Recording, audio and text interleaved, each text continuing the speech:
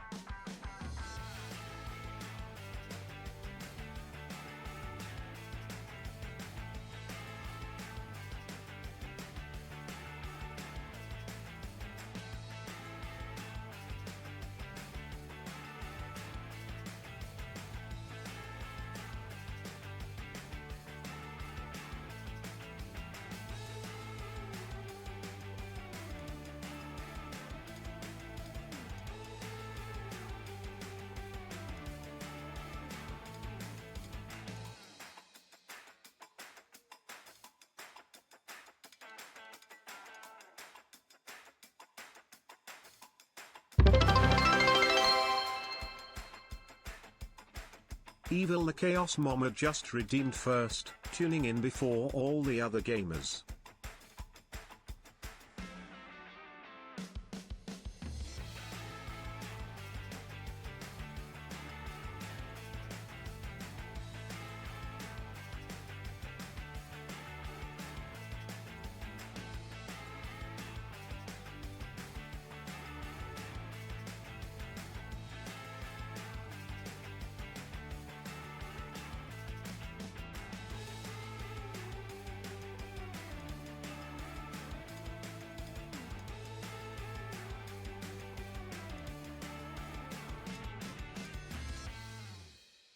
For real?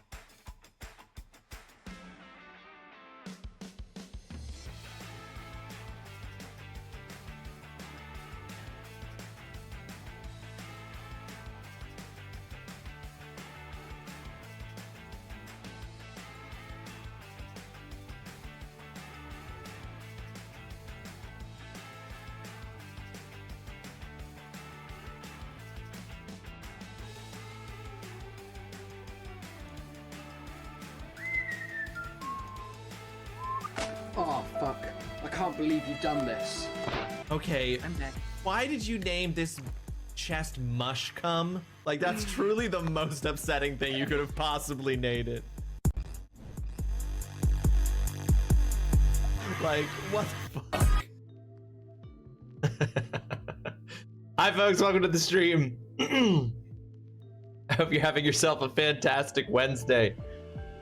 Thank you so much for joining me. Mama, thank you for reminding everyone to get their raffle entries. Thank you for subscribing at tier 1 for 49 freaking months, Mama.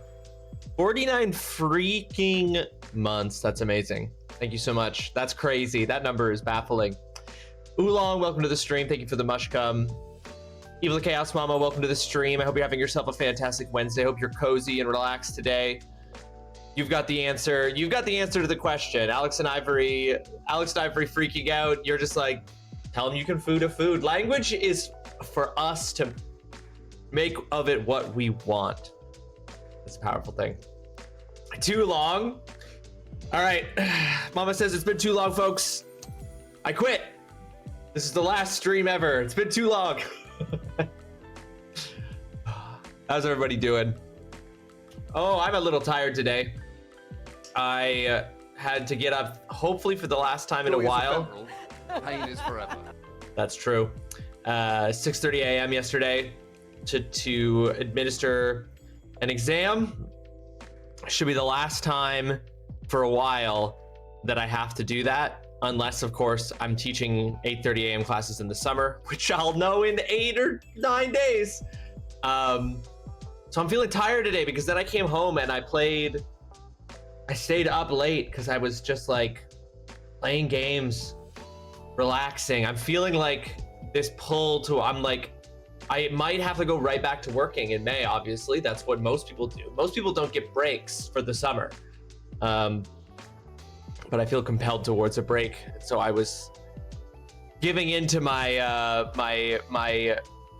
my lesser angels and staying up until like 2 a.m. playing video games last night, which was silly because I wake up no matter what at 9:30 because I'm a 30-year-old man now. I'm so deep into my Minecraft phase. I bought a realm and was playing together with my brother earlier. Ooh, you bought a realm. Is that how it works in Minecraft now? You have to purchase your own like server? Is that what that is? What a realm is?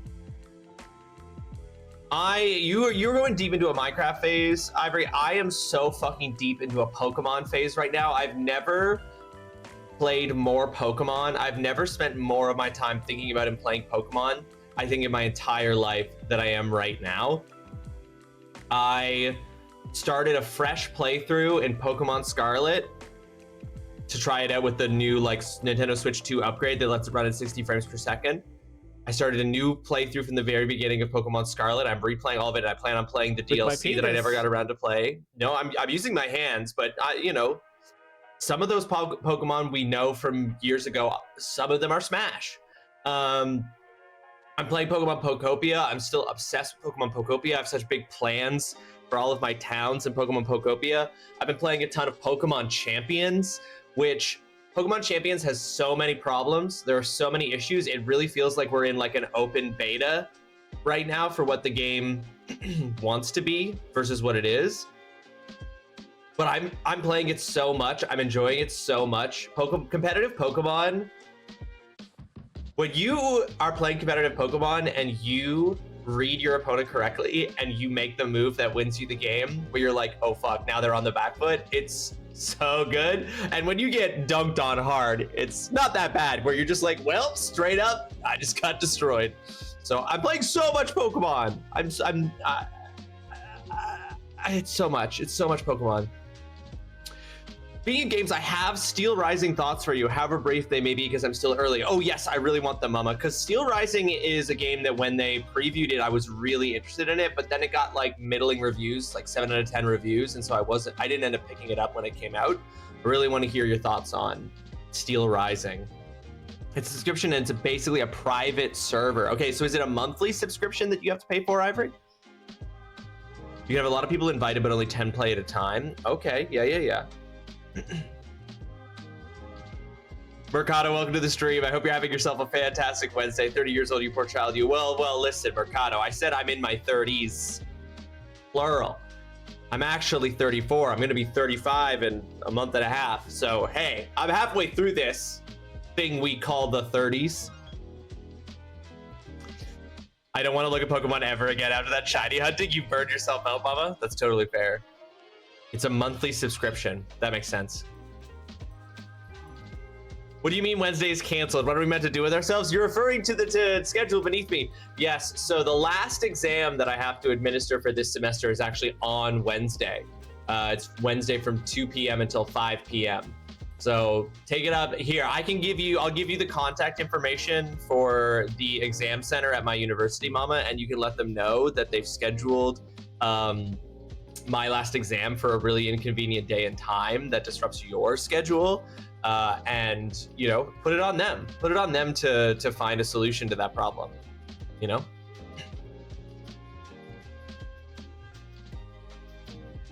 I genuinely don't know how people can spend all day every day hunting. So one of my friends, a friend of mine in Holly's, shiny hunts every game. Like every single Pokemon game that comes out where you can shiny hunt, he shiny hunts for every single Pokemon. He aims to get a complete Pokedex of shiny Pokemon. Every time there's a game. And I think it's crazy. I have never shiny hunted in my life. Pokemon Legends ZA is the game that I've gotten the most shinies in, and I wasn't hunting. It was just pure luck that I got shinies in Pokemon Legends ZA. It's the easiest one to get shinies in, and that's crazy because it's still so hard. I imagine, like, I don't know. Pick it up with the Time Zone Authority. Take it up with the TZA, the Time Zone Authority, the TZA. Sorry, I said TZA like I'm some kind of American. The TZA. But yeah, we're getting close to the end of things, folks. I've got one more exam to do. I've got to grade all the exams that have been done, which hopefully won't take too long, but I'm gonna power through them. We're playing tons of Pokemon. We're playing so much Pokemon, it's crazy. I finally played Season 7 of Marvel Rivals yesterday. I finally played as White Fox. Cool. Not gonna become my new favorite support character. Still gonna be, Invisible Woman is still my favorite strategist, but White Fox was fun. Then I played some Arc Raiders, which I haven't played in a month either. So I haven't played Arc Raiders since Pokemon Pokopia came out. Played some Arc Raiders, had some fun with that. I am really enjoying both of the books that I'm currently reading. Ursula K. Le Guin's The Dispossessed and Ben H. Winter's Big Time. Both excellent in different ways and for different reasons. Both excellent. I've also been watching, probably people don't know about this. I've been watching this event that happens every year in Canada called Canada Reads. Subocean, welcome to the stream. I hope you're having yourself a fantastic Wednesday. Thank you so much for joining us. I'm going to catch up and chat with a second. I just want to explain what Canada Reads is. So every year, the Canadian Broadcasting Company, which is our like version of the BBC or something, the CBC, does this yearly event called Canada Reads, where 5 novels that are, or 5 books published, not novels, books, 5 books published by Canadians each year are selected as finalists, and then 5 famous Canadians serve as advocates for those books. They each pick a book, which determines what they pick the books, and that determines what the 5 are. And then they advocate for those books over a 4-day period where they debate, they discuss the books, they debate the books, and then at the end of each day, they vote to eliminate one of the books from the competition.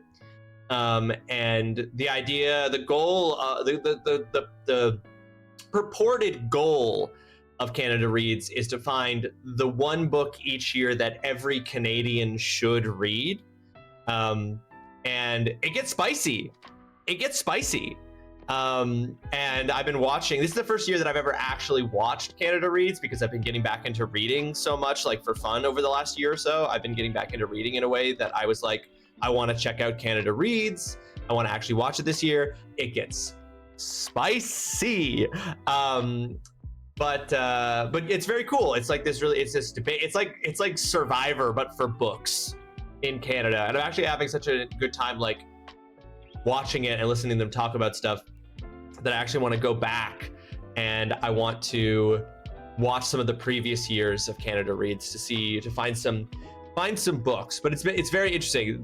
One of the nominees this year is being advocated by Canada's biggest book talk star. Or like social media influencer. She has a whole media company that she's built out of it. She has 2.5 million followers. Her name is Morgan Book. Like her last name is literally Book. And she's on there. She's a first book talk person to ever be on Canada Reads, and she's advocating for a romance novel. Which is really interesting because romance, it's not that there's never been romance nominated before on Canada Reads, but it historically has not done well. Usually romance is like the first book eliminated from Canada Reads. But anyway, that's all the stuff that's going on that I'm doing, that I'm listening to, that I'm dealing with. It's really cool. I like Canada Reads. I don't like, it's very much about quote unquote the book that every Canadian should read, but I think that like if you're interested in just seeing people, like if you're interested in just like a survivor for books where it's like a book gets eliminated every episode, like in this like debate over books and the qualities of books, it's actually really entertaining. Even if you're not Canadian, like, and you don't understand necessarily or have like a connection to the like parts of Canada that are being brought up in the debate. Okay, let me catch up on chat now. This is gonna sound weird, but bear with. Going into Steel Rising, think Stellar Blade in the sense of vibes. I'm having a fun time. Oh, okay. I like it. That is a good sell, mama. I think Steel Rising might be free on PlayStation Plus right now. Maybe I should play that after I finish my Silent Hill 2 Remake New Game Plus playthrough. Think about the time spent making shiny sprites versus the millions of hours people have spent seeking them. It's just a palette swap, Soup Ocean. It's so funny. It's so funny how much effort goes into that. There's issues more with the combat being clunky in the case of Steel Rising, but I'm actually really enjoying it so far. Okay, so it's got clunky combat. Okay, that's good to know. I played some Arc Raiders again the last couple of days too. Yeah, Oolong. I played it a bit after they put out the update that added the hurricane map condition, but I never actually did the hurricane, like I never did a hurricane map. And then I did and then I sent my raider out on an expedition, so I did the reset. And this is the first time I played since the reset. And I'm just being like, I have to try to power through in the next 2 weeks to hit the next expedition so that I don't lose my bonuses from successive expeditions. But I haven't tried out any of the new stuff that they've added in the last 2 updates. I haven't seen the new weapons. I haven't seen the new arc. I haven't gone into the hurricane map condition. Yeah, but I'm like, even so, like coming back to it after not playing it for a month, I'm just like, this gameplay loop slaps. This gameplay loop is an absolute winner. I love every raid is so fun. I love the game. It's so good. It's still no Hawthorne Legacy. I know, but I know. But I'm just, I don't have a good excuse. I'm gonna read Hawthorne Legacy when I finish the Dispossessed. Where am I at? Hold on. Where are we at in the Dispossessed? I am 68% of the way through the Dispossessed. It says I have 2 hours left at my current rate of reading. When I finish the Dispossessed, I won't start a new ebook. I will read the Hawthorne Legacy so that I don't leave you having read it, waiting for me to read it too so we can talk about it. It's funny though, my dad was looking at a video because he's one of those tips and trips, etc. person before going into something. Oh, that's cool. That's also not something that I do, but you know what? Maybe that honestly probably would make me better at. I should do that for the games I play on stream, so maybe I'm a little bit better at them. Because I love going into the games we play on stream completely blind, but then you have shit where I like don't know anything. Like maybe I need to lift this. Maybe I continue to go into these games that people have recommended, but maybe I watch a tips and tricks video or something, or just like a introductory video to the game before I go into some of these. Because I feel like, especially with the JRPGs, it sucks to be like 40 hours into the game and then learn a mechanic because the game doesn't tell you and I don't have a booklet. Whereas I prefer going in completely blind, the slightest thing is a spoiler to me. Same as me, Mama. Anything's a spoiler to me. I don't even like knowing what game mechanics get unlocked sometimes. Anyway, it said best for beginners to go one of 2 classes, and I went neither. Oh, did those tips and tricks videos say? Did you go with a class that the tips and tricks video was like, this is the hardest one? They're just not the way you enjoy to play, though. Well, there you go. Then it's not going to be best. It's not going to be best. Waiting for the self-biography of TrulyRawesome, the legendary streamer/teacher. Seems like a legit book to beat the Canada Book Hunger Games. That's true, Ricardo. It literally is. It's Canada Book Hunger Games. You're so right. I don't think that... I mean, who knows? You know? Who knows what the next 30 years of my career is going to look like? It's not unheard of for academics to publish fiction. Growing up as a kid, I used to write novels all the time. I sort of stopped when I went to grad school. I stopped writing fiction when I went to grad school. But I used to do it like from when I was like a little kid. I would make comic books, and then I graduated to writing novels. And I've always had really like imaginative stories in my head. But I've never... I wrote a book before I went to grad school, and I actually sent it to a publisher, and it got rejected, which was a badge of honor, my first ever rejection. But writing literature is really hard. And now I write in the context of academia, but it's, who knows, in the 30 years, you know, plenty of academics end up writing fiction. So there's no reason to think that that's not something I could do. And Mercado, maybe I'll be the one with a Canadian celebrity defending my novel on Canada Reads. I want Nathan Fillion in his 80s on Canada Reads defending my probably sci-fi novel. It had been a bit longer for me, and you never did the expeditions. Yeah, it's not a big, like, the expeditions things that they do is actually really interesting, Oolong, because on some levels I think that there's something imperfect about it, because I do love the bonus, because you just get a permanent increase to your stash, and you get a permanent bonus number of points to use for the skill tree.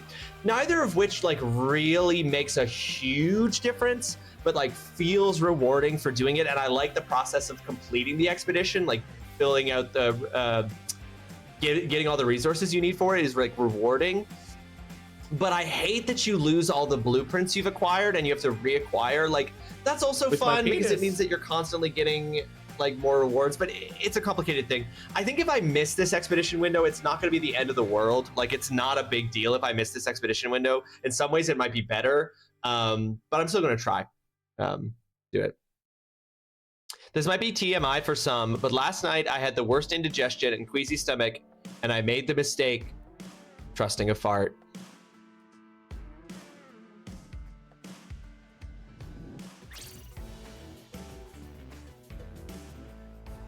Damn.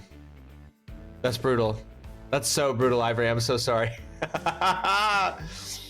I was just, it was just saying to make things easier for yourself to go either of those two, because strength, as much as it annoys me sometimes not going that route, I hate strength. I do too, Mama. I'm not I know that's Cal, right? Like, Cal's Unga Bunga. Cal wants the big sword. He wants the big sword to hit hard. I don't like that play style. And maybe it's because I don't see myself reflected in it. Like, when I think about my strengths, when I imagine myself in the world of a video game, in that fantasy, I don't imagine myself being like getting by in that fantasy universe by being strong, because that's not who I am as a person. I see myself getting by what I view would be my strengths if I really was in those universes, and that's what kind of creates my play style. You hate the heavy. You hate being slow. Absolutely. I hate being slow and clunky. Just proves that you're never too old to shit yourself. Life is always waiting to humble you. That should be a bumper sticker, Ivory. You're never too old to shit yourself.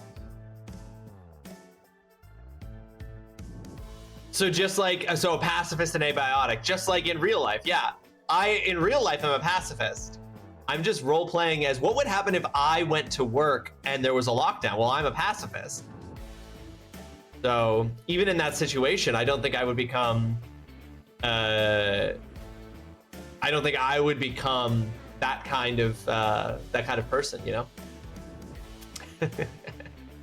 All right, Steel Rising. I was going to play after I beat Silent Hill 2 Remake New Game Plus, which I'm almost done. I've made it to the hotel.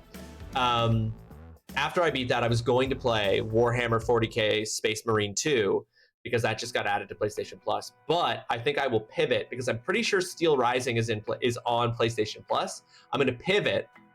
I'm going to play Steel Rising first. Then I will go and play Warhammer 40k Space Marine 2. I'm playing. I decided to do the replay of Silent Hill 2 because occasionally I let my wife play the Switch 2. You know, I don't hog it from her, and when she asks to play because she's playing through Pokemon XD Gales of Darkness on the GameCube emulator on the Switch 2, then I set up the PlayStation out in the living room as well. So while she's playing that, I play Silent Hill 2 Remake. It's so cool that I let her. It's so cool that I let my wife play my Switch 2. I'm a feminist. You still use a gun, you just never learn to use it. Exactly, just like every pacifist, Dulong.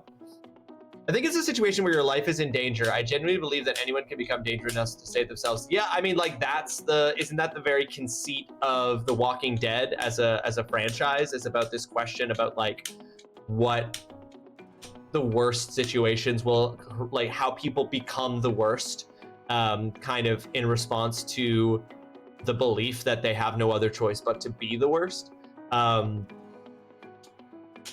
Yeah, totally. Dutson, welcome to the stream. I hope you're having yourself a fantastic Wednesday. Thank you so much for joining us. I say let her because I'm like I said, I'm obsessed with Pokemon Pokopia. There's so much Pokemon happening on my Switch 2 right now. It's a glorious time. I decided to do a replay of Scarlet Violet because I completed the Pokedex in Pokemon Sword Shield. But I was tempted to do a replay of Sword Shield, but I'm glad I'm doing a replay of Scarlet Violet instead.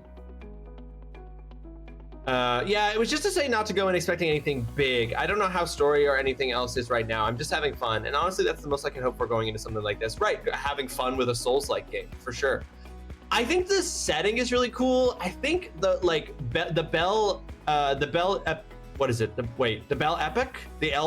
Why do I want to say Epique? That's not right. The Belle Epoque, there it is. The Belle Epoque era, like Clair Obscure, Expedition 33, Lies of P, Steel Rising. I think that era aesthetically is so cool. I think that's such a cool aesthetic. I believe the Belle Epoque era is also the inspiration for V.E. Schwab's A Darker Shade of Magic trilogy of books, which is like, what if magic was like bending from Avatar: The Last Airbender? I believe that's set in a Belle Epoque era as well. So I went for a lunch walk nearly 6 kilometers and decided to get Taco Bell for lunch. Skip the dish is annoying because I cannot just order sauce packets. So I actually called the Taco Bell and was like, hey, can you put Diablo sauce in the bag? And holy fuck, 17 Diablo packs, 5 hot and 3 fire packs. They dumped almost 25 bags of sauce into your order because you called them, Dutson. That's hilarious. That's almost like toxic levels of like meeting, you know, the request, you know? Yeah, that's really intense. You won't have to request any more sauce packets for at least a couple orders of Taco Bell. That's for damn sure. All right, ladies and gentlemen.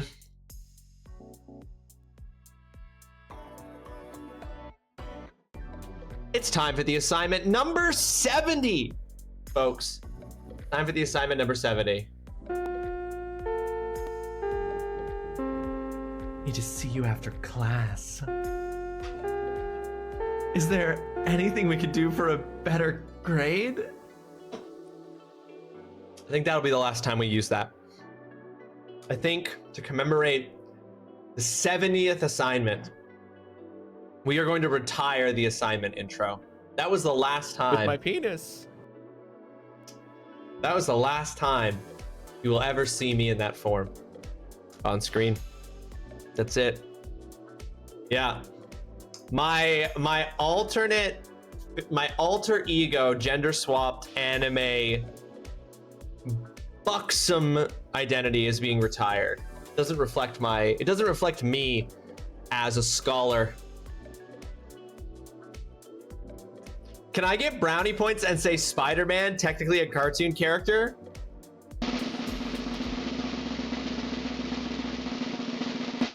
Mama, you receive a brownie grade for this assignment. Spider-Man is my favorite superhero. Is he the greatest cartoon character of all time? Maybe. Because that's what you were asked to do for this assignment, folks. So the assignment number 70, you were given the goal of submitting the greatest cartoon character of all time. So I said, this needs to be a character from media who is primarily known for his cartoon appearance, even if they've appeared in other forms. I'm envisioning the classic Saturday morning cartoon character lineup. Playing the nostalgia angle isn't a bad strategy here, but this doesn't have to be a children's cartoon character.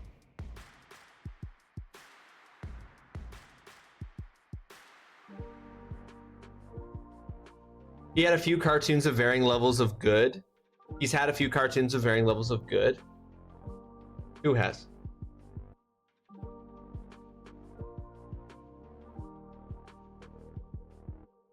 Oh, sorry. I thought you meant like created by, but you mean that there have been a few varying levels of good to the cartoons, Spider-Man cartoons. I don't know why when you said that, Dustin, I was like, who? I didn't say the creator of cartoons. You know what I mean? Like, I thought you meant someone who created them. Yes, the 90s one absolutely fucking ruled. I loved the 90s one. The 90s, but not the one where he would be swinging from the clouds, the one that was after that. The one that was like where the title card sequence was like do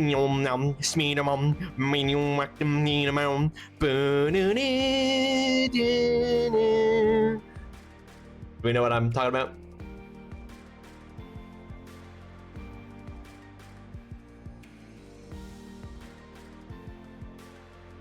Do the Spider-Verse movies, Dutson? Which, by the way, Spider-Man Beyond the Spider-Verse finally got a release date. June 2027. Do the Miles Morales movies count as cartoons? I don't think that they count as cartoons. I don't think they count as cartoons because they're much more sophisticated animation style. Anyway, we're looking at cartoon characters primarily. If we're looking at cartoon depictions of Spider-Man, I would say that's not a cartoon. I mean, the funny thing is that there are cartoon versions of Spider-Man in that, but I would not say that Spider-Man Beyond the Spider-Verse is an example of a cartoon version of Spider-Man. All right, folks. So, our very first submission comes to us from Like No One Ever Was. Like No One Ever Was has submitted this character. Like No One Ever Was has submitted Uncle Iroh from Avatar: The Last Airbender as his nominee for the greatest cartoon character of all time. Uncle Iroh, uncle to Zuko, Avatar: The Last Airbender, an incredible 3-season arc, a great character, surprising amount of depth and complexity. A very good submission, a very strong submission. If anybody here has not watched Avatar: The Last Airbender, I simply have to recommend it. I'm intrigued and interested and hopeful for the upcoming brand new Avatar cartoon from the creators of the original two. I'm very interested in that. Been leaked in what way, Ivory? Like the episodes?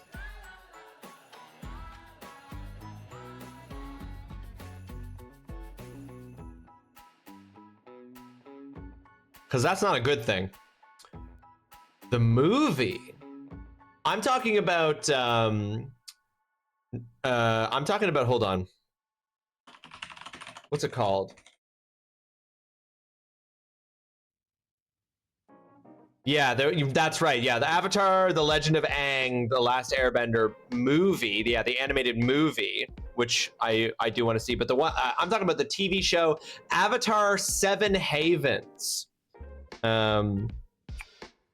Avatar 7 Havens is what I was talking about, the TV show that's coming out. It is a movie, you're right. Whoops, sorry, I didn't mean to zoom. Diablo Sauce slaps, I believe it. It's new to Canada, okay. All right, I'm not meaning to zoom in on Iroh's tum tum. All right, that's like no one ever was a submission. Next up, we have Holly's submission for the greatest cartoon character of all time, and it is Catbug.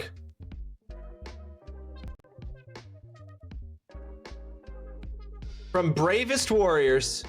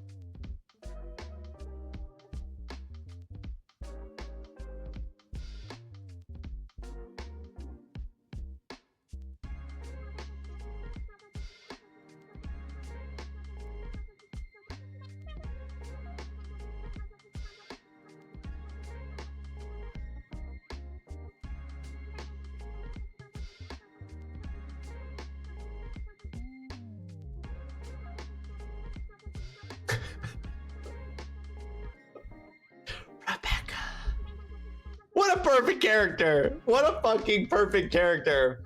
Also, Bravest Warriors, incredible YouTube series. You should watch it.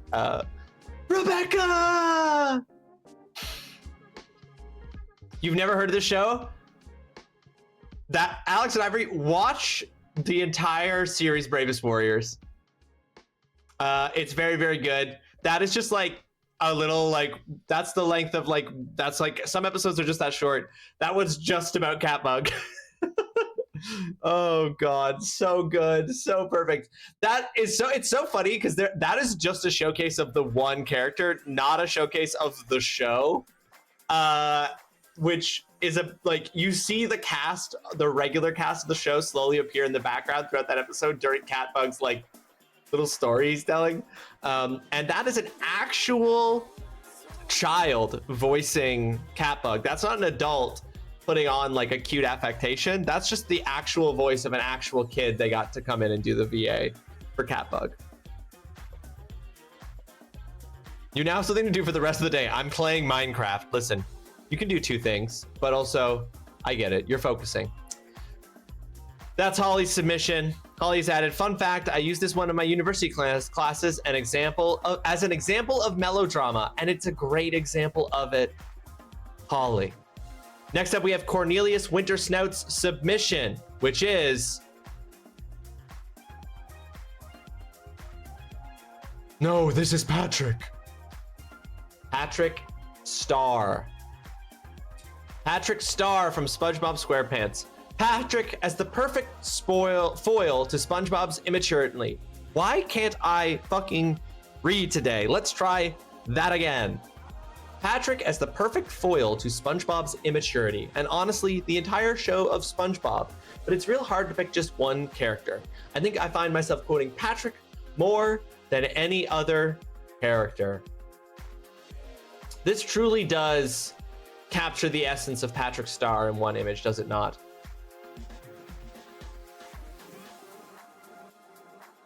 An iconic character, an iconic look. Patrick Star secretly a retired evil genius supervillain. He's just living his best life on the beach in the beach resort town. He put that life behind him. Put that life behind him. Patrick is incredible. Patrick is an incredible character. And fittingly, Mad Sheep follows up Cornelius' submission of Patrick for the greatest cartoon character of all time with SpongeBob SquarePants. He chose to give that life up. He chose to grow. He chose to become better. SpongeBob SquarePants, one of the funniest, most annoying, most recognizable characters out there. A lot of my vocal stems come from this guy. It's true. SpongeBob is one of the most identifiable, most recognizable, like everybody knows SpongeBob SquarePants. International power of this character. The franchise potential. Oh, hey, I managed to enter right on my submission. My sheep senses were tingling. Nicely done. Sheep, welcome to the stream. I hope you're having yourself a fantastic Wednesday. Thank you so much for joining us. Great timing. Also, just look at this. What a brilliantly designed character. Everything about him is perfect. Look at this little cheek. Look at this look at the cute little cheek. Look at the cute little cheek. Such a brilliantly designed character creator.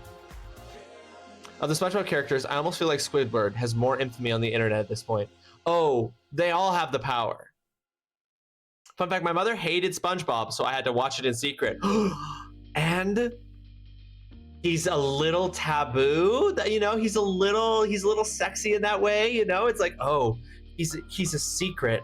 He's a secret character that we have to, I secretly had to watch Pokemon because my parents didn't think Pokemon was good because they didn't think me watching a television show where animals fought was a good thing.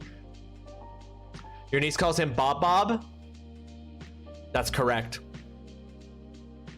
She is correct. And yes, he is annoying. He's absolutely annoying. Everyone's parents are Squidward. That's the thing. A wonderful submission. Going down, we have Dudson's submission. Dudson prefaces this by saying, my answer might date me a tad, but Bart Simpson.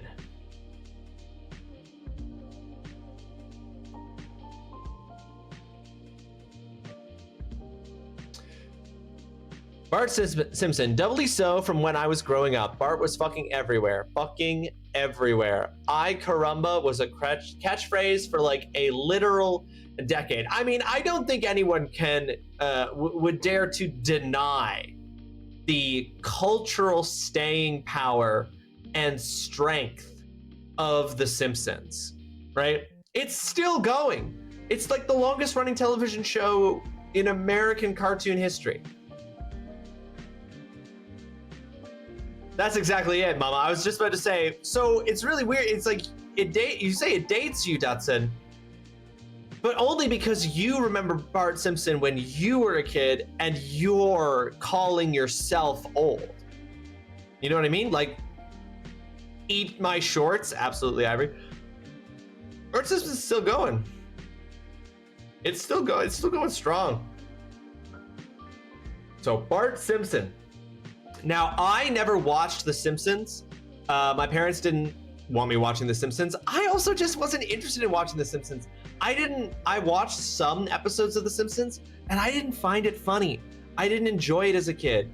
I didn't get it. I think now I would get it, and it's probably, you know, I think I would understand what The Simpsons is doing now a bit more, but I was just never into it. I was never into The Simpsons.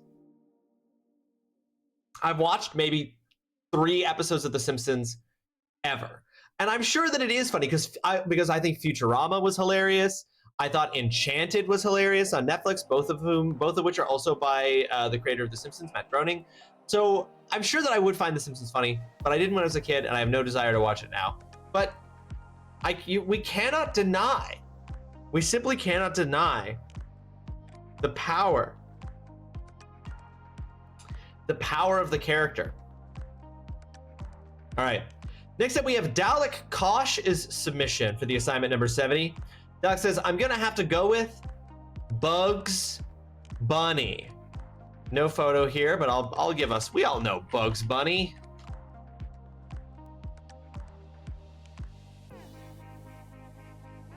Come on, we all know Bugs.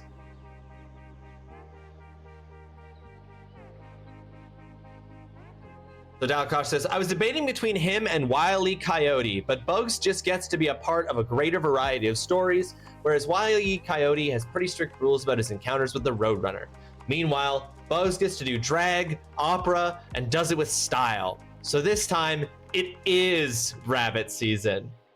Bugs Bunny. I used to watch the Bugs Bunny and Tweety show so much as a kid. Literally these cartoons from like the fucking 40s, 50s, 60s, I don't know when it was from, that I sometimes wasn't getting the full joke, but was so funny. I loved the Bugs Bunny and Tweety show as a kid. Bugs Bunny, look at it, just a simple bug, just a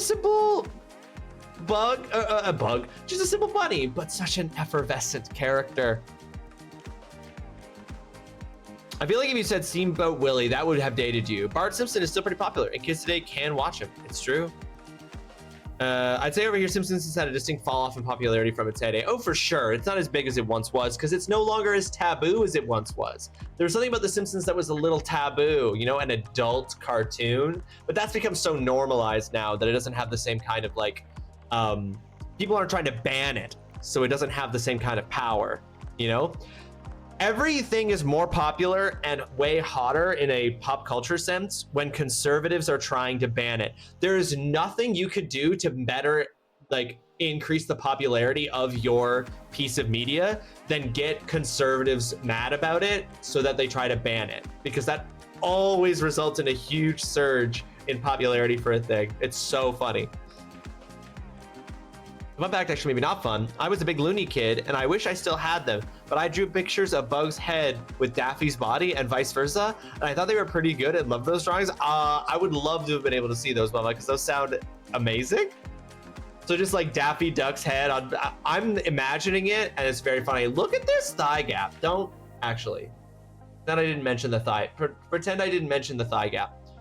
So that's Dalakasha's submissions. Bugs Bunny, maybe I think certainly one of the most famous cartoon characters of all time. Next up, we have Alex and Ivory's submission. Alex and Ivory was certainly not late. I cannot pretend you didn't mention that. I'm aware of it now.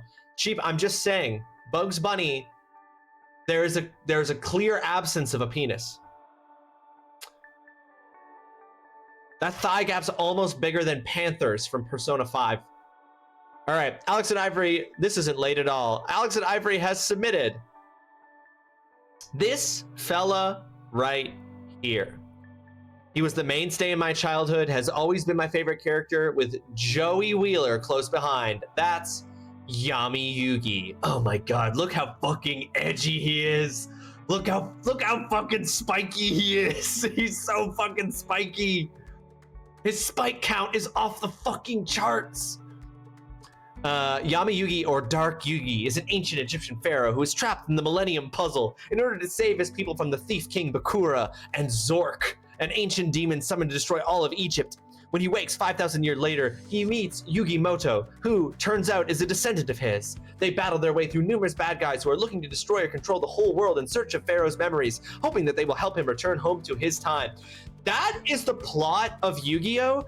And I don't know if it's just because they did so much editing to it in the American version, but you have no fucking idea that that's what's going on in Yu-Gi-Oh! When you watch it, because they don't explain any of that. The best part of Dark Yugi is, despite being a literal king, he isn't infallible. He's flawed, just like everyone else. He fucks up sometimes, and sometimes his mistakes put his friends in harm's way. Anyone remember Season 0 Yami? He literally killed people. I don't remember that!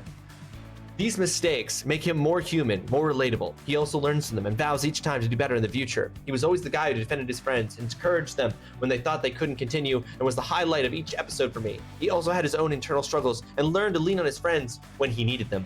He was the perfect portrayal of someone battling internal demons with a smile on his face and a helping hand reaching out. I remember watching Yu-Gi-Oh! As a kid and being like, no, nobody reacts to him turning into an older man. No one ever talks about where the Millennium Puzzle came from. Like, it's crazy how much of the story of Yu-Gi-Oh! Is just like not in it in the American version. It's crazy.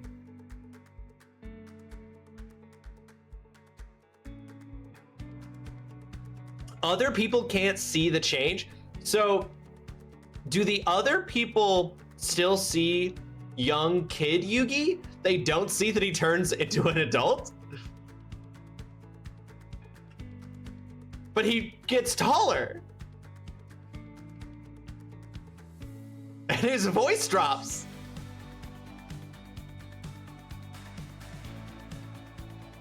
And that confidence makes him taller? I'm sorry for being so incredulous, Ivory. I'm just like, is this the explanation? I accept the explanation that they don't see the change. Okay, interesting. But his voice drops and he gets taller. Doesn't he also get older? Isn't he like several years younger than the rest of his friends?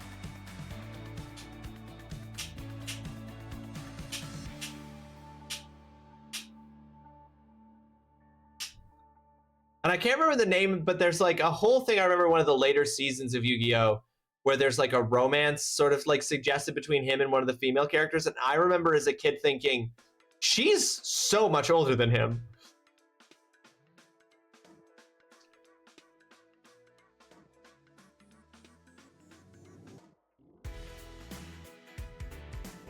They're all 16, so he just hasn't hit his growth spurt yet. Until he gets confident because he's about to play cards.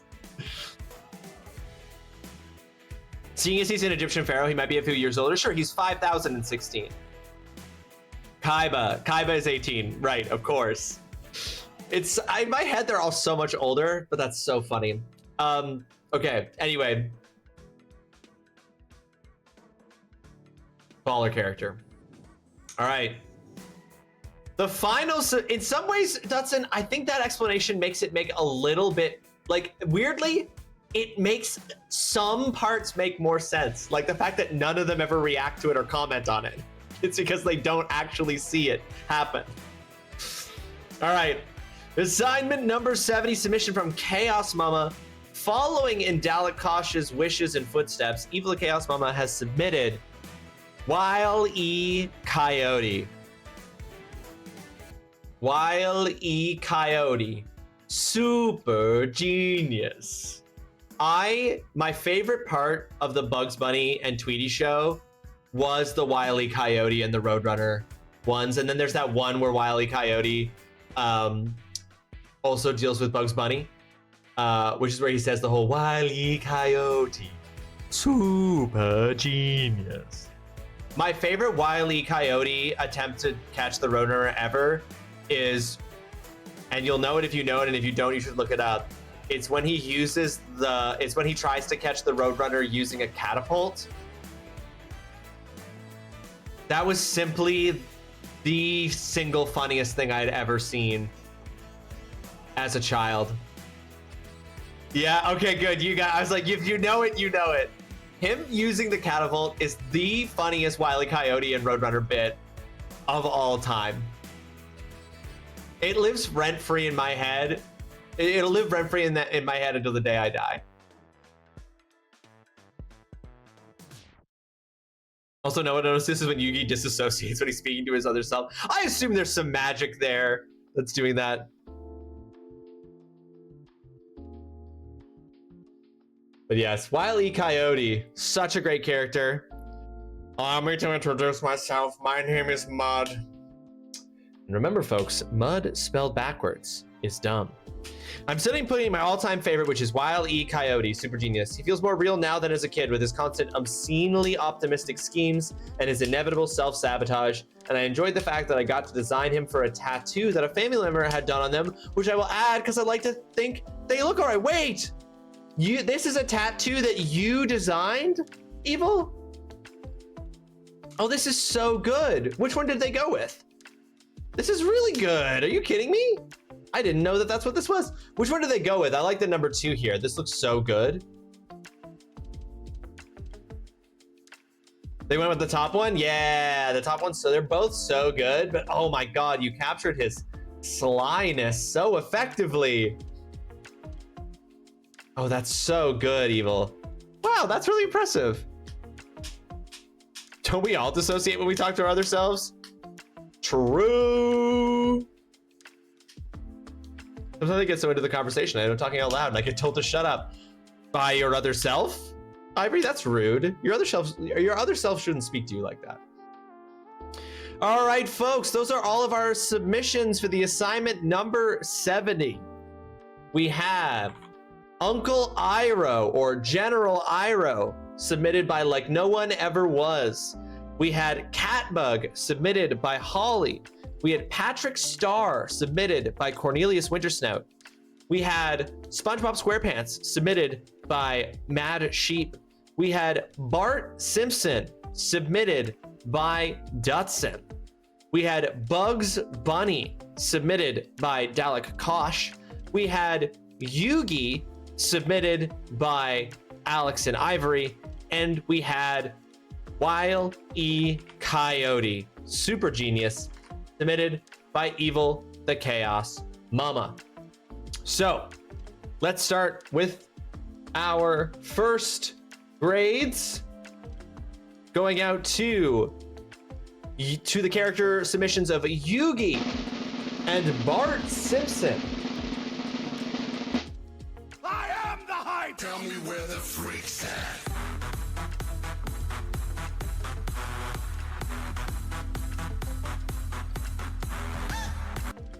Congratulations on the hype grade to Alex and Ivory and to Dutson for Yugi / Yami, Yugi, and Bart Simpson. I think two incredibly impactful, important, amazing cartoon characters. But are they the greatest cartoon character of all time? I think that some of these other ones beat them out for those roles, but they are incredibly iconic characters.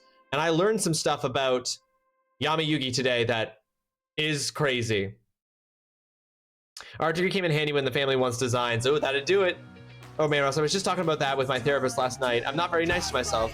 A lot of us aren't very nice to this. I'm also very guilty. I'm also very guilty of not being nice to myself, Ivory. That is something I am also extremely guilty of. Yaya, welcome to the stream. Yaya, welcome to the stream. I hope you are having yourself a fantastic Wednesday. Thank you for coming in and subscribing at tier 1, Yaya. I appreciate that very, very much. Thank you for that. How are you doing, Yaya? We're in the middle of doing the assignment. We've been looking at what the greatest cartoon character of all time might be. I'm just at the stage of giving out some grades for these submissions. That's so funny that Patrick and SpongeBob were right under each other. I didn't look at the other submissions before putting mine in. Sheep, that's the way to do it. Okay, just working. How are you? I'm doing good, Yaya. Semester's coming to a wrap for work. Playing a lot of Pokemon off stream. Doing great. Doing good stuff. Feeling good. Feeling happy. So glad it's starting to be spring. So glad. All right. Next up, we have our submissions that are going to... Our next round of grades are going out to Patrick Starr, which will be receiving...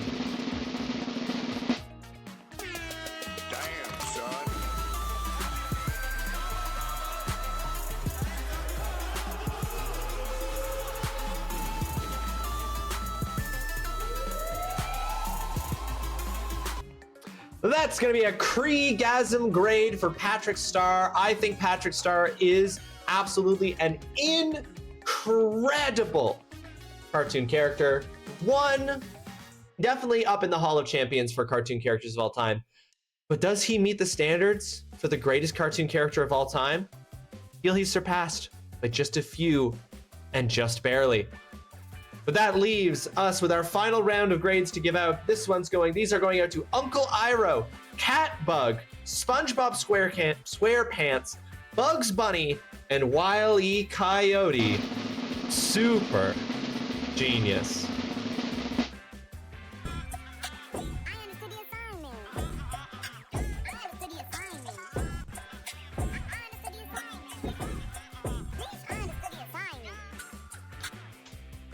That's going to be a Poggers grade out to all of those. The sheep Pogger streak remains. when I came up with this assignment, one of the cartoon characters that came to my mind was actually SpongeBob SquarePants. I was like, if I was going to submit a greatest cartoon character of all time, I think I would be deciding between a few, but I think one of the ones I would be deciding between is SpongeBob SquarePants. So when I saw Sheep submitted SpongeBob SquarePants, I was like, well, Sheep's Poggers streak continues uninterrupted. It's true. You're going to have straight Poggers across the board. They're going to let you into Pog University. I have other designs, usually prefer the mystical and the fantasy that people have had tattooed on themselves. Ooh, that's very cool, Evil. If you feel comfortable and you would like to share some of your other tattoo art that you've designed, I would love to see it. You could drop it in the Discord. You take these assignments so seriously. Hey, I love it. I love that. That's what we want. That's what we want to see. That's what we want to hear. All right. Oh God, I had an idea. Now that's not fair. I had an idea for an assignment the other day and I told myself to remember it and then write it down when I got home, and I don't. I just remember because I went to my list of what the next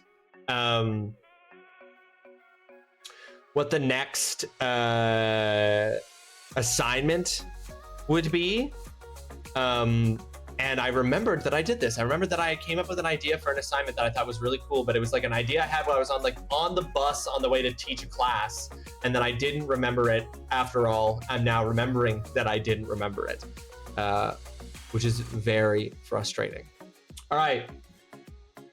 Now, in order to reveal what the next assignment is going to be, folks, in order to reveal, I actually need to bring up a video real quick, an example video of what it is.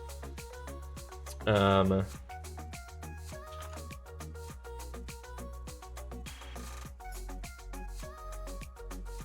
would love, hang on, videos.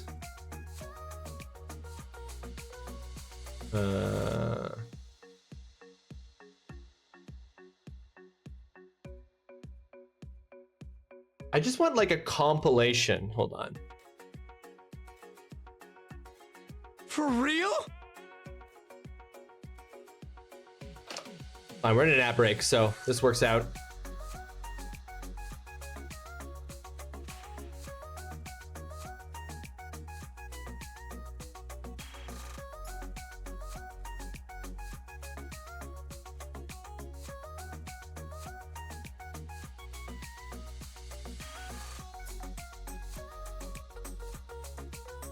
This.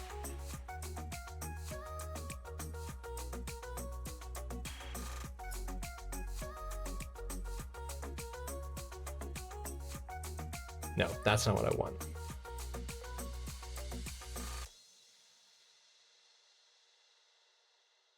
Sorry, I should have looked this up beforehand. Here we go. Here we go. I think this will work.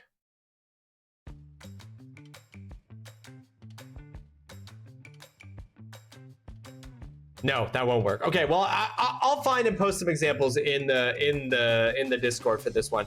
But I'll wait until we're back from the ad break, and then I'll reveal what the next assignment is going to be, folks. Once we're back from this ad break.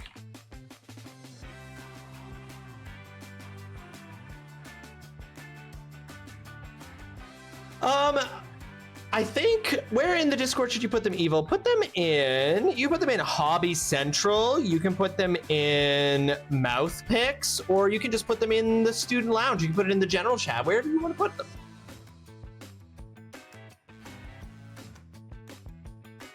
You gotta retire while you're on top. My ego is too big to do that. No, there's no way. Hey, Dutson, there's no way that Sheep is gonna fly too close to the sun. This is not an Icarus situation, okay? Now, if Sheep's Twitch name was Mad Icarus, then I might say, well, you've gone and named yourself Icarus. You know you're gonna fall. But sheeps don't fly too close to the sun. Sheeps can't fly, and so they will never fly too close to the sun. And so it's impossible for a sheep to be too ambitious.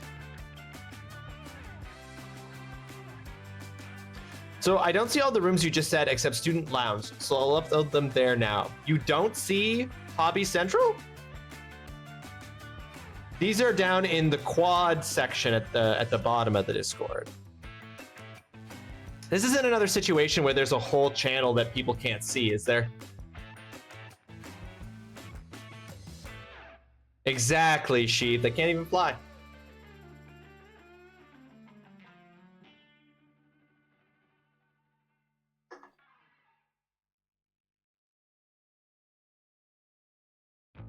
All right, folks. We are back from the ad break.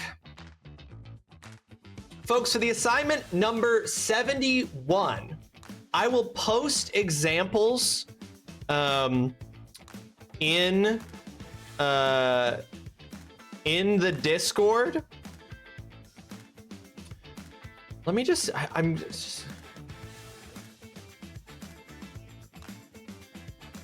I'll post examples in the Discord, but for the assignment number 71, folks, your task will be to submit the most creative make some noise style prompt.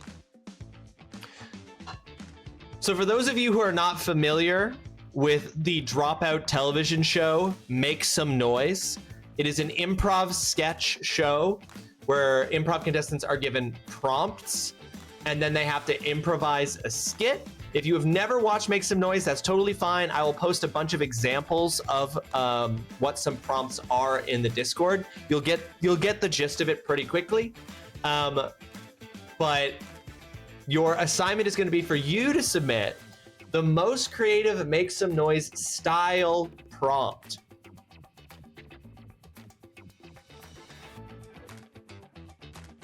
There'll be examples in the chat for this, but basically you're just presenting a quirky, funny, unexpected, potentially humorous improv prompt.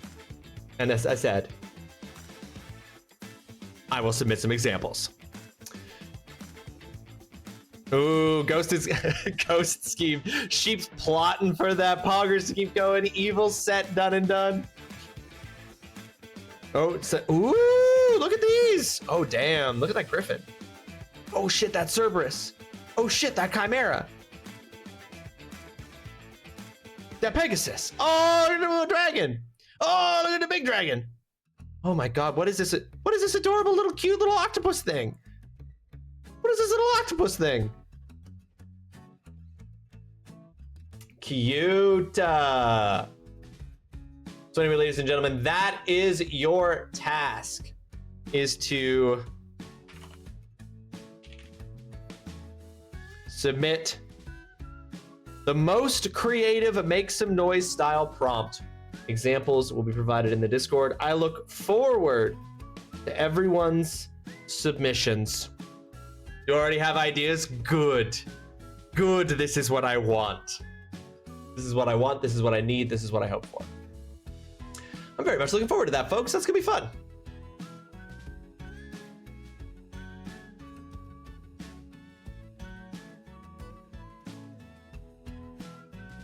It's a chibi octopus, Sean's future tattoo design. It's his fave animal. Well, it's adorable. And it looks like Mama's getting you to design her next tattoo. There we go. Let's go. Let's go. That's amazing.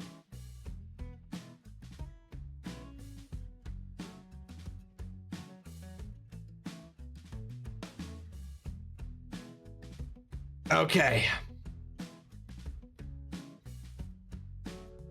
What we're doing now, folks,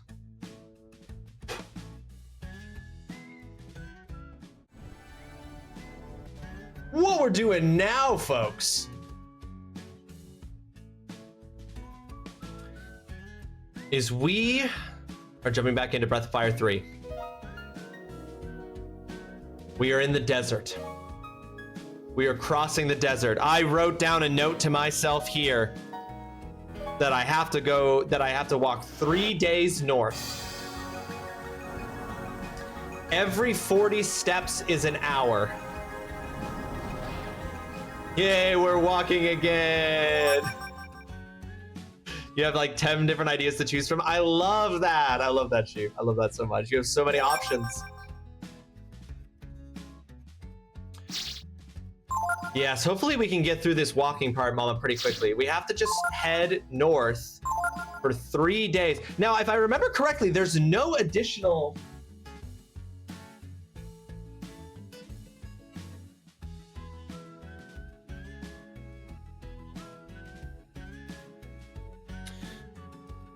After 3 nights north, with 40 steps equaling 1 hour over 12-hour nights, you will see an oasis. So I don't think I actually have to count my steps going.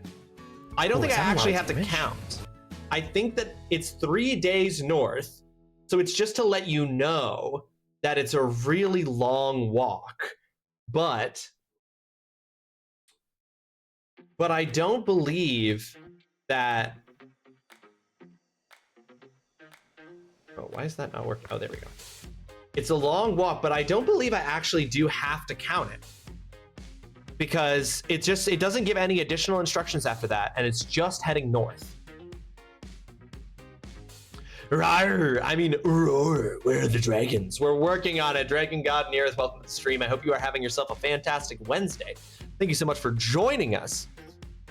Make Some Noise is my comfort watch. I can literally quote some episodes from memory. Sheep, it's so good. So funny. Such a good show.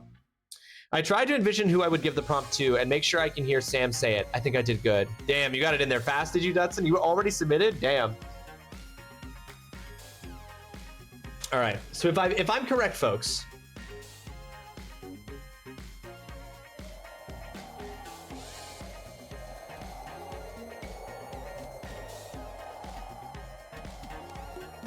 now, did we save or did we? Oh, I'm sorry. I'm still playing the music. Hold on. Sorry, that was probably a confusing audio scape. Oh, shit. Okay, hold on.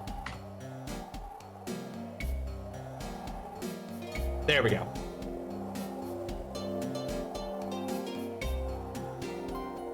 Okay. That's north. So I'm not going to make another save. So from where we are right now, we just have to walk north until we see an oasis. Now, the directions I was given says that it will take us 3 nights to get there, but we are partway through this night. I'm just going to start walking. And and if we don't see the oasis by early on the 4th night, I will reload this save and actually count. But I think we should just be able to walk. Thank you for the nice welcome. I give you a head pad. Thank you. Thank you, Nerith. Okay, let's see if I'm right. We'll see. I mean, we can fix things if I'm wrong.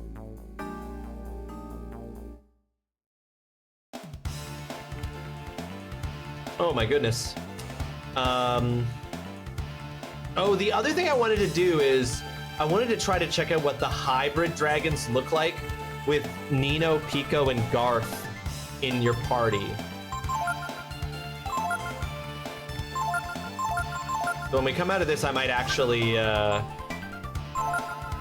go to camp and switch out Momo and Ray for Nina and Pico to start and see what those hybrid dragons look like.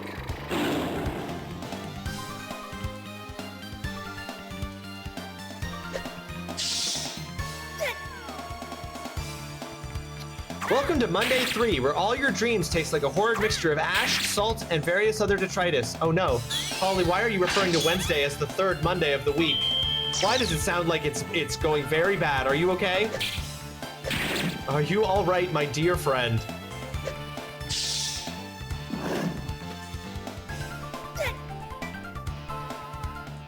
You are very, very tired. I am very, very sorry to hear that.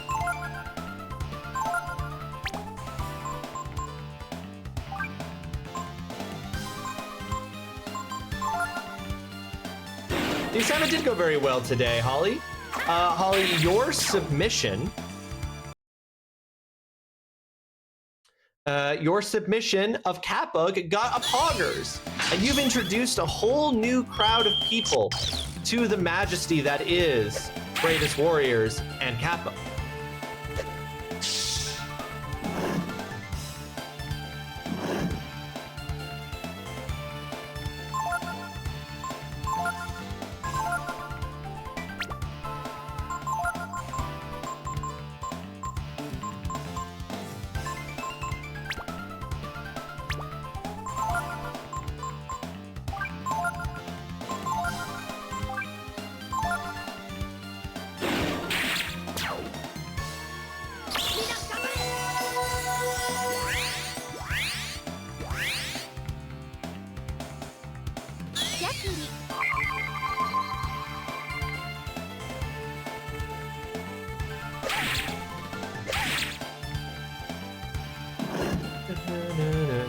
Okay.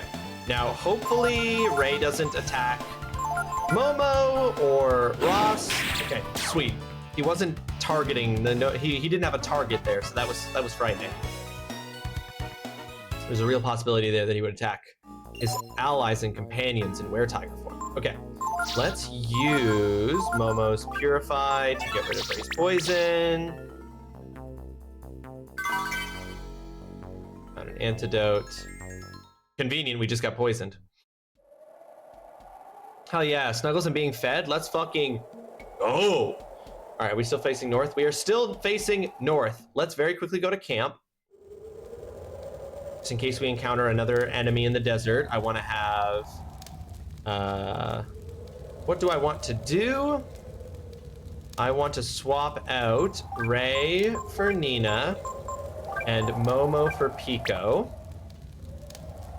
Because I want to see what the hybrid dragon you form is when you have Pico and Nina in your team.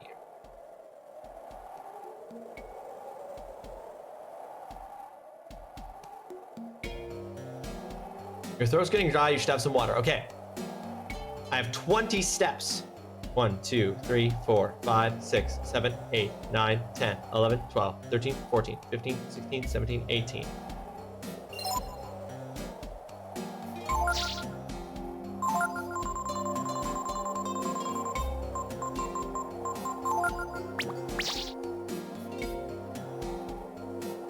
An update on my apocalyptic dino land, my apocalypse run of abiotic factor. I now have the tier 3 hacker and I'm about to go up to the security sector of Cascade Labs. I mean, I'm not surprised to hear that you're absolutely cruising through the game on this playthrough, Holly. You've played the game through so many times. I spelled apocalyptic so bad in the big word jumble. I vaguely recall you just walking in a desert last time. Why are we still doing it? Because there's a lot of walking you have to do in this desert, Holly.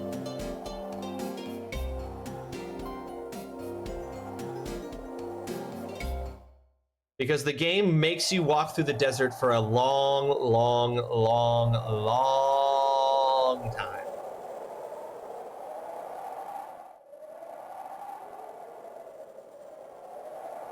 It's not good, Holly. These were the instructions. I don't think you heard what the instructions were if you only vaguely recall it here. Let me read out what the instructions were. Head north. When the evening star is west, head to the, you have to navigate by the stars in the sky in the game, Holly. So there's a north star. Here, let me show you. Let me show you. Let me show you what we're fucking dealing with. All right? So that right there is the North Star. You can see it in the sky. That right there is a false North Star. It's not the real North Star. It's a fake one. There used to be a star over this way called the Evening Star that we also had to use. The instructions I was given were head north. When the Evening Star is directly to your west, head east. When the Evening Star is no longer visible, head north again. Head north for 3 nights in order to see an oasis. Every 40 steps is 1 hour. Every night is 12 hours. Every so often you will have to drink water in the desert, or your characters will receive a permanent decrease to their maximum health.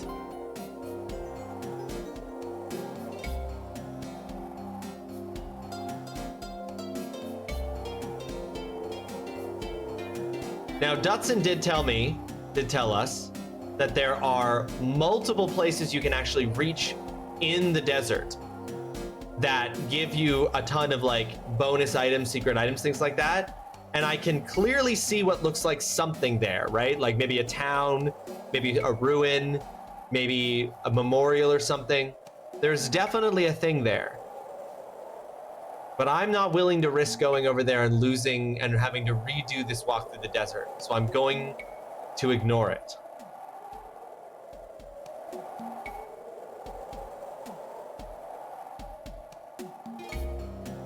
I'm too scared to lose what we've got. Okay, 1, 2, 3, 4, 5, 6.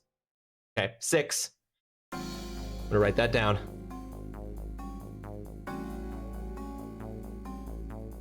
What? That doesn't even look like a number. There we go. We've taken 6 out of the 20 possible steps we could take. No, Dutson, I'm a coward. I'm too scared to check it out. I'm too scared to lose my place. Okay, this is a lot of dudes, but that's fine because what we're gonna do is we're going to see what the hybrid. Oh, it's called fusion. We're gonna fuse with Pico and Pico and Nina to see what kind of dragon we make with them.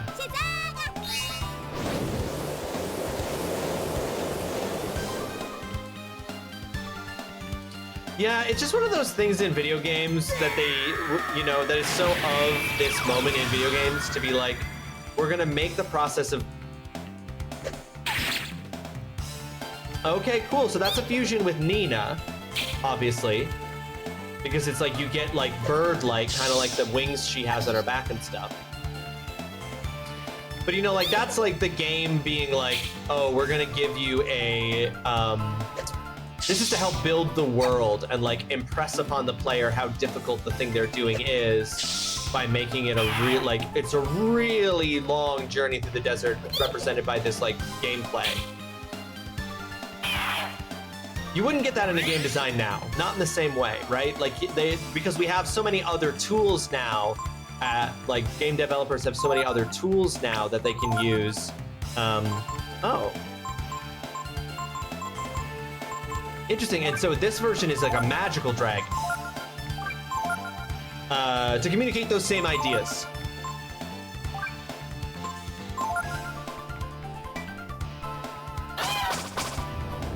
Oh, I didn't like that it like does like a bird thing.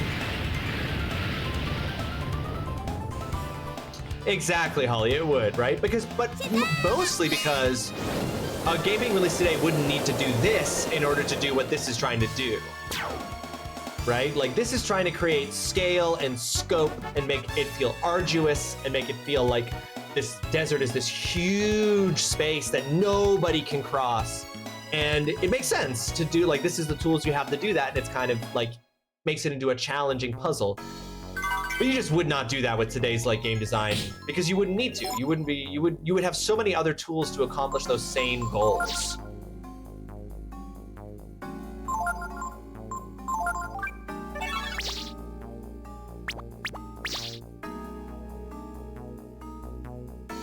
You don't like that? I don't like it either, Mama. I don't like the weird bird dragon. I'm not a big fan. I'm realizing that it seems to be, I'm gonna test something because it seems that we fuse with whoever's in the second slot. So I'm gonna swap out Nina for Momo, and then I'm gonna swap Pico and Momo's location and see if the next time I fuse, it's a Pico variant. Is Purple Witch cool? Really nothing else is going for it? True. Urban Dragon.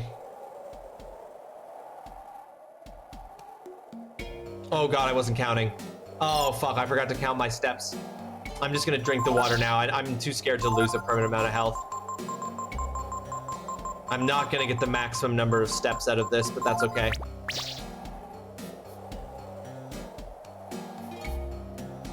When I looked up how to actually get the water, since the game doesn't tell you, it told me that the amount of water that you are given is enough to get through the desert.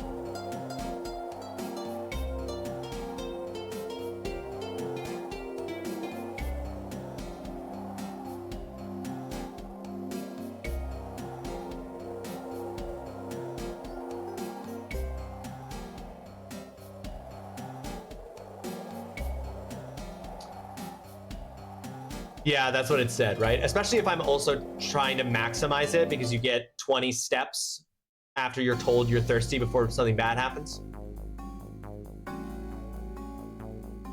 All right, let's see if placing Momo in the second slot will cause me to fuse with Momo.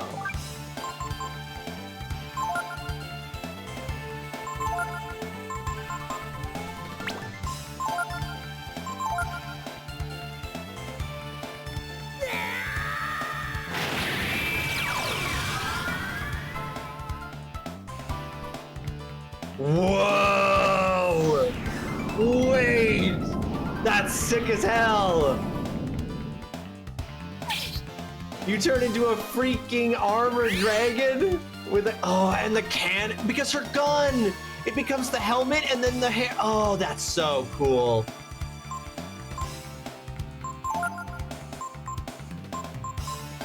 Oh yeah, and then all your abilities are the kind of things that Momo does. That is cool. A dragon. Oh! Absolutely unnecessary for it to have such a cool animation. No, nothing's better than Tiamat Momo, but these are cool. I am loving these cool dragon designs. I cannot lie. Okay, let's find the item.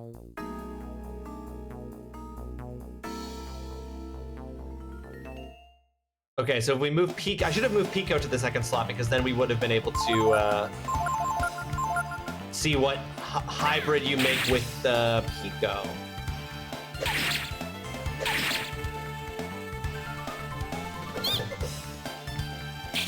Who's literally too weak to deal damage to any of these guys.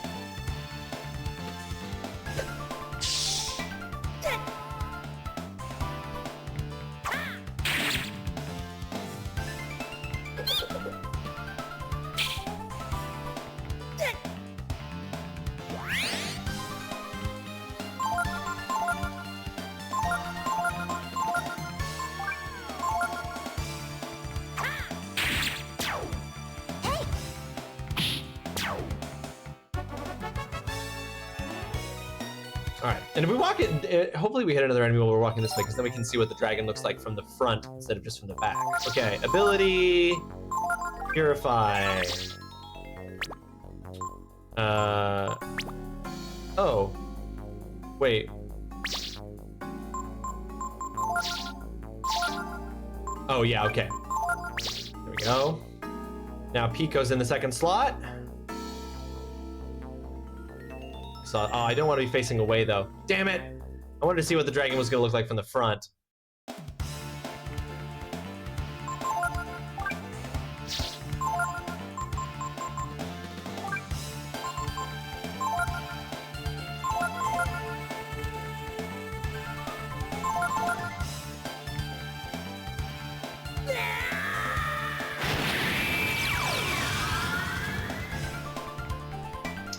Okay, interesting.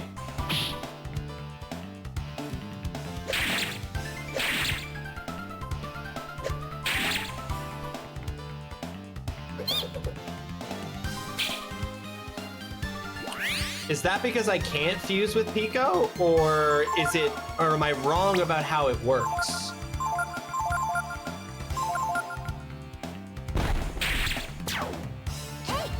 Your face is a gun as this dragon.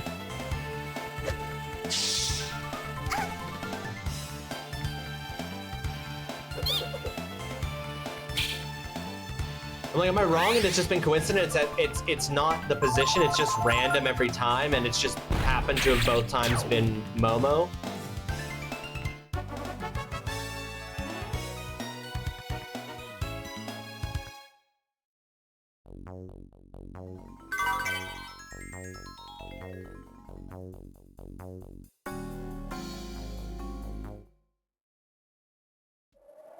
There is a Pico fusion. Okay. That's what I want to hear.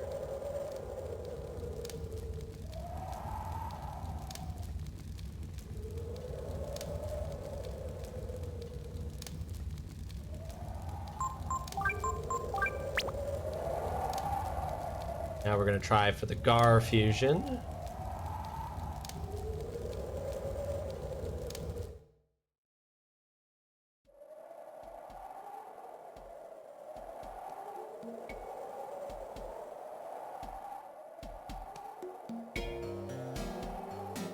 The form you get is dependent on who you use as a base, as well as who is the player's third character in your party. Okay, so okay. But it never asks me, what does it mean by who you use as a base? I don't choose. Yeah, because in that case, Pico was the third person in the party the first time, and then Momo was the third person in the party the second time, and both times were the same form, or at least same appearance. But we'll see here. I've switched out Momo for Gar. Yeah, send me a thing, Mama. Okay, water. 1, 2, 3, 4, 5, 6, 7, 8, 9, 10, 11, 12, 13, 14, 15, 16, 17, 18, 19. Ooh.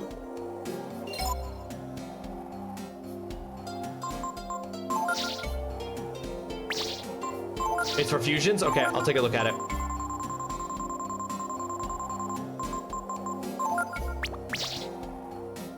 I'm just curious more than anything, right? Like, this isn't super, super important.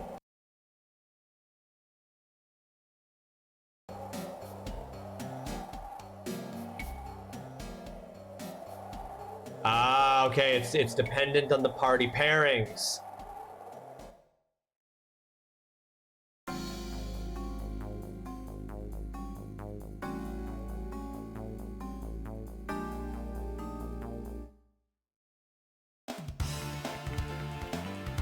Oh boy. All right.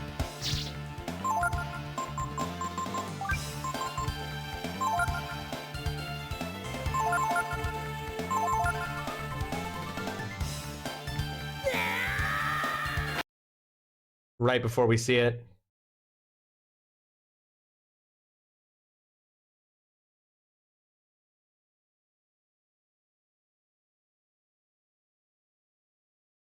Interesting.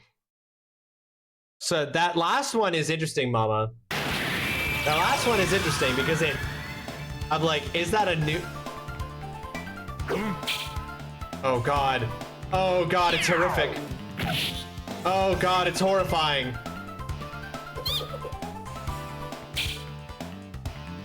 What the fuck is that? I'm so sorry, folks. I don't want to be this. I want this to be over as soon as possible.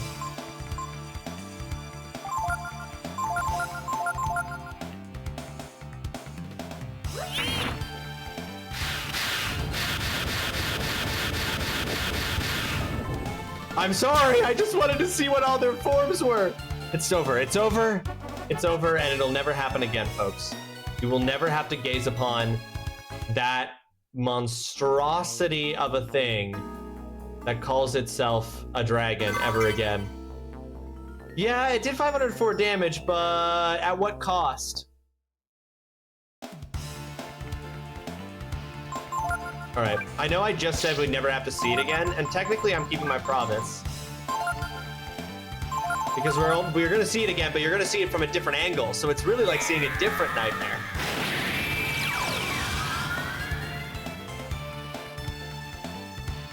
This is called the onion transformation. Yes, with this one, that is all the transformations. And we did the tiger transformation last stream.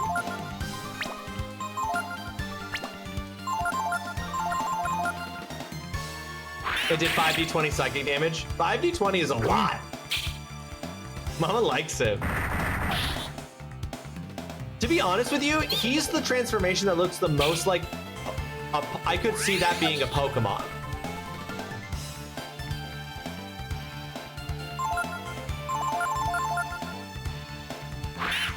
Oh, the big feet! Did you? It's also giving the feet content for the feet viewers. There was a gray version earlier, Alex, that was also equally as caked up. They're just caked. What can we say? They're just caked.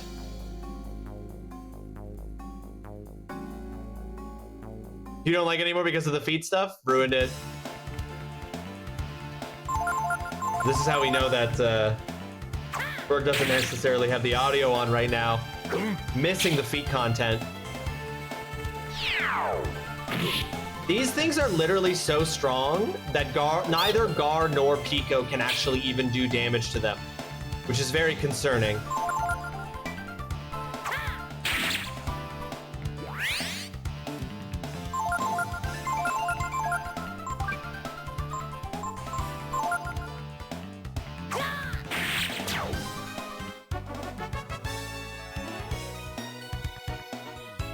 But admittedly, they are like 10 levels lower than they should be for this point in the game. So it makes sense. At least they're getting XP.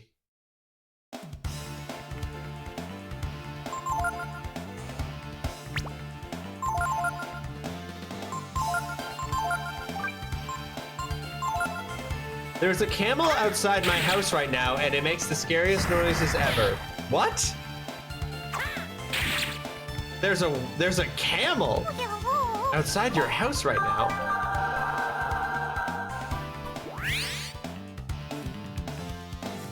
Oh, in Minecraft.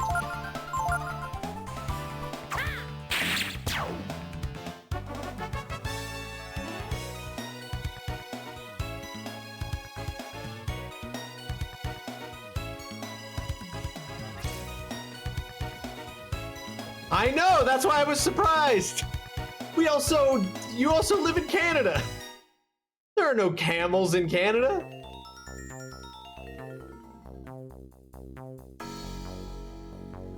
Is there no item here? What's going on?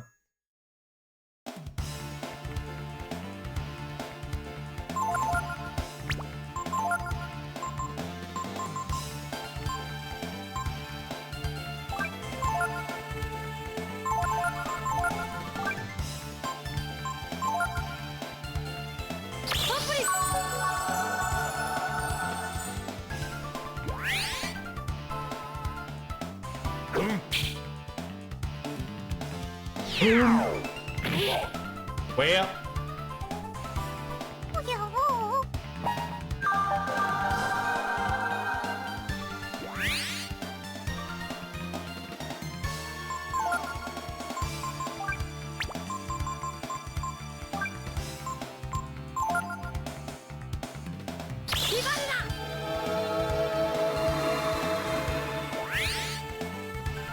Welcome back to the land of the living.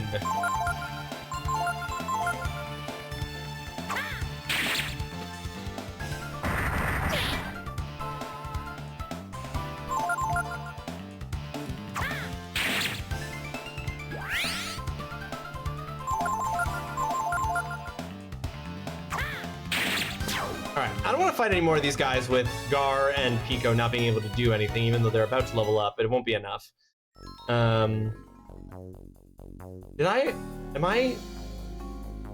Whatever the item is, I don't need it.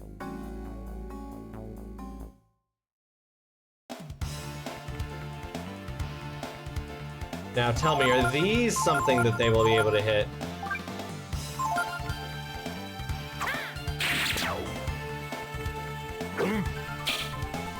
Well, no. The difference is that they just can't hit them.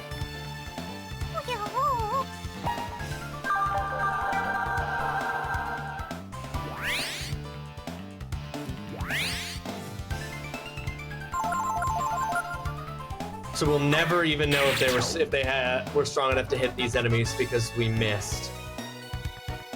Gar is my lowest level character, I think, right now. Like, Pico's a higher level than Gar.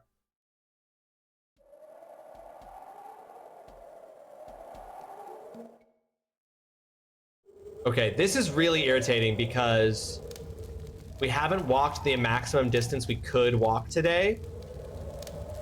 But now it's too bright for me to know if we're facing north still. So I kind of have no choice but to go to bed.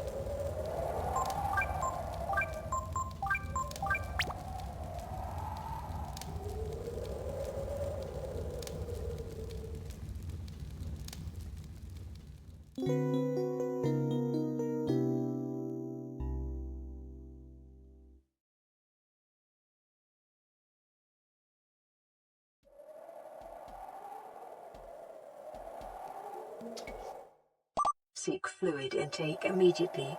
Great idea.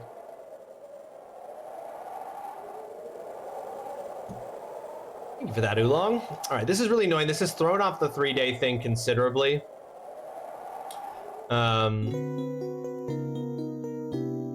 Because we didn't walk all night one night. Gotta stay hydrated in the desert. Gotta stay hydrated.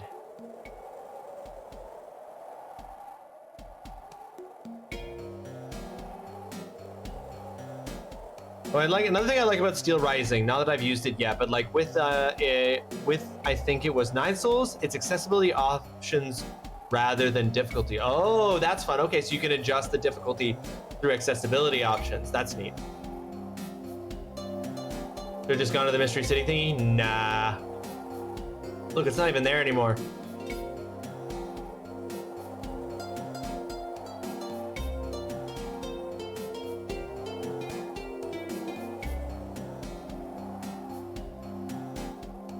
It is not to my right. It's not there anymore. We can't see it. Now we're seeing this little trifecta of stars. God, I really hope the oasis is really obvious and is in front of us. I'm gonna be so annoyed if after all this we have to redo it.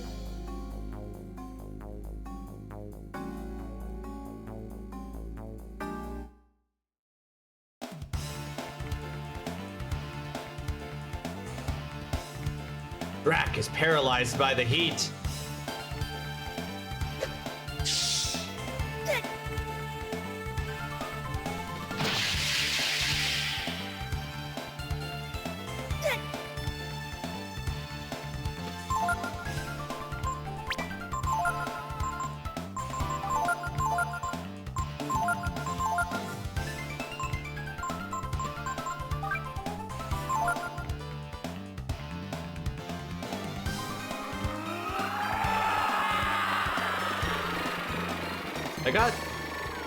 I think that's blinded status, not, that's not canceling my moves, or I would have been able to use influence.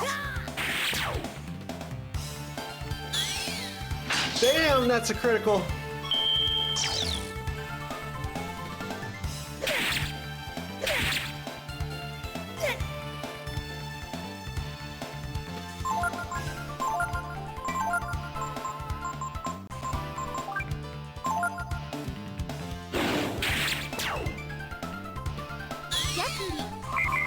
Okay, gotta go get my kids. Go get your kids, Dutson. Pick your kids up from school. She'll be a good dad. So instead of just like easy, normal, etc., you can edit the amount of damage you take, the stamina regen speed, etc. I love that, Mama. I think that's really cool. I really like that in 9 Souls too. I think that's a really, good feature.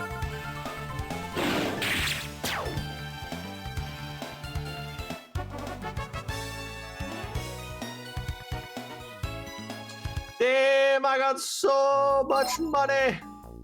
Got so much money. And nowhere to spend any of it.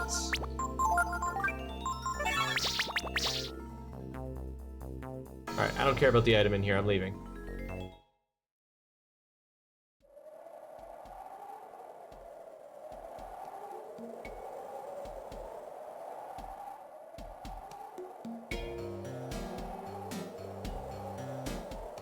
If someone's getting dry, you should have some water. 1, 2, 3, 4, 5, 6, 7, 8, 9, 10, 11, 12, 13, 14, 15, 16, 17.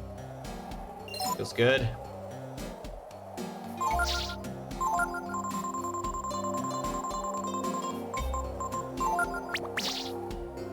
I'm reading while listening to stream, and my eldest comes into my room and asks, "What's wrong with you?" And without looking up, my immediate response is, "Do you want that list alphabetically, or..." And we both just cackle after a moment. That's hilarious.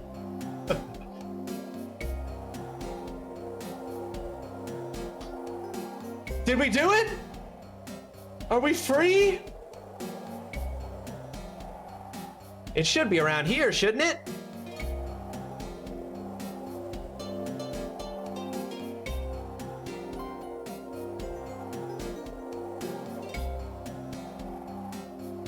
Maybe we can see better from the top of that hill. It's not going to be a hill. It's going to be an ant. It's going to be a monster in the desert. I say yes because I want to play the game as intended, but if it gets to a point I feel I need to change things for myself, why not? Yeah, I say absolutely, mama. Oh no, I didn't know we were almost there, so I didn't save. We'll have to redo the walk if we lose to this boss.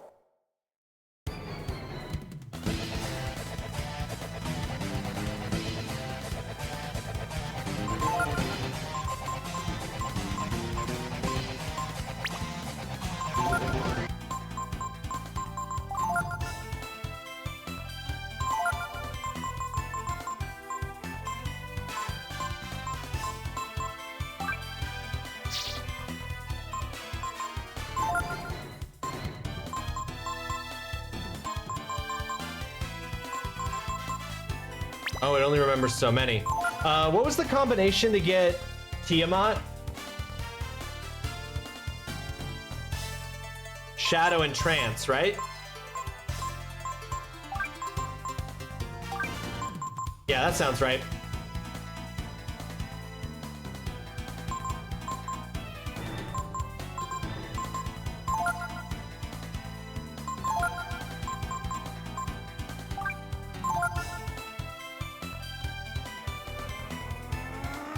Like, I don't deny there's something wrong with me, but he was concerned I hadn't left my room today, so was asking what was wrong with me. He was being caring, I was being a smartass. Hey, wouldn't it be weirder if you weren't? Okay, that's a big punch. Right, this thing must be so hot in the desert with its big old, like, furry body. This man-mo. Oh, I forgot that turning into Tiamat got rid of everyone else. Oh well.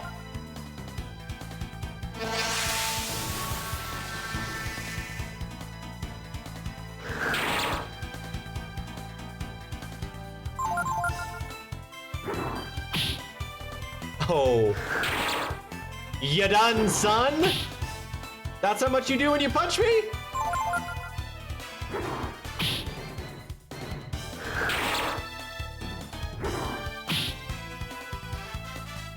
Oh my god, this is a fucking Godzilla game right now.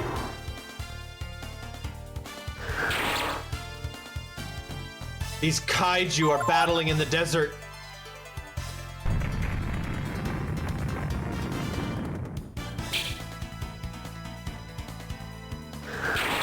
I completely forgot. I completely forgot that turning into Tiamat got rid of the rest of your party.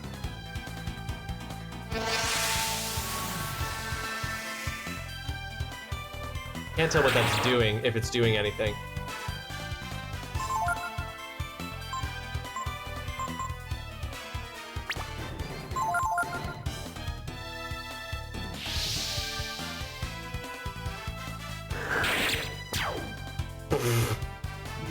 You are watching a master. Literally transforming into a kaiju and battling monsters in the desert. This rules.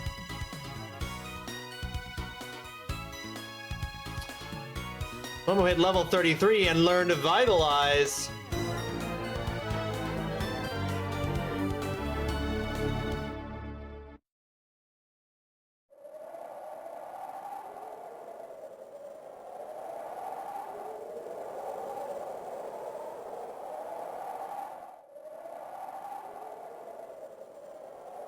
The heat must have been too much for her.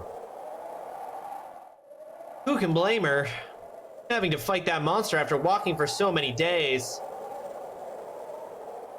I'm sorry, Ross.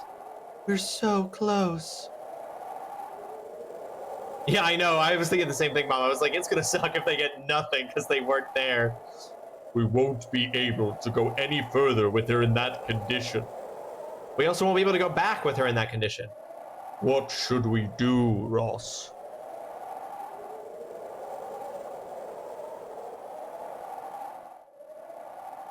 We can't move Nina while she's in such bad condition. He looks worried. Sorry, I don't want to slow you down like this.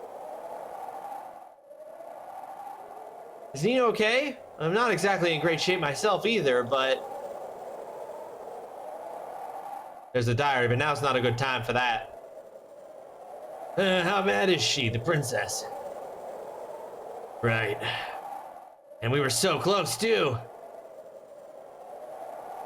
I suppose we could just use the Rakta and start over. I mean, we know the way by now, right? Ugh, but that would suck. Don't make me do it, game. Don't make me do it.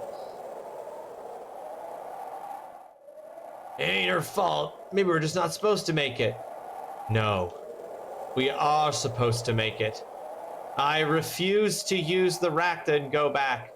Nina is but a collection of pixels.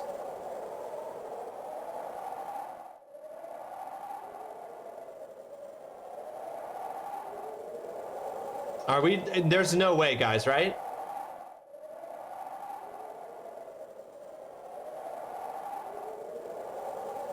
I'm scared I'm supposed to do something that should be obvious to me.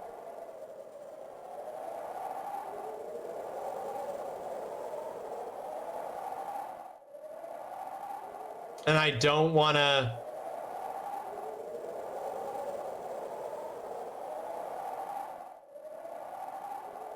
I don't want to use the Rakta to go back. And I can't... And it won't let me save. It won't let me use the diary.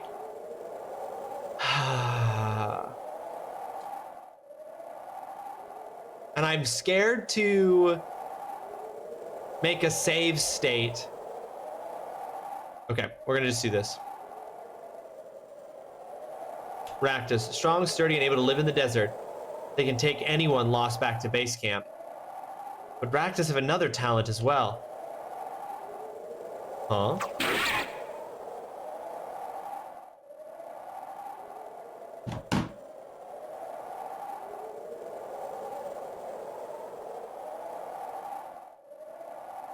The meat of a Rakta has water and other nutrients that can resuscitate a person suffering from heat stroke.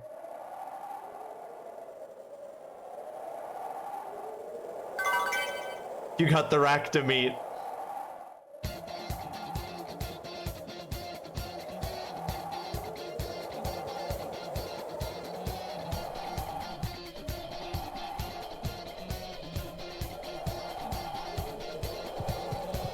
I understand that I was supposed to do that, but that still alarmed me.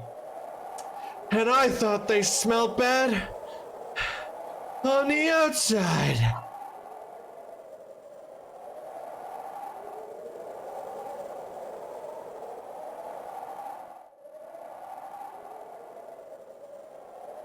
So, you killed the Rakta, huh? We won't be able to get back now. I'm impressed, Ross. I didn't think you had it in you. Well, hurry up and get that meat to the princess. Go give the princess your meat. Don't worry, we'll make it. We're not gonna die in a place like this. Not as long as you're around, at least.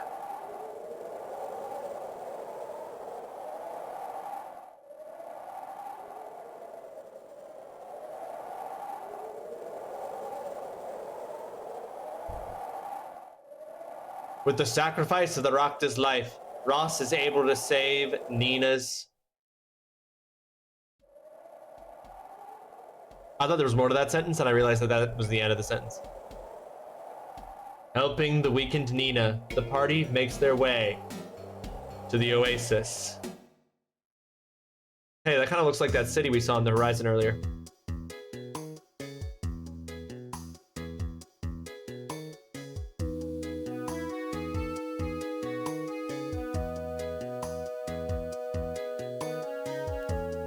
Daddy, come quick! There's some people who need help!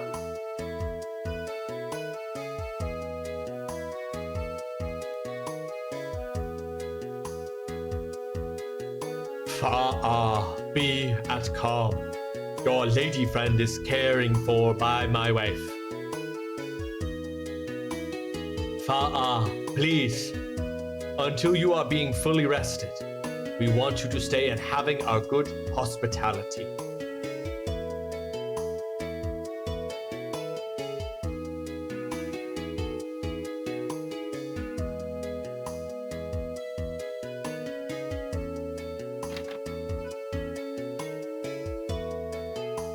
Are you sure you should be up?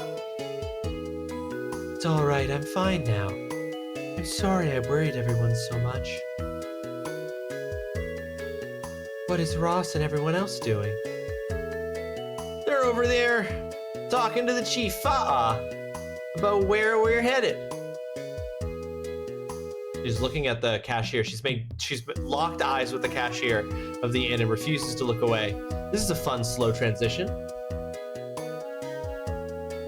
God?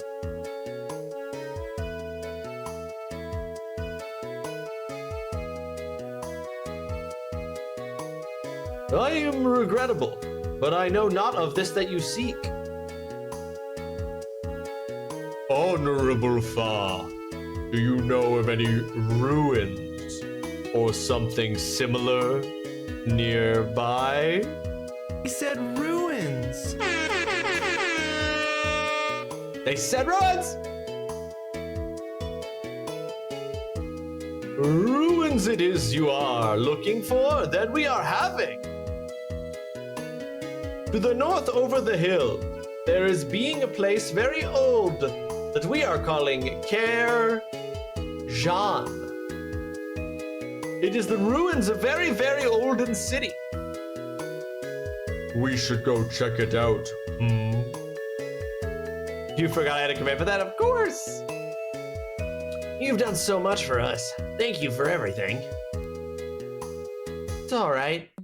Since the desert gives us so little, we share what we have with each other.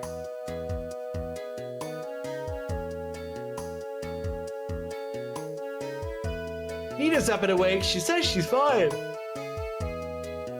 Ah, so this is meaning you are leaving then, yes? Thank you so much for all you've done for us, Fa. It is being no bother. I am hoping that you find soon that what you are seeking. Please choose 3 party members.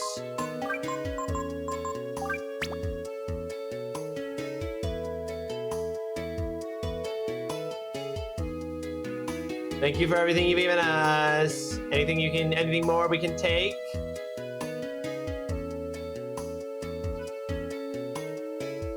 Feel free to take one of my Raktas with you when you head out. Aw, thanks, bro. I don't think there's anything that could kill my wife. Jesus, are you saying that because you've tried? Got 800 zenny. Who says nothing can live in the desert? Look at us, we're alive, aren't we?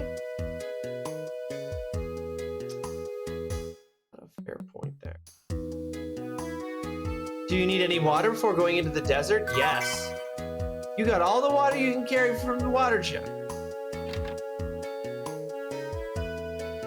Once long ago, I went out into the desert on a trip. Let me tell you about what happened when I got lost. I left the oasis, headed for a place called the Factory. I walked south for about a night and got lost. I ended up heading west. After about 4 nights, I realized my mistake. Around that time, I lost something really important. So this is one of the treasures that Dutson was talking about. 4 nights? Come on, game.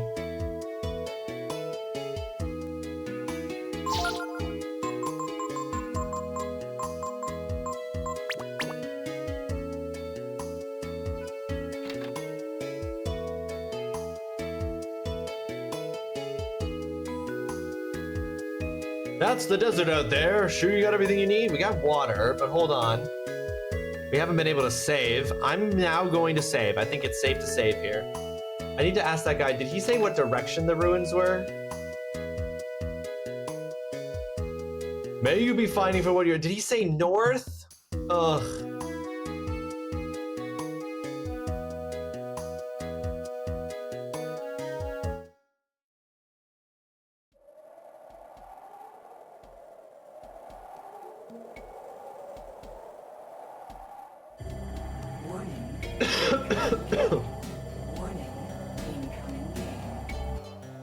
Okay, I think that's the false. That looks like something. Oh, that's the oasis. Interesting. Now. Oh God, where did he say to go to get to the ruins? All right. Folks, we're coming up on an ad break. It's going to be in about 30 seconds. I'm actually going to take this ad break to go do my stream break and get myself a snack, something to carry me over for the rest of the stream. I invite you to do the same thing. Check in with yourself. Do you need a drink? Do you need a stretch? Do you need a snack? Do you need any to look away from your screen for a minute? Do you need to go pet a pet? Whatever the case may be, go take care of yourself while you are gone. Please enjoy these clips from previous streams where I was a success, a failure, or at the very least, I hope, entertaining. And when I come back, we'll figure out which freaking direction I'm supposed to go as we go back into the desert. Hip, hip, hooray. Depends on the size of the bag, Oolong. Do your ears hang low? Do they wobble to and fro? Can you tie 'em in a knot? Can you tie 'em in a bow? Can you throw 'em over your shoulder like a continental soldier? Do your ears hang low?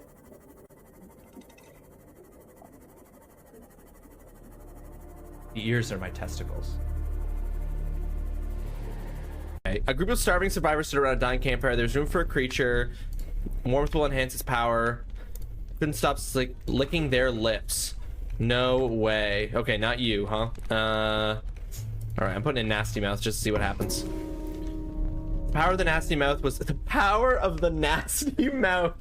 enhanced by the war. This game's perfect. This game's perfect, guys. Oh, excuse me. That's gonna give me the hiccups.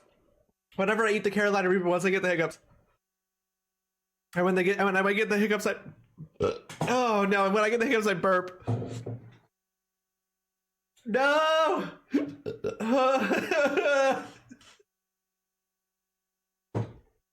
Oh. It's so bad. Oh, it's so bad. Oh god. Oh god. I'm so sorry. Woo! I wish the do it command would let me or make you order me a pizza. Darren, I couldn't because you'd have to dox yourself and we don't allow that. Order it but not pay. Yeah, Don, exactly. I'll make Darren pay for it. Still. Oh my god, I'm crying. I'm actually crying. We gotta be 23,650 or something like that. 23,000. We gotta be 24K in the next 6 minutes. Gotta be 24K in the next 6 minutes. Gotta be fully focused. I gotta show these teens. Show these teens what daddy's working with my penis. Hated that. If there's another level after this, if there's another level after this, I will pee my pants. I'll pee my pants on camera while holding strong eye contact. If there's another level after this one. And that won't be my fault, okay? Because I warned you. It's out of my hands now. Fuck! Okay, there's no way these stairs are OSHA safe. Like, those don't have a railing. There's huge gaps in between steps. I don't even have feet. How did I get down? I don't even have feet. Cornelius, I don't know what you're talking about. Why would I intentionally walk into funny things? I'm on here trying to play serious video games. You know, this is a serious Twitch channel with only serious content. And I would certainly never intentionally set myself up to get boned by my own words.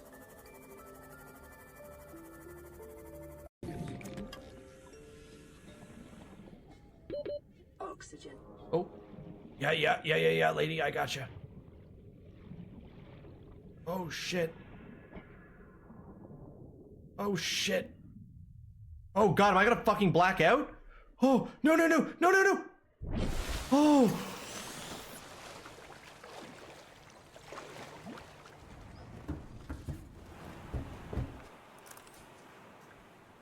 That was a close one.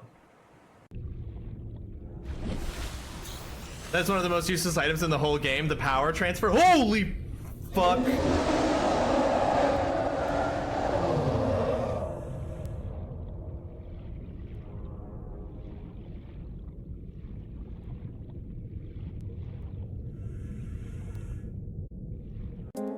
In order for the partner to fight alongside the hero, how could I possibly program that? What should I do? How could I possibly invent co-op gaming? I'm not Larian Studios making Baldur's Gate 3. I can't just invent co-op in the year of our Lord 2023. They say you should do something 10,000 times before you become a master. It's true, Addy, they do. Me, I've put my 10,000 hours in. It's locked owl key required. Up with my penis.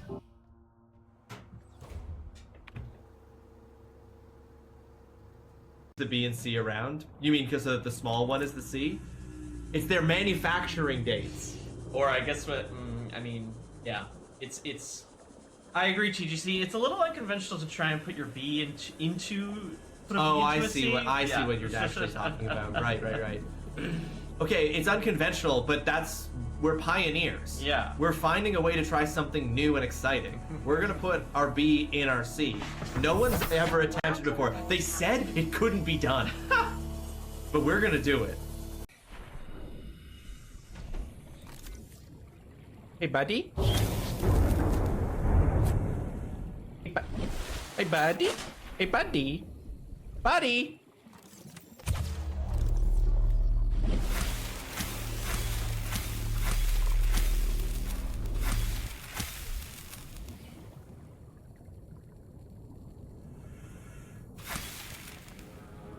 No free rides.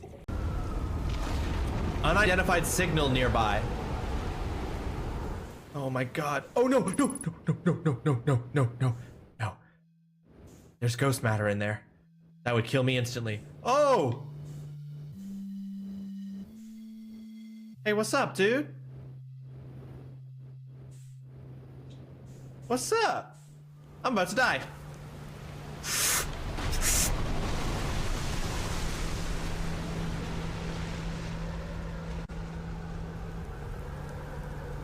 This dude's the most chill dude in the solar system. What the fuck? One of these has gotta... No. Okay. Oh, yes, well, it's down. Perfect. Okay, hold on. I'm helicoptering. He's peacocking? He's peacocking for the ladies? He's peacocking for the ladies. Oh, hold on. Yes, look at sick flips. Come on, get up those stairs. No.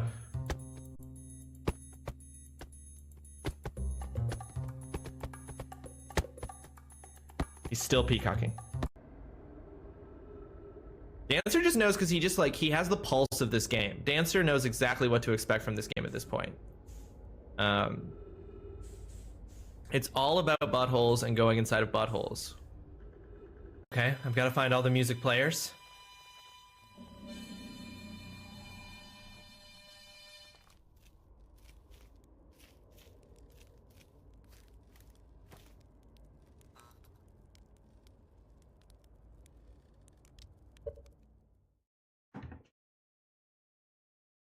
Fuck this shit, I'm out.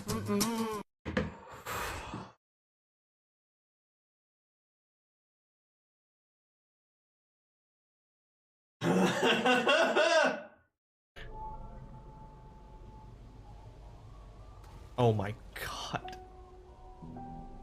I'm malding out of control. Oh! Into the hole!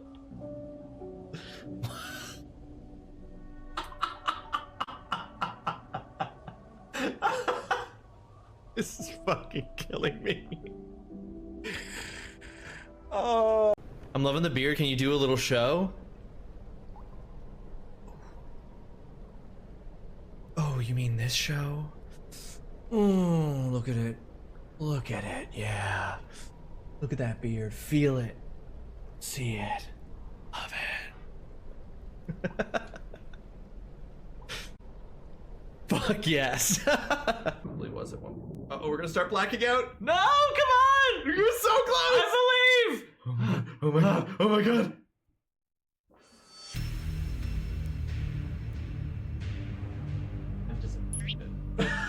Shit. Shit, we were so close. We tried so hard and got so far, but in the end. Well, that's one way to get back. Yeah, nice. That's instant teleportation. Oh, My palms are sweaty, knees weak, arms are heavy. There's spaghetti on my vomit already. Mom, spaghetti. I'm looking spaghetti.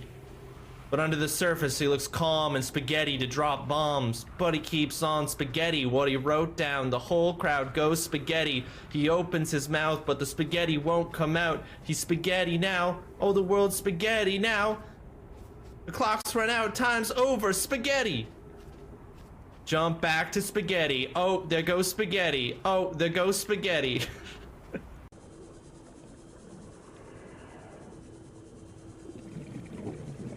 What we have. Here. Classic video game. Behind the waterfall. They managed to make a waterfall underwater out of this, like you were saying, the river, the like thicker, more viscous. Oh, that's so fucking cool. Crazy. Tower 43 is transmitting.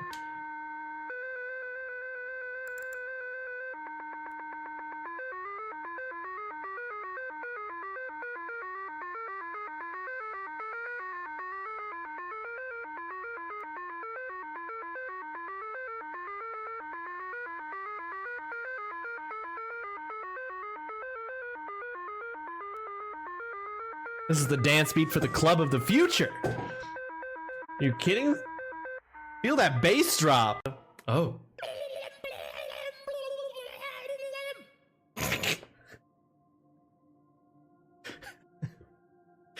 Well, that's amazing. Hell yeah. Is that a soother?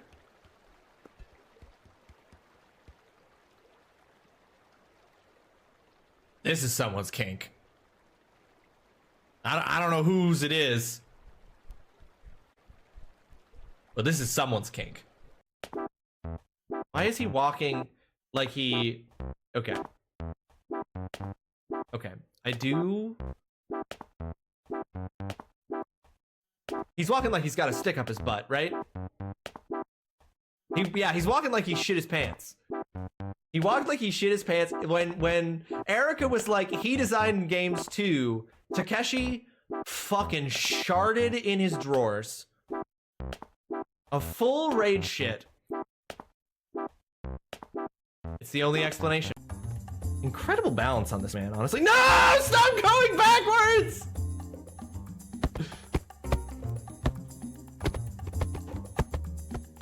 Like a beached whale, I will fucking make it to this diamond.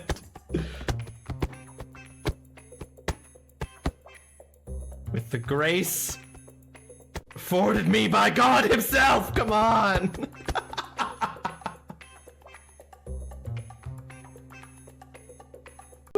Piece of shit.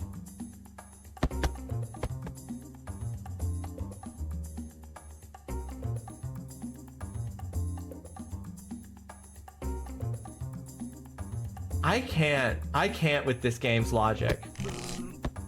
Now I'm back. Fucking go forward!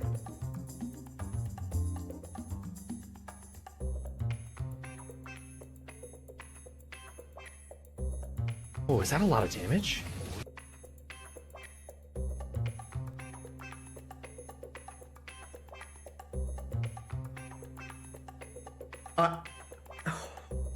I've never... Hey, it looks like you're having trouble with this part. You ever think about lowering the difficulty? I would love to. I would love to. What the fuck? I've ended up behind the laser. How did this happen to me? How could this happen to me? Is it really a crime to steal money from a bank? Is it really a crime to steal money from a bank? Exactly, Quacky. Eat the rich, but do it invisibly. Then they don't know you're doing it, so they can't see you coming. Is it a crime to eat a bank? It's a great question, Burgundy. Welcome to the stream, by the way. I hope you're having yourself a fantastic Tuesday. Thank you so much for joining us. Is it a crime to eat a bank? I don't think it is. I have only 1 degree, forklift certified. 1 girl at a time, please. Please, please, form a line, form a line. Oh, I must insist. Fury, God, flexing on us with that forklift certified. Do you know they won't even let me near forklifts? Your degree is more powerful than me. I have 2 degrees on my wall, and if I tried to get into a forklift, I would be removed from the premises. Which one of us has a better degree? I can't even approach a forklift. I have my first physical therapy tomorrow for my back. I'm officially old. Yeah, that'll... Once your body starts needing maintenance like a car, you're old. It's just true. And that's fine. It literally happens to everyone. Listen, guys, it's totally... Honestly, a little bit of age looks good on you. Hey. No, don't look away. A little bit of age looks good on you. Old? No. Foxy. Seasoned. That's what you are. You're not old. You're better. Okay. The term I'm scared, but which is currently in use in various Aeon facilities is no...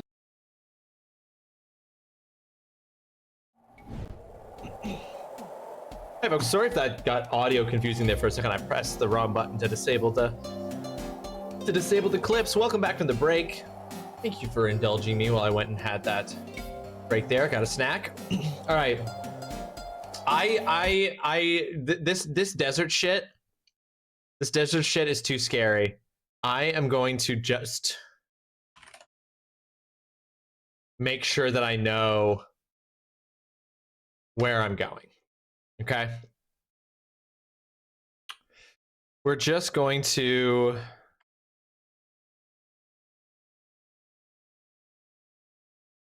make sure that I'm not making an error here. Okay. So we fight that, then we're at the Oasis.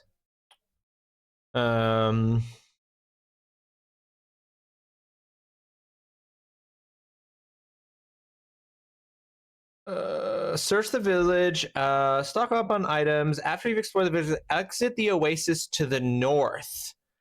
Take the path in the middle of town going up the hill. Oh. We do want to return to the Oasis.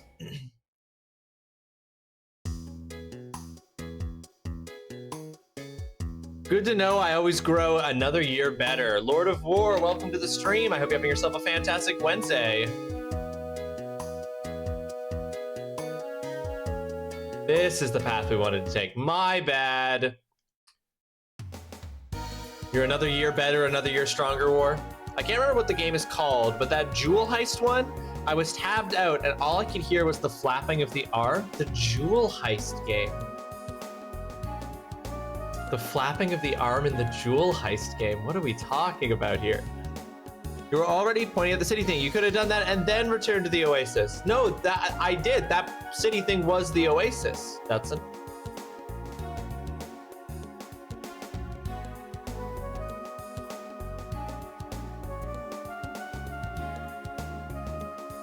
Bankai Sim? Yeah, the Quap style jewel heist?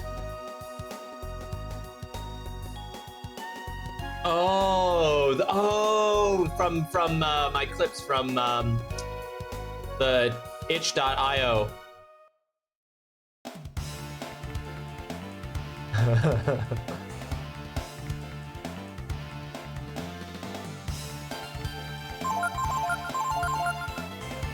I didn't see the clips that I accidentally started playing. I can't hear the clips either. Yes, the game that made me absolutely lose my mind.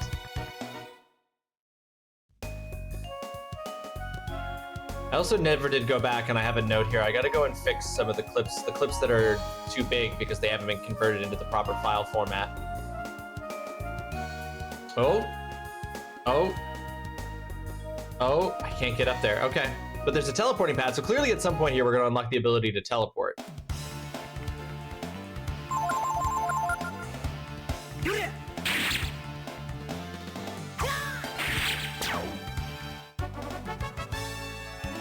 We're gonna get to Relay Station C. I try to avoid rage games because it consumes too much energy and space in my brain. And you're like, I need to keep my rage for me. I can't be giving all my rage to this game. Kerjan. And of course, it's super futuristic because it's a JRPG.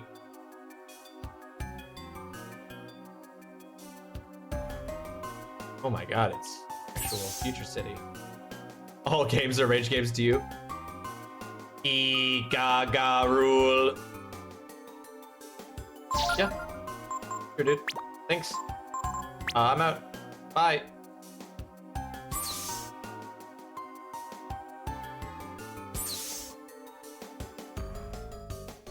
Goo goo ga ga ga.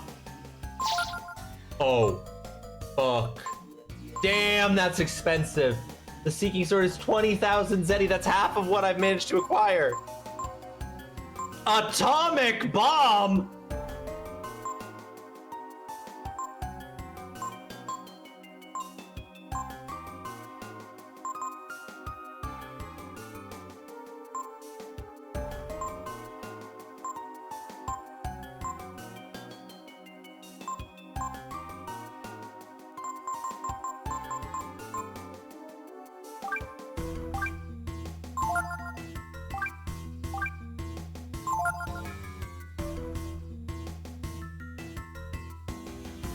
Isn't he a fancier sword in the desert? Yeah, I don't want. I can't do it.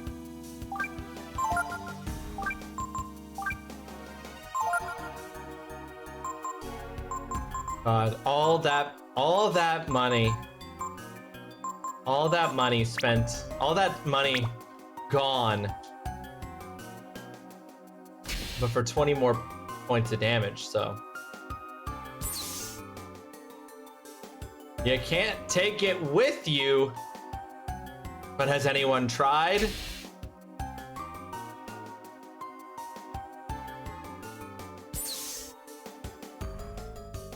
Well, it looks just like honey. And Momo has nothing to say about that. Wait, is honey somehow from this city?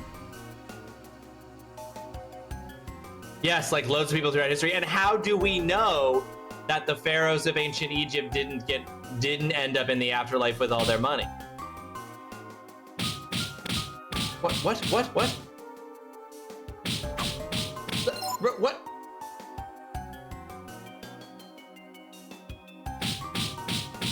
Are we being attacked by, what's happening?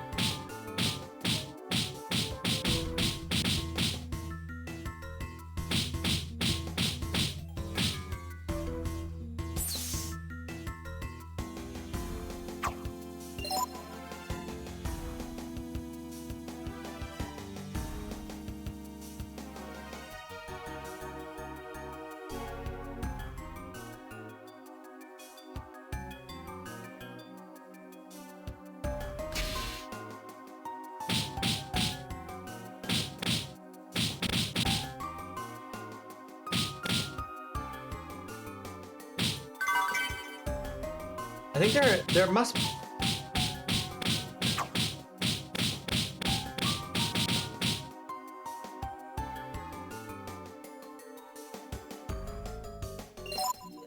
The heck is happening there?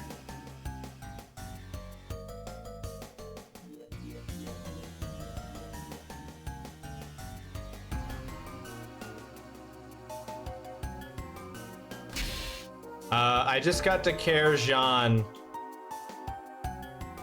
That's in. You're saying something might not be rendering properly? So there should be something there that I could see. What you're saying? All right, I'm gonna just go outside and rest and say, I'm realizing I haven't done a manual save in a minute. Let's go outside and rest in manual save.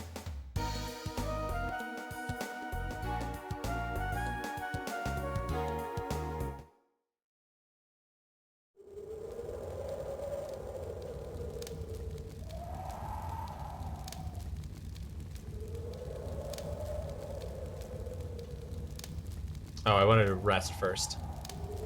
Oh well.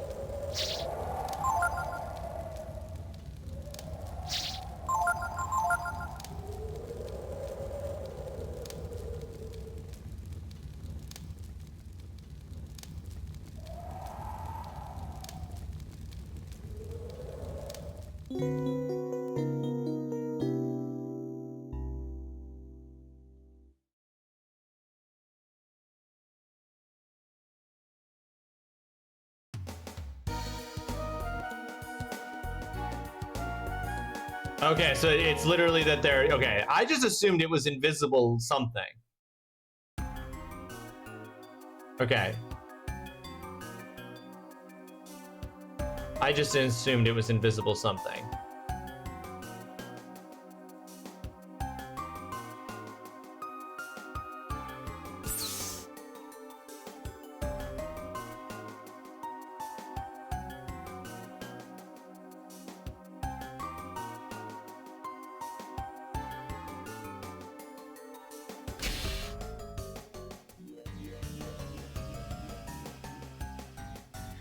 Oh lol. So they just forgot to put in lasers for the invisible lasers.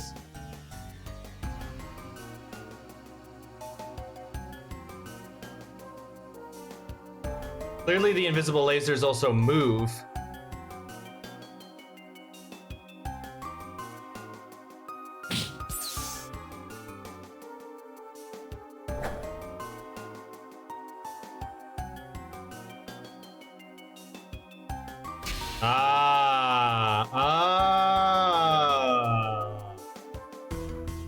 You know it, they're intentionally invisible because you can't see them with the lights on.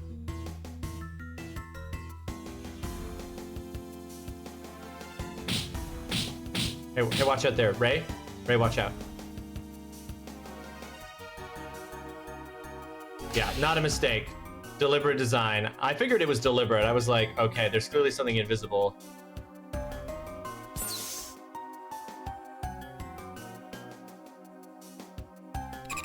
Station ground control currently running in emergency lockdown mode. Deactivate emergency mode? Yes. For orbital station, Miria. Please use platform 1. Okay. Normal mode engaged, unlocking ground control station. Hey. It wouldn't be a fucking JRPG if we weren't going to go to space.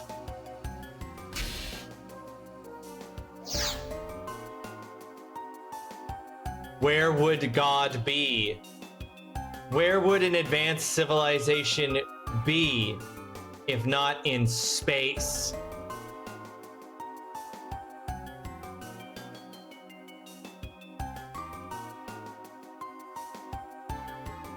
Speak of the devil, Coyote. The first poster for Coyote versus Acme in HD in theaters. Oh, right. This is that movie that What's-His-Face was trying to make, and then it got made, but then they never released it.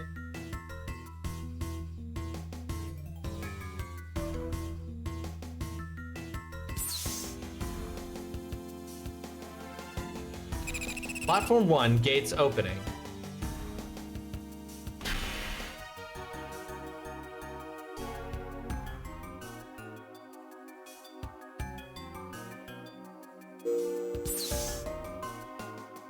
An hour and a half left to stream, right? Yes. For no reason in particular, yes. An hour and a half left to stream.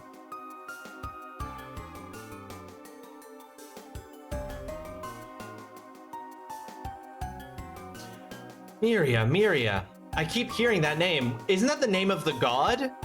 Yeah, wait, Miria is the name of the god. That's supposed to be God's name. Oh my god, is God... God's gonna be an AI. Miria is gonna be the AI on this orbital space station.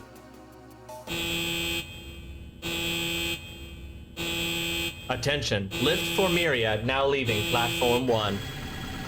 Yeah. Miria's a space station AI. At ancient Kerjan, the long abandoned home of the somethings. I didn't see the word, if anyone else did. Ross and his companions board the huge machine, which is unlike anything they have ever seen before. Why are they introduced? Is this like a Chrono Cross situation? The machine carries them high into the sky to a place that shares the name of a god. Okay, I'm gonna pause it here real quick. I'll be really interested to ask Fred afterwards if this game had a Chrono Cross situation where they started to run out of money, but they hadn't finished the game, because they've started. I noticed that about the time that we got to Dragnir, things that before in the game wouldn't have been jumped and given these kind of narrative blocks were suddenly like being skipped. And then like, oh, that you don't have to do that. We're going to just skip that for you. And then now we've got these interstitial narrative things.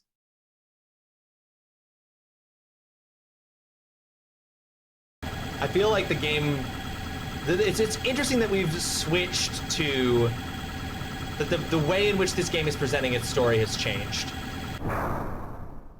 Last stop, Orbital Station Miria, arrivals platform. Was that an elevator to space? Was that a space elevator we just took? It had 0 protection. Main entrance is currently locked. Please use the workers area entrance. Okay. It was technically a funicular. Is that what it's called when it's a platform that raises at an angle? Also, an angled elevator into space feels like a much harder thing to do. It was a trolley that went up at an angle. Okay. That feels like that's way harder to build. Is a space funicular. Funicular feels like something way harder to build than a space elevator. What's going to support it at that angle?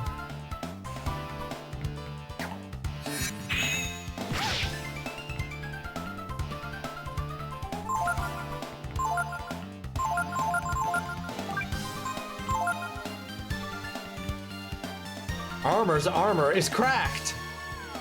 Oh god, his armor's fucking cracked, bro.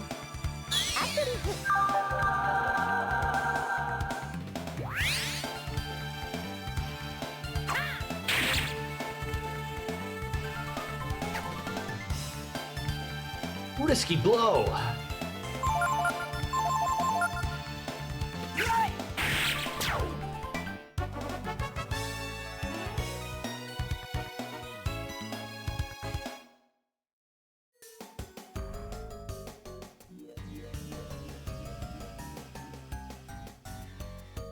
Insufficient power. Please perform a breaker check.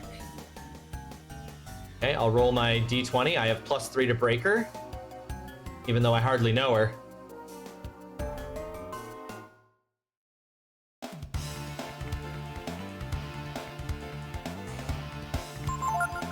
No.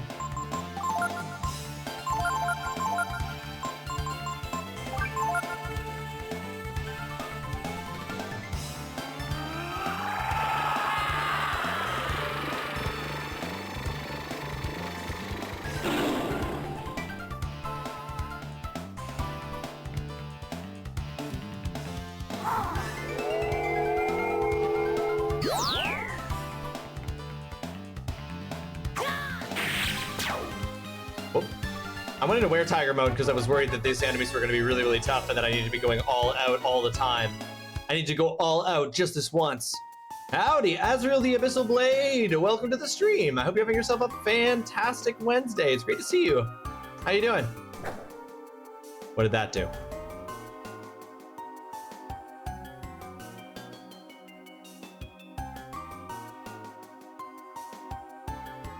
Please enter your destination. Arrival platform? Doing great. Doing great, Azrael. Having a fun time here. We've gotten to a pretty crazy place in Breath of Fire 3. The semester is almost done. I've got one more exam to administer, but still tons of exams to grade. Looking forward to the spring. Just feeling great.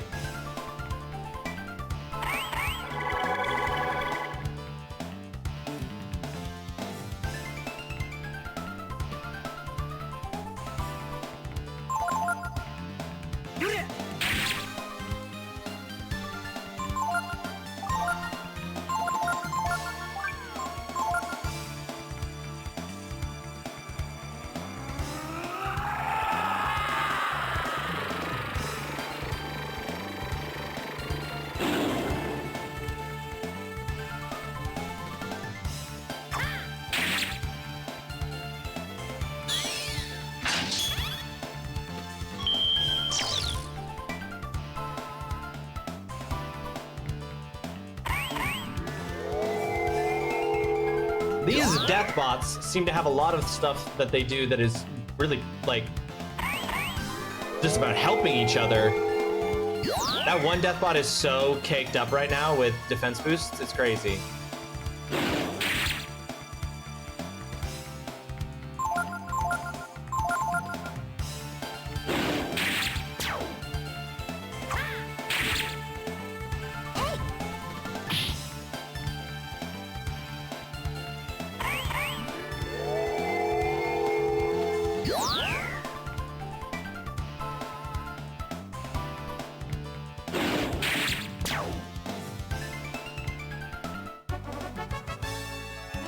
All really for nothing. Did all that juicing, not really for much. We're precariously standing at the edge here. We found wisdom fruit. Oh, we have to use the control thing. Oh my god.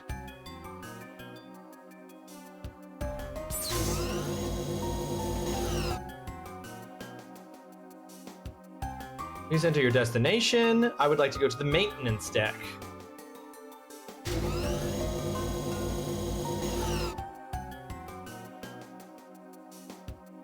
Immediately get jumped outside of the elevator.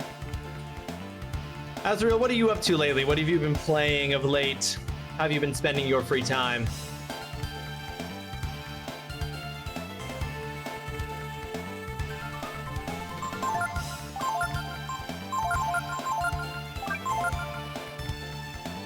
Intruder alert, arming weapons.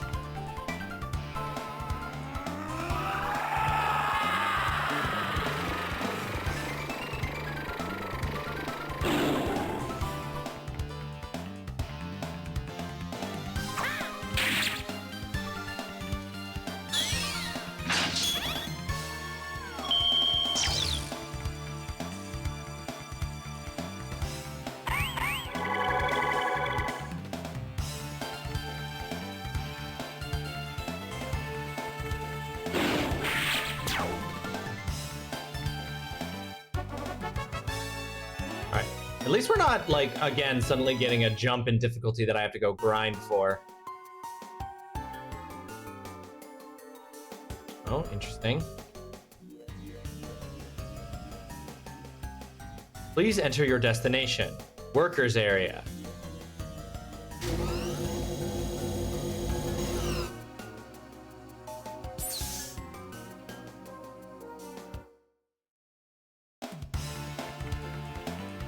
Oh my god.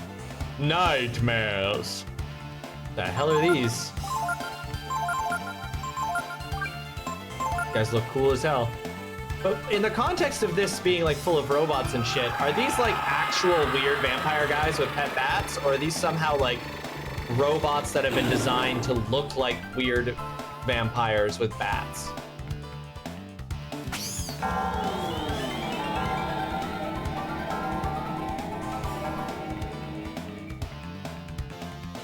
Oh, that's very bad.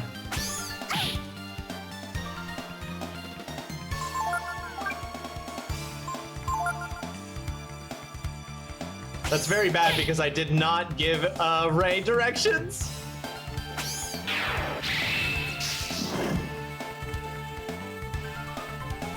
Oh, thank God I'm getting this influence off. Oh, because Ray is also asleep, I'm seeing. That's the one saving grace.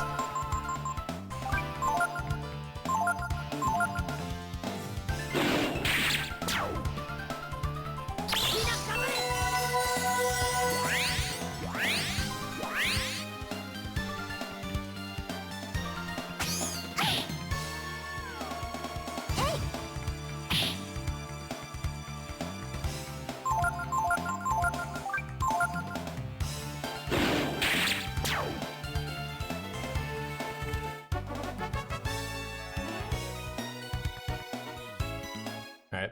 I have questions about that enemy, but we'll leave it for now.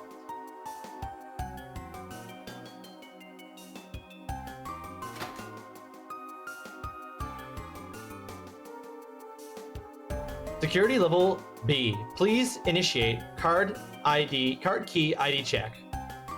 What about card key?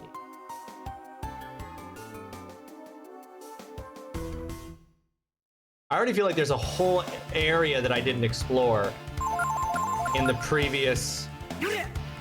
Like I went straight to the elevator and it looked like there was more I could have gone and explored and I didn't explore it.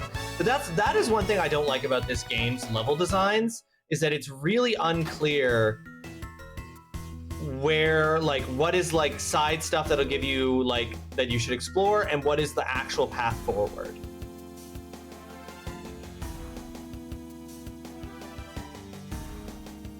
Or at least I find it really difficult to read. Like, I find usually in games, I don't know what it is in the language of game level design, but it can always be, it's always like, I find it easy to tell, like, okay, that's the way forward. This, you know, there's various ways they do it, lighting, ornamentation, like they give you all these clues. And so you can know. The problem with this, Dutson, is that, like, then I gotta go back and fight something every few feet.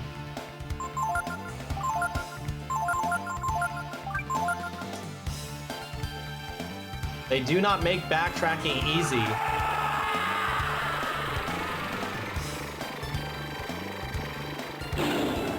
Question for Ross and a chat. Which root beer do you prefer, A&W or Mug? Personally, I find A&W root beer is much smoother, so I prefer it. A&W root beer for sure, Ivory. I've only had Mug's root beer like once or twice. 100% A&W root beer is the better. The grind is a value add? Respectfully.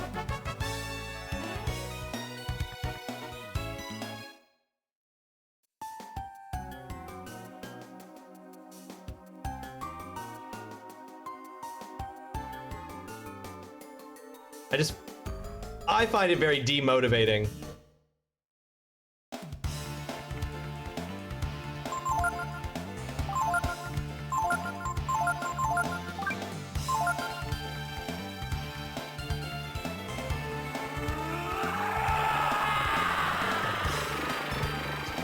Your brother says he prefers Mug because he likes a little bite to his root beer.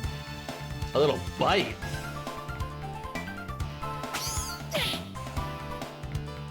I like the thing that I'm drinking to not be attacking me.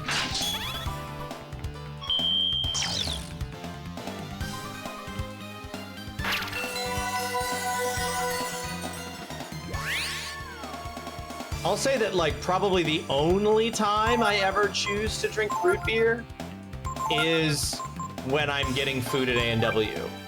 Otherwise, when presented with a list of options to drink, like pops to drink, I don't choose root beer.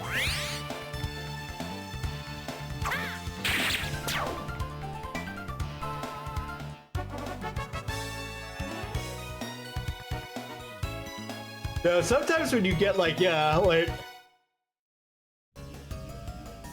a small business like craft root beer,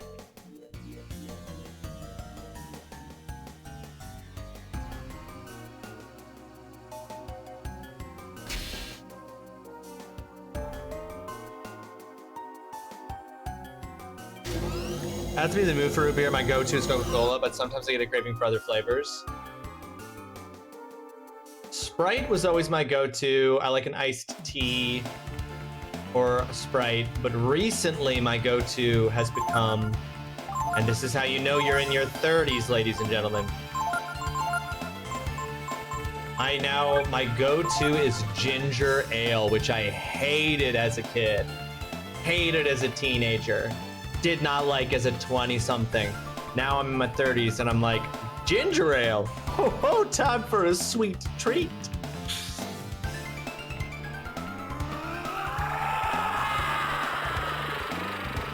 I don't know if I've ever had root beer. Is it the same as... Oh, never mind. I'm gonna say it's not. You've never had a root beer.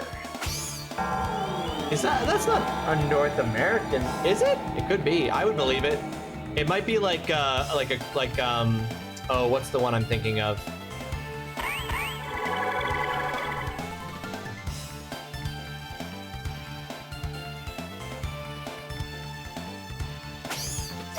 What's the American drink that is like fizzy. It's like a carbonated chocolate drink. Do you guys know, like a cream soda? Not a cream soda. Sarsaparilla is one thing, but that's not what I'm thinking of.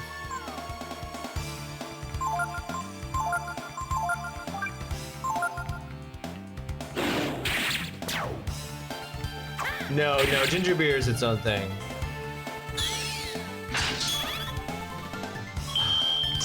Or is it carbonated milk?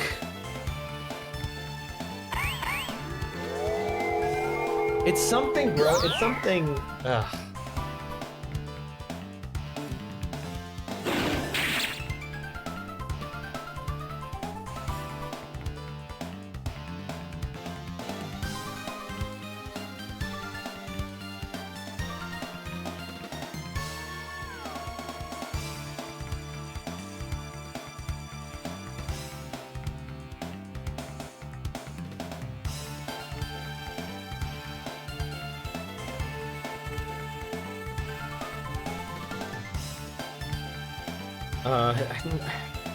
Google is failing me.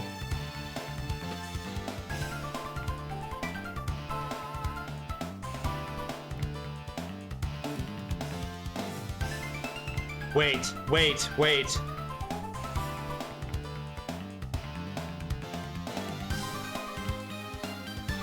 Sorry, what I'm thinking, not carbonated chocolate. I'm thinking of an egg cream.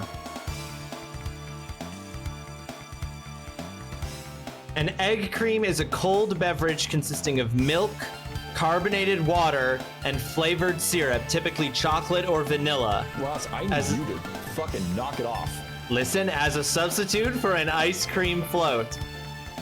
It's got the grossest name in history, but it's like a chocolate carbonated ice cream float.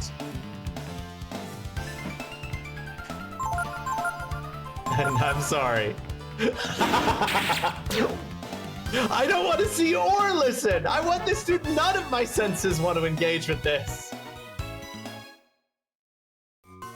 That's what you meant by a malt soda. Okay, yeah, I was thinking specific. I was like, it's something cream.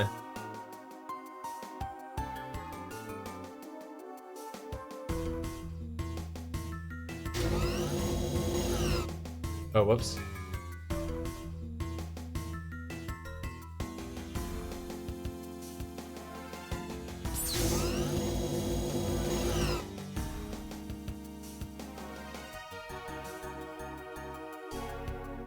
So sorry, I just was remembering that. I don't want, to be clear, I also think it's gross. Is pilk that, like, pickle milk, Ivory?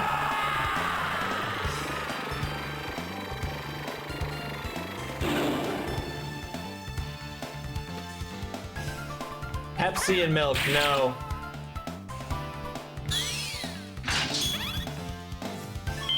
But I did, while as a Frosh leader, do a shot at a bar that was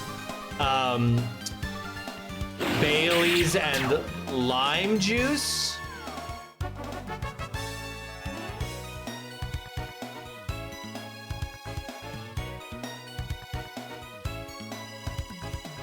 You even beg to differ. You're saying that, I don't know what Iron Brew, Dandelion, and Burdock and Tizzer are, but you're saying none of those compare to egg cream? Because you might be right.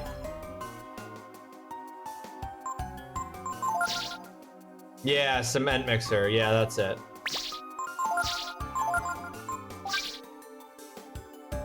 What did I just pick? I just picked up... Oh, I still got a better thing than this. I've seen a lot of Scottish TikToks about Earn Brew, and I want to try it. I don't know what it is. I'm sorry. It was an intentionally gross shot. It was supposed to be gross. I know that's not the point, and it changes nothing. Oh, interesting. So this is a dead end. I've been tricked. Can I say Tizzer? Tizer? Tizzer? Is it not pronounced like taser, but with an I?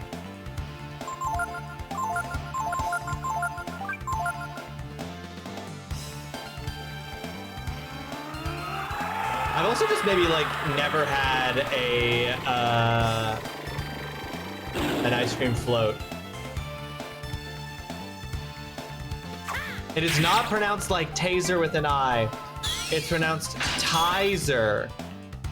And then it's just Earn Brew is just pronounced Iron Brew. Okay. Gotcha. It's pronounced Tizer. And the other one is pronounced Iron Brew.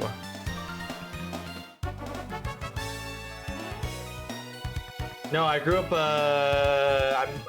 When I was a kid growing up, I was allergic to milk. I still am.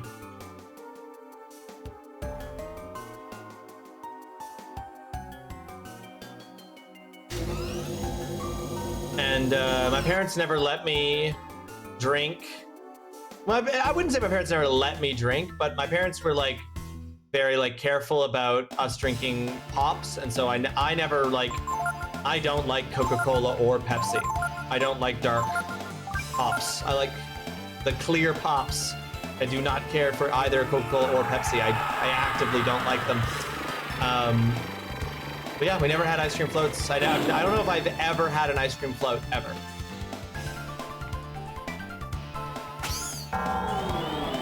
Where do you even get one? That's an, where can you even get an ice cream float? Nobody even makes ice cream floats.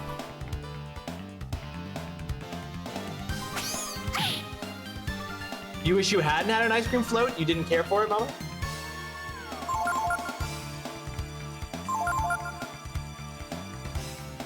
Sprite tastes spicy to you. That's interesting.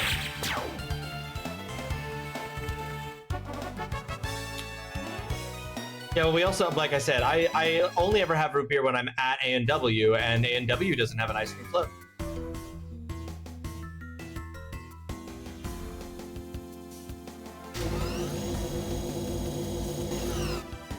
Why?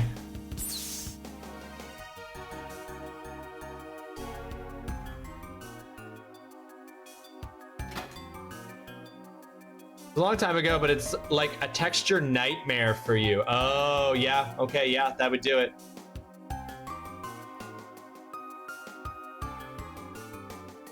But I don't want to buy Coca-Cola, Dutson. Or root beer.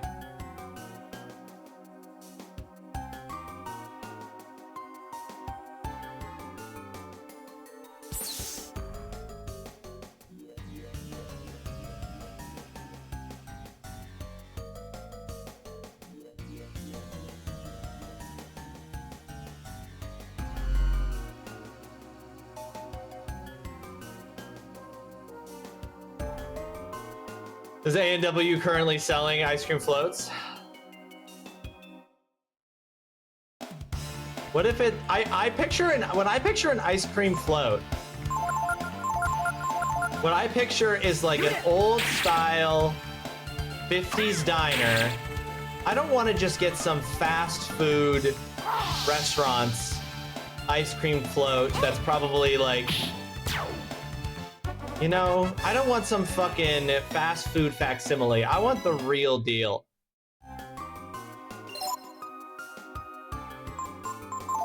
I think about it this way.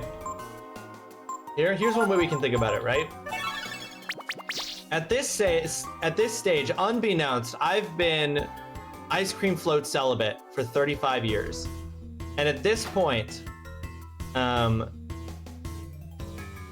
I'm saving myself for the right float.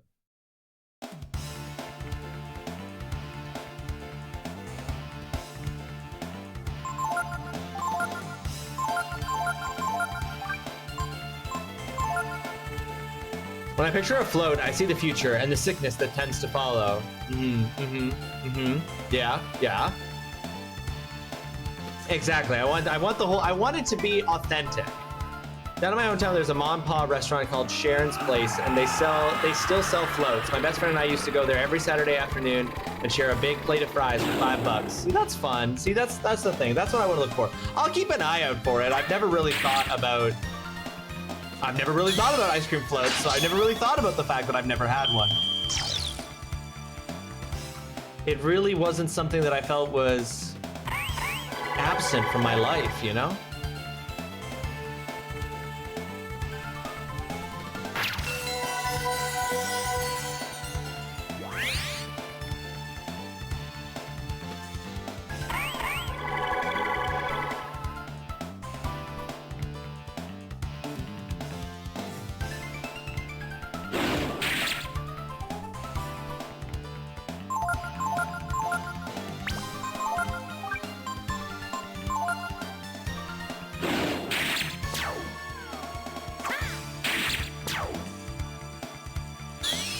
There's a store here in my city that does slushies and ice cream. Those are good. Is that like it's like are you describing something where it's like an ice cream float where ice cream is scooped into a slushie?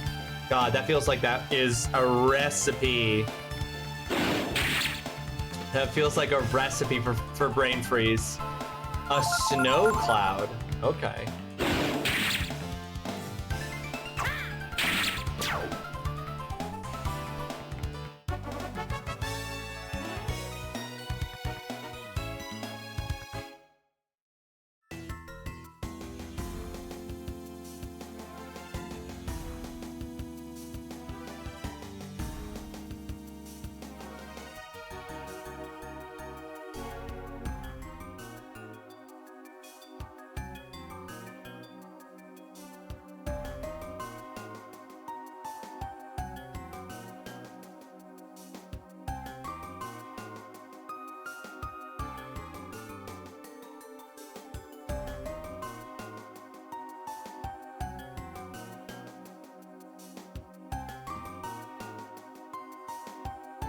You get them every summer?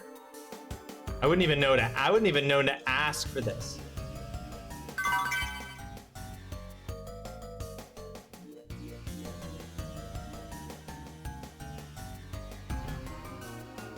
my gosh, the floor here is so colorful. All right, we disabled the lasers, which will actually allow us to go to the right.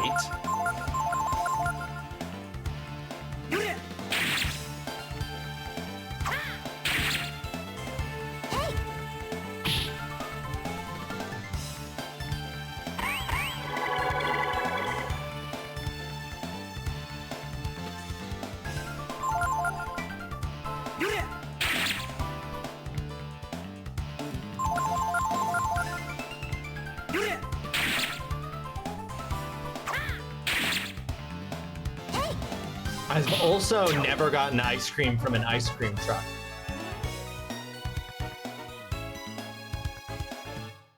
That I remember.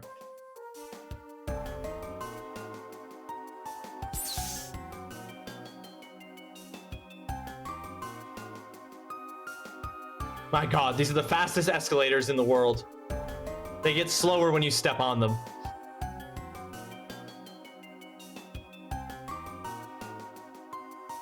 If escalators in the real world were that fast, everybody would trip. Plant 42. Is that a Little Shop of Horrors reference?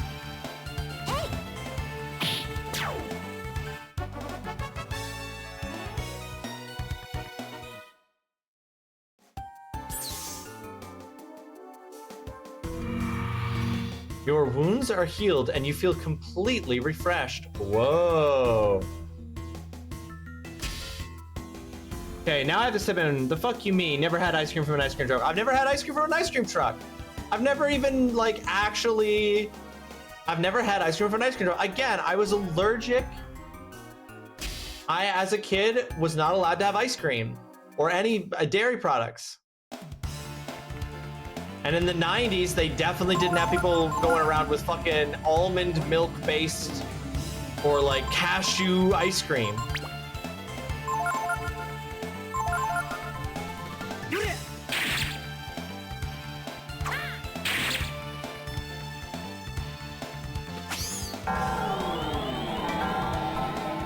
What is an ice lolly?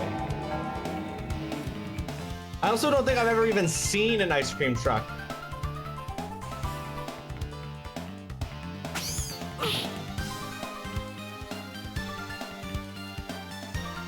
Just like going around ding-a-linging.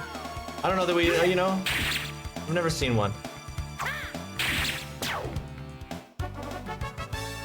But no, I've never had an ice cream from an ice cream truck. I've never walked up to a man in a truck and handed him money to give me ice cream from his truck. I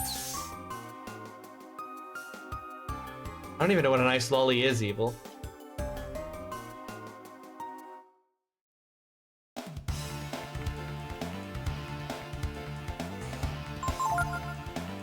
Listen, guys. I feel like you're putting me on the defensive here for me telling you about my life. About ice cream trucks. Just going around ding-a-linging.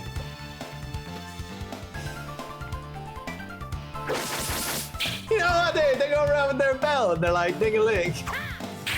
Ding-a-ling-a-ling. I'm telling you guys my truth, okay?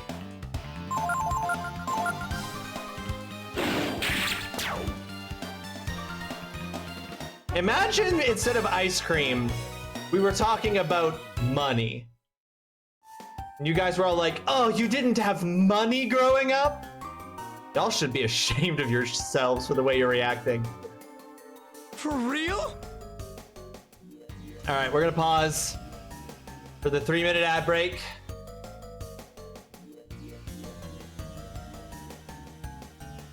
Oh, a popsicle. Yeah, sure, of course, I've had a popsicle. But you don't need to go to an ice cream truck for a popsicle. There's also never any ice cream trucks around when I was a kid. Like, that just wasn't a thing. It's not like there was an ice cream truck going by and all the kids were running out to it and I was sadly sitting in my house like, boo-hoo, I can't have ice cream. I don't even want your fucking popsicle. Like, there were no ice cream trucks. They didn't exist. They weren't there. There were no ice cream trucks driving around where I was living that I ever saw. Right? If I wanted a popsicle, I'm going to the corner store. Gonna go walk to the corner store and get an ice cream, a popsicle. No ice cream trucks, right?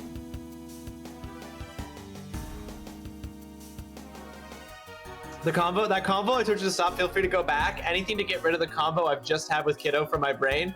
Will it help you get rid of the combo you've just had with Kiddo if you share with us what the combo you've just had was? Or is this thing you can't share because it's too much and you don't want us all to have it in our brains?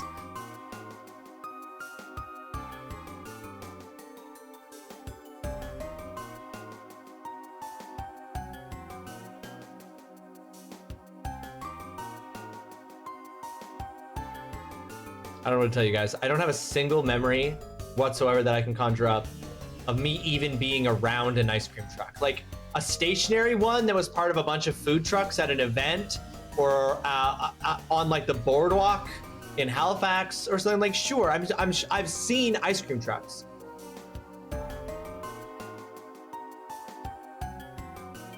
But I've never gotten ice cream from an ice cream truck.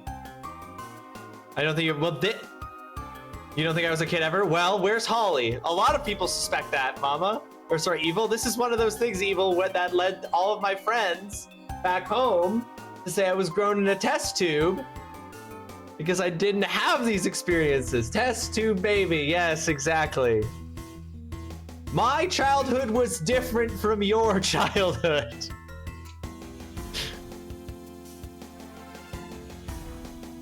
Bedtime combos with my child can be very ranged at topics. Tonight's was castration.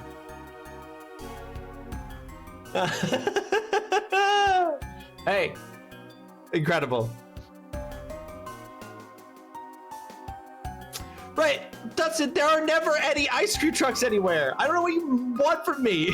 I have had ice cream. My wife and I have gotten ice cream from the local ice cream shops around here. I've had ice cream, but there's never any ice cream trucks. I can't get something from something that doesn't exist.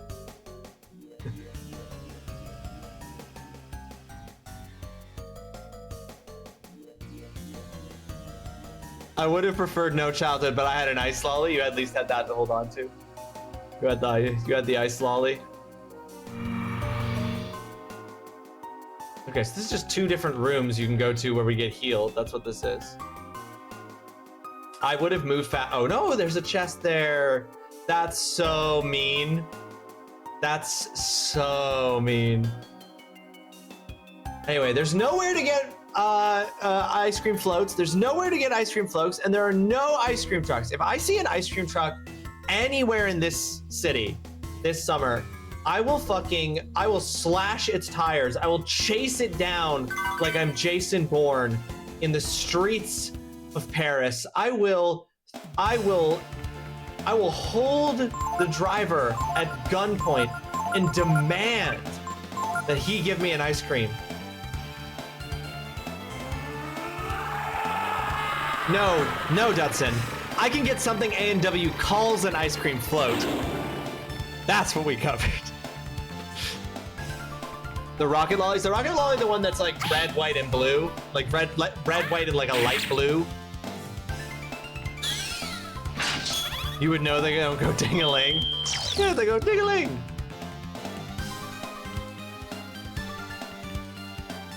This isn't even the first bedtime conversation that has been about testicles. Well, sometimes you gotta. Oh, am I gonna die? After all that, am I gonna die?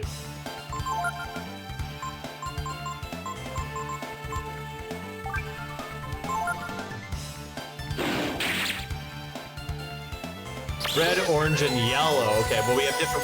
We've listed different colors.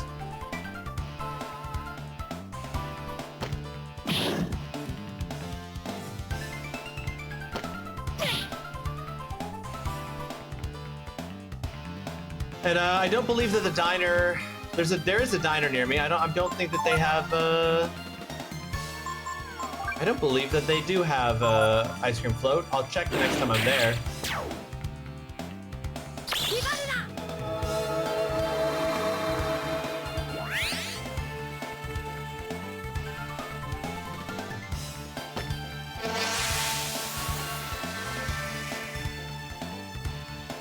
Oh, it gives you the confused status.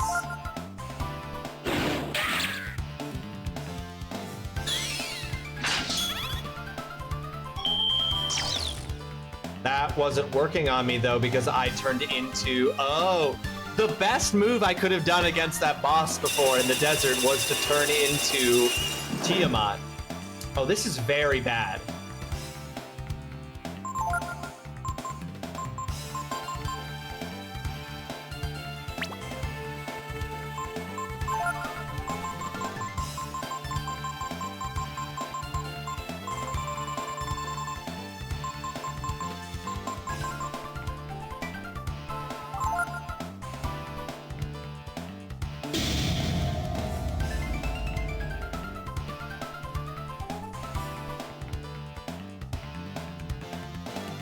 I'm busting out some moves.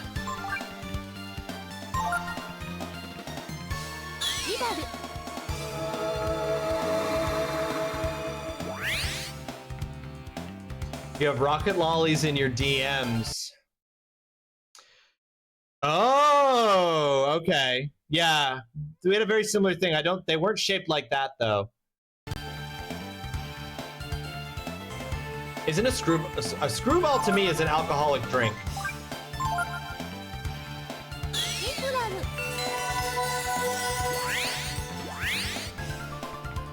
Wait, is everyone but Momo getting? Oh, interesting. If I had known that, I would have acted differently.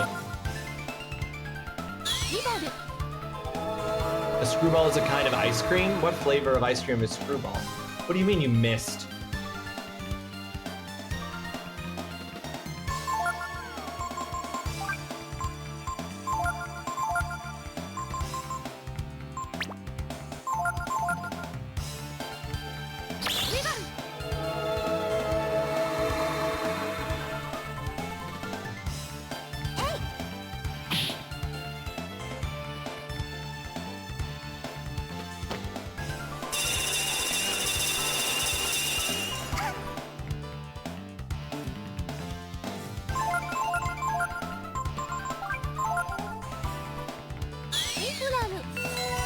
It was ice cream in a cup and bubblegum at the bottom. Oh, okay.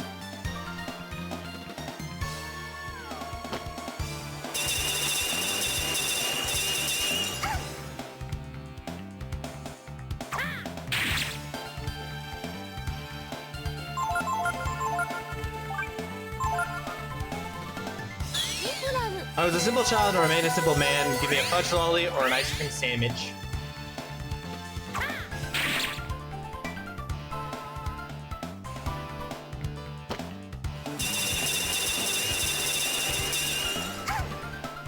Yeah, we typically get like me and my wife get with groceries sometimes we'll get like a fudge sickle.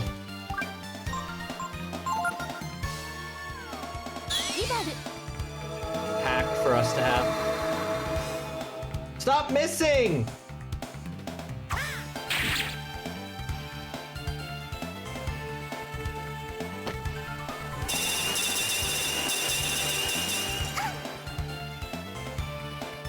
The ice attacks are getting weaker and weaker, I'm realizing.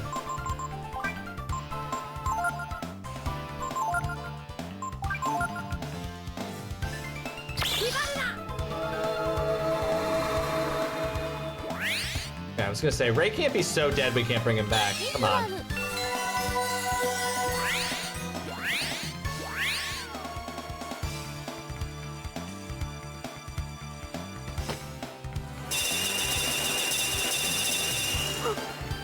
This fight has been fucked up. This fight has been actually fucked up.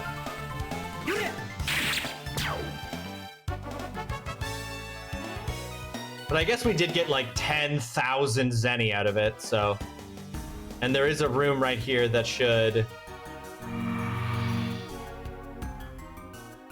Now that should get back all my AP too, if I'm not mistaken. That's fantastic.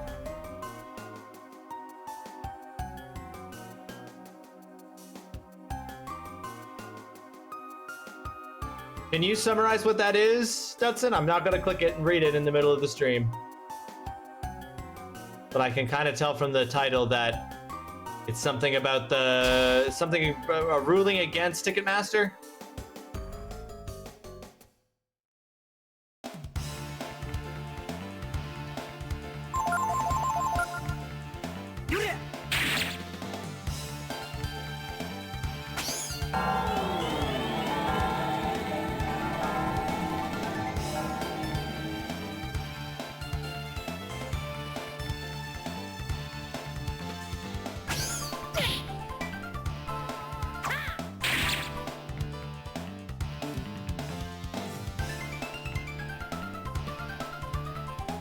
Ticketmaster has been ruled an illegal monopoly on 3 different counts. The aim is to work towards breaking up Ticketmaster into smaller parts that cannot have the power it currently holds.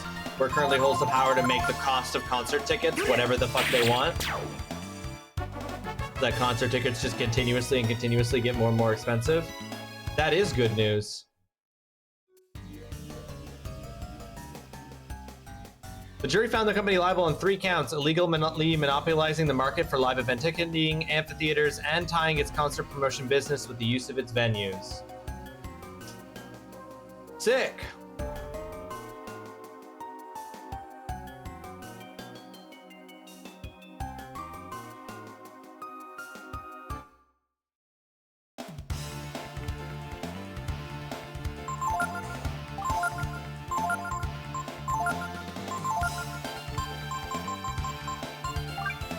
That's actually huge.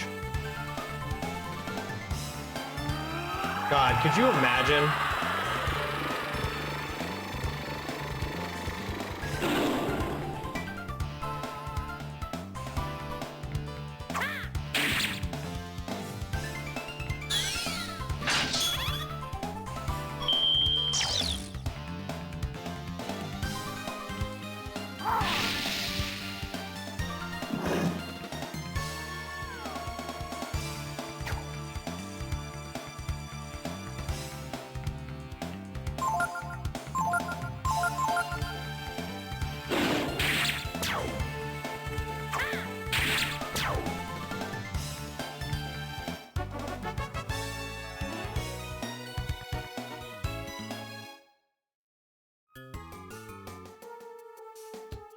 Like, wait, is this even where?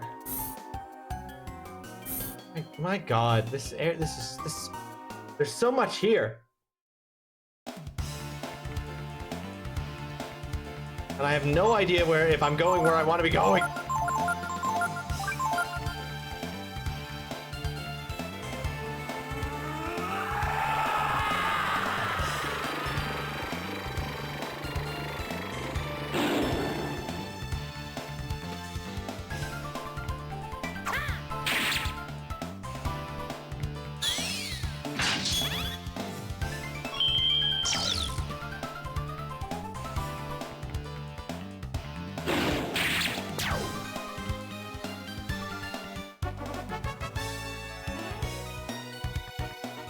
All right, but we are leveling up. I mean, we're getting a ton of money. I don't know if there's going to be like a...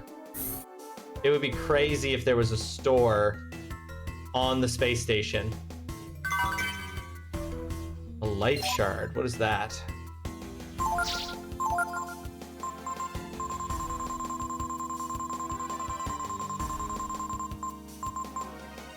It raises the user's max HP by 1. I'll do it. Raises the user's power. Raises the user's defense. Raises the user's agility. Didn't realize I had all these items that gave me... Raises the user's intelligence.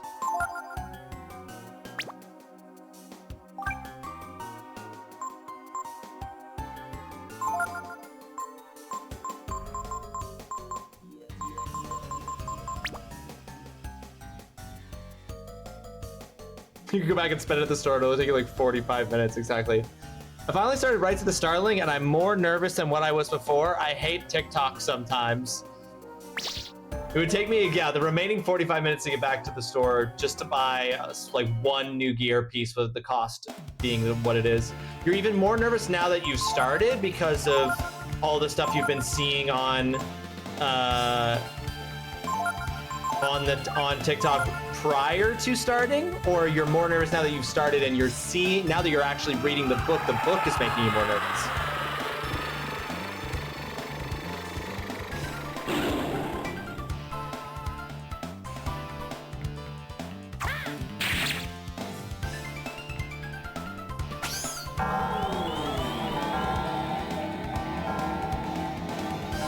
These nightmare guys who put us to sleep suck.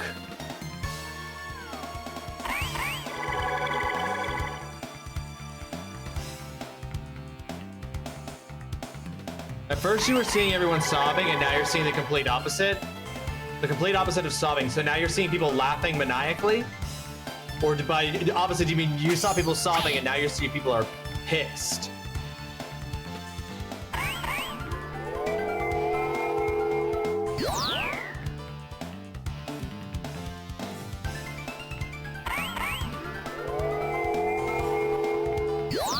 All right, it's splitting the community.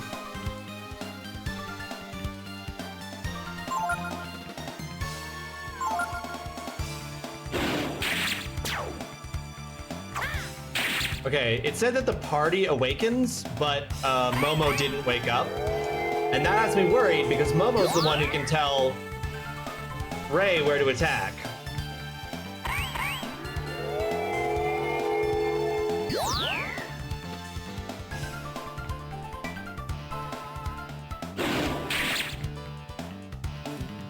There we go.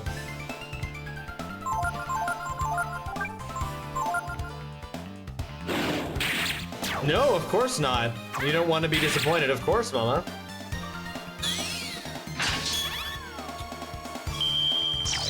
You'll have to let me know because I've got both of those books on my wish list for if they ever go on sale on Kobo to pick those up.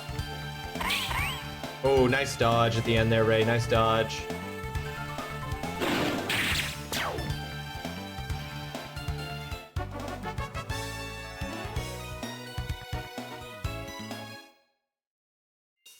I've been working on reading every night for a bit, getting back into the habit, etc. I'm on book 5 of this year. That's good, Dudson. Good job.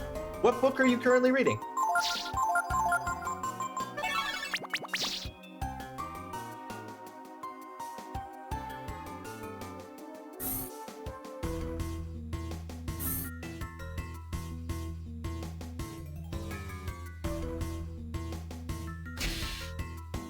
Wait. That's the main entrance. Eric by Terry Pratchett. I have never read anything by Terry Pratchett, although, of course, from working at a bookstore for years, I'm very familiar that he has many, many books. His are the Discworld books, right?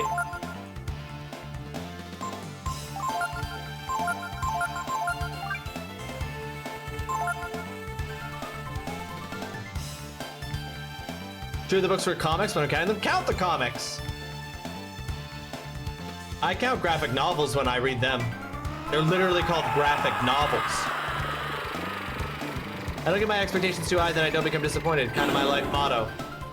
Yeah, then you know what? That probably saves you from disappointment, but two things. One, it can be hard not to get excited for things you want to be good. And two, if you don't set your expectations too high, then you never get to experience the joys of hype. Hype can burn you. Hype can burn you real bad though, so I get that. I've slowed down massively this month. Easter and being ill has really fucked with my reading. I've only read 2 so far this month. That is a slowdown for you. One was Warp Your Way, a choose your own adventure book for Star Trek Lower Decks, and the other is They Call Us Enemy by George Takei. So not a Star Trek book, but just by a Star Trek actor? Or is They Called Us Enemy? That sounds like the name of like a memoir.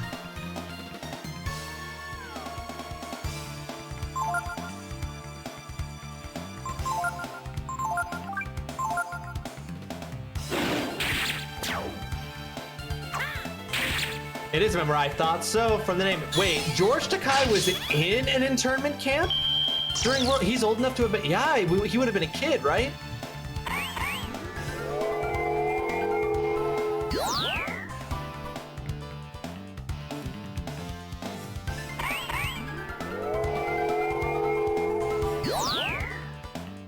They moved in between multiple camps then?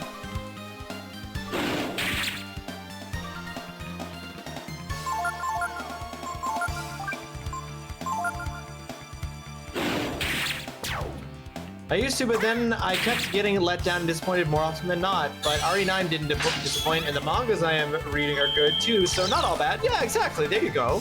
See, evil? But I get it. I think that you're probably. I think that's probably closer to what my attitude is about stuff now. I'm no longer excited about something. I wait until people can confirm for me that something is good, then I get excited about it.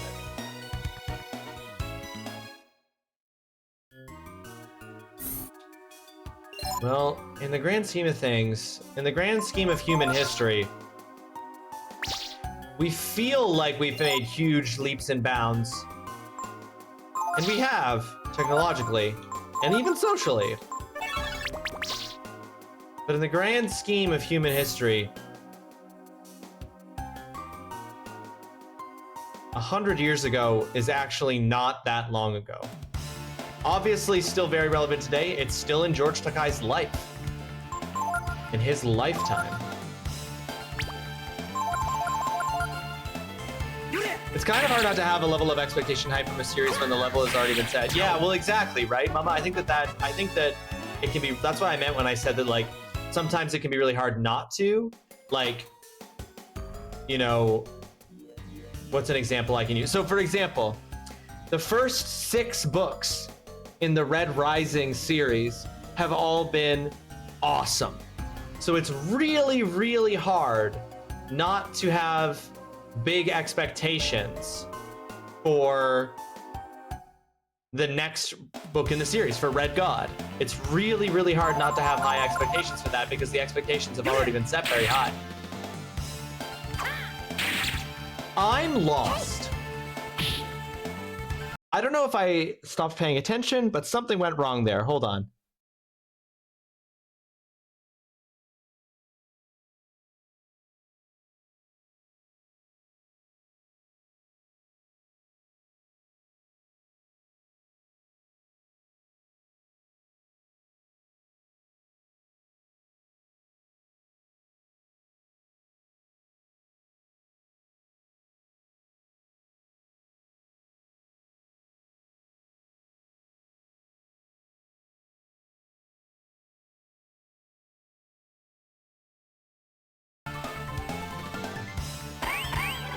I'm very confused by what this is telling me to do, but I've ended up going the wrong way.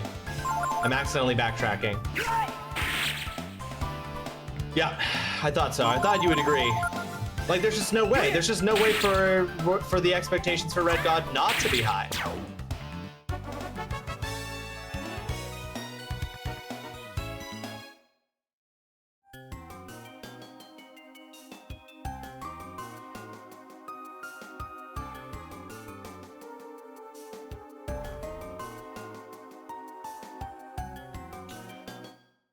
Now that I am getting back into reading, I had to fix up my bookshelves. I have spare room, but they've been languishing. We had to get rid of so many books, and some of them I was very sad to see go.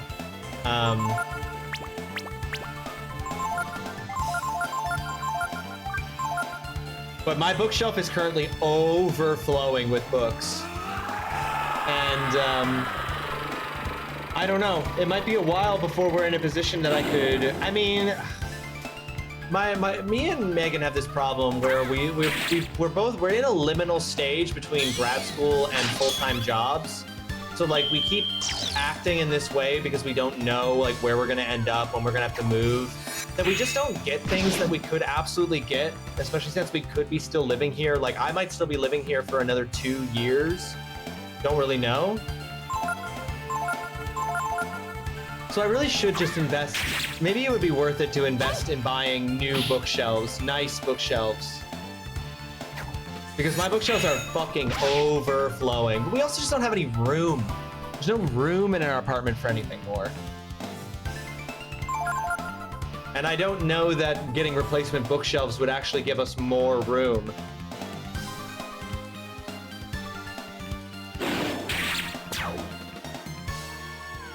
Anyway, along with Rights of the Starling, I needed a Kindle read because that is not a book to take to bed and get cozy. And I have thoughts. You have thoughts about Rights of Starling is not a book to take to bed and get cozy. Okay. It's interesting though because the reason I picked the book up is the reason I'm doubting now. I still don't even have you don't even have shelves. Where do you have your physical copies of books, Mama? Just in boxes or? I have one shelf in my to-read pile, but now I have a have-read pile and don't know where to put them. Can you get the shelf risers so you could double layer your books on each shelf? No, because the bookshelves I have, the books, there's no. The bookshelves I have, the books fill the shelf. And they're basically to this. I mean, I could get them one shelf higher towards the ceiling, but that's hard to reach. Then I need a stool or something to reach it. And there's only a little bit of room to get ones that are wider. No, even just like regular hardcover books, Stetson. The shelves I have are a hardcover book fills the shelf.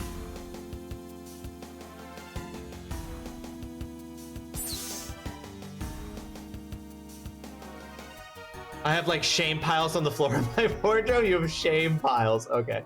So yeah, unfortunately, it's not a thing that I could unfortunately, it's not a situation where I could upgrade the existing bookshelf. So that would be a good idea if that was something I could do.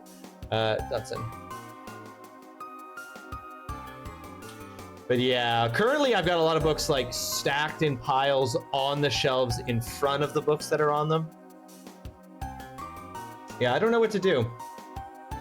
I don't know what to do. I might, that might be something to, oh, guys, there's a door there. I didn't see this door. I had no idea there was I thought this was a dead end. I might have to take a look at some options for what to do. I mean,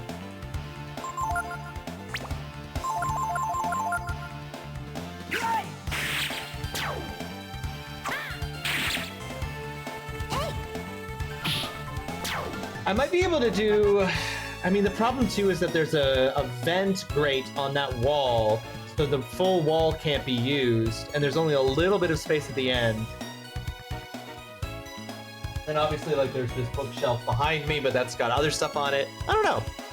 It's tough. It's tough. There's not really anywhere to put more bookshelves if I got them, even though I definitely could use them.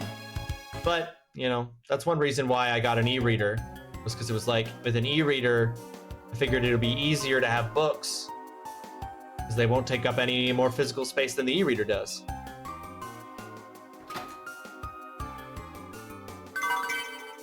You found a holy robe.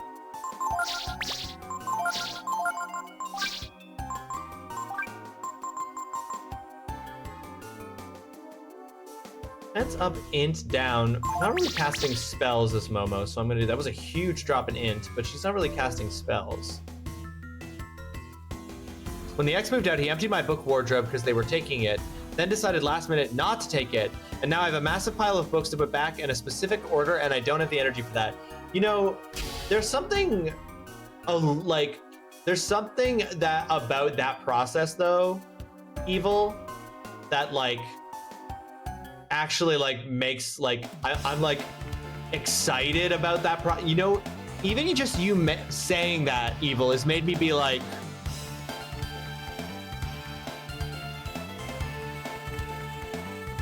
maybe I could empty these shelves of books and redo them, and I can move some of the books. See, if I had a permanent office, if I had a permanent work office, I would move some of my books to my office at work. But because I never know semester to semester whether or not I'm gonna have a course, which means that semester to semester I don't know if I'm gonna have an office, I've never done that. Oh, I did not influence. I should have influenced. I sent you my shame piles. Please respond. Oh my god. Okay, hold on. I mean, at least they're nicely organized, mama. They're nicely organized. They're nicely stacked. Authors are with authors. I don't know. I think that you're applying more shame to it than you should.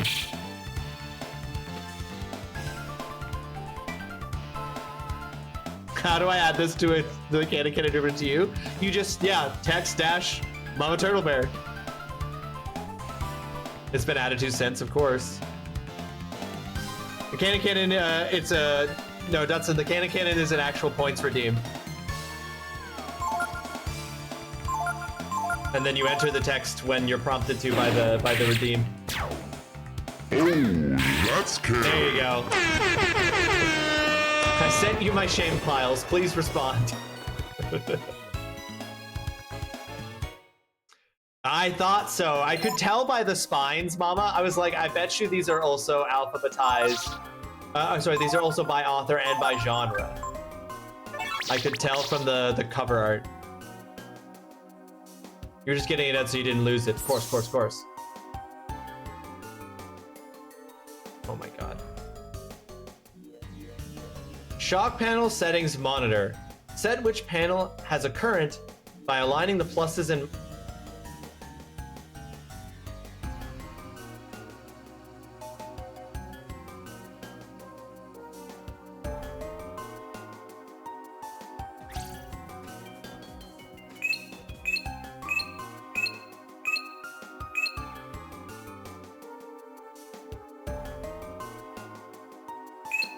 What?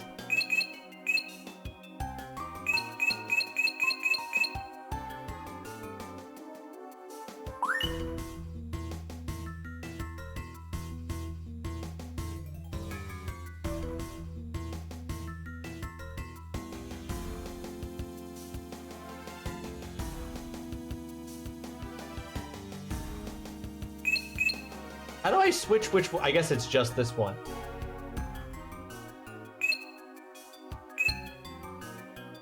This is clearly to like build a path that I can walk from the left side to the right side. But I don't know what the information that's being communicated is, so I don't know how to change it.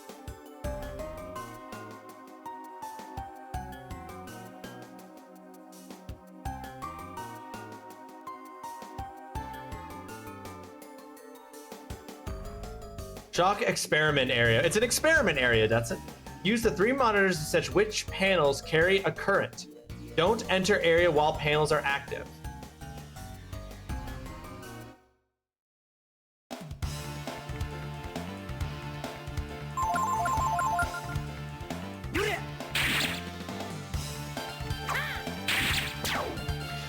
But yeah, Mama, sorry, yeah, Evil, you saying that, even though literally what you were saying is that the idea of doing it is too exhausting, it is honestly inspiring me to look at these shelves and think about what I can do to rearrange these shelves. I'm so not going to remember the context of that in about 3 years' time when it randomly fires. And that is the beauty of the canon, is so many of the canon quotes and things now. I have been doing this, guys. I've been doing this for almost 6 years. I will have been streaming on Twitch consistently for 6 years in June. I don't remember the context of many of the canons.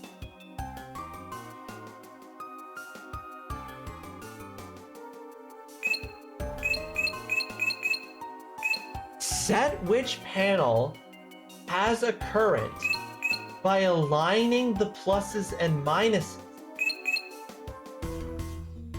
I don't understand. At least I inspired someone, and in 3 years' time, my response will be, there's a cream for that. I don't understand what I'm doing. I need an explanation from the game about how this puzzle works. Oh, fuck.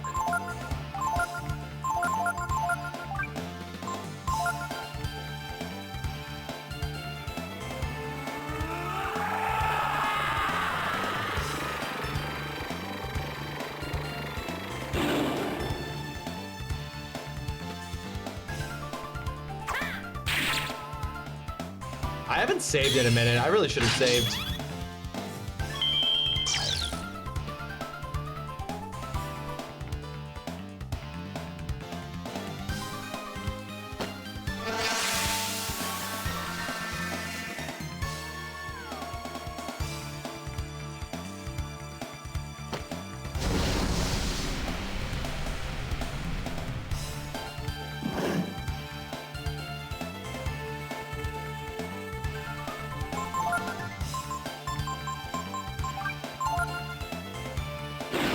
Did you stop being exactly evil? It'll be a bad sign.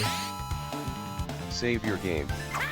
Thank you, Fuji Ioku. That is good advice. Okay, Momo might be down.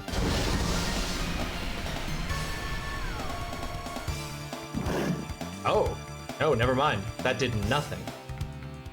And I've regained my sanity.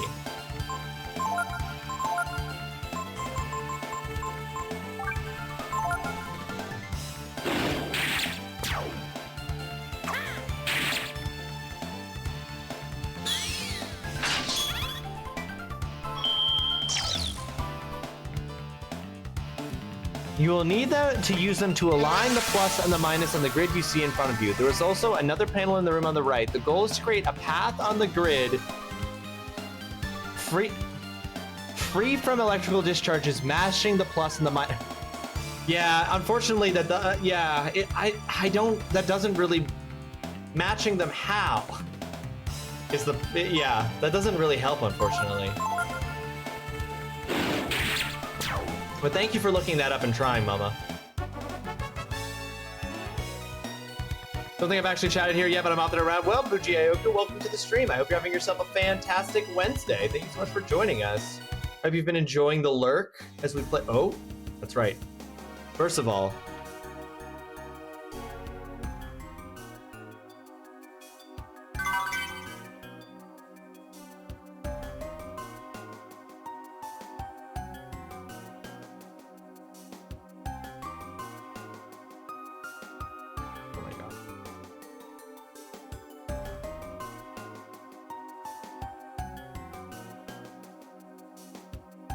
aligning the pluses and minuses. That's the part I don't understand.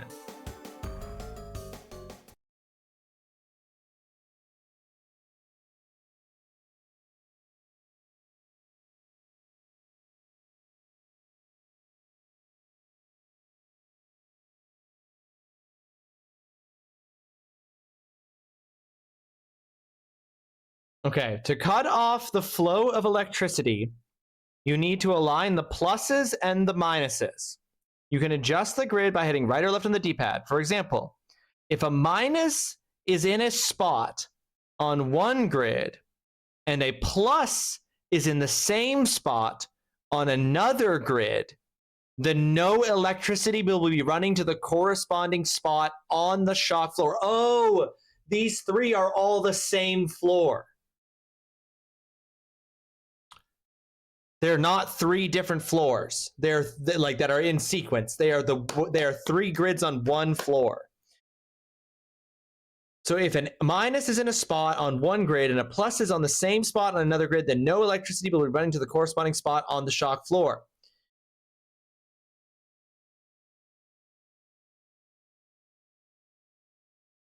Oh no. This gives a guide for how to do it. Assuming they haven't been adjusted, and I've definitely adjusted them.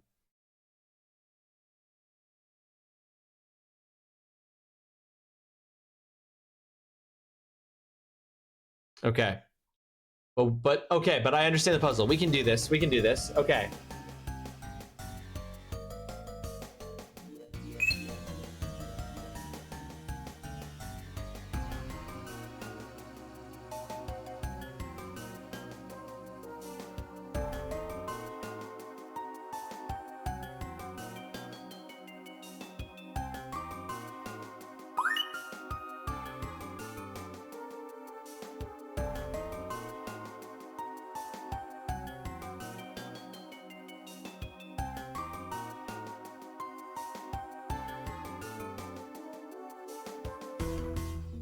There does not seem to be a way to reset, no.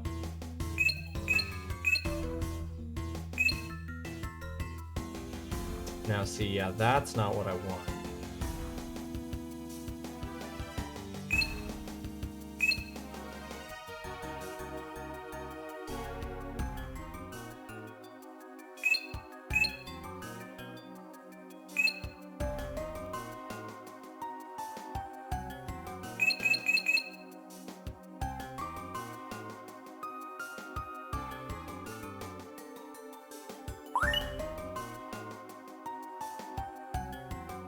Okay, that's a clear path. My friends will probably step on them, but that is at least a clear path.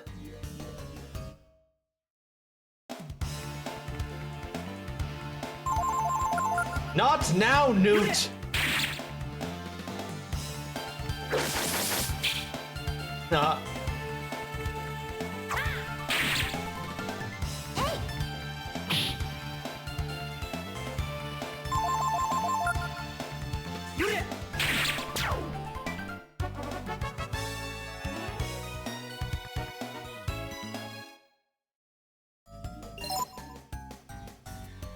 Okay, let's ability. Okay. Can I go through here? Oh no.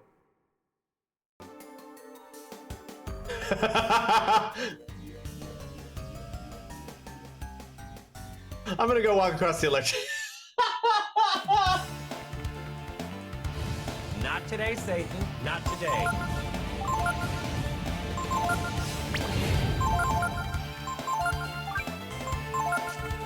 I heard some kind of roar when we went through that door, and I was like, not yet.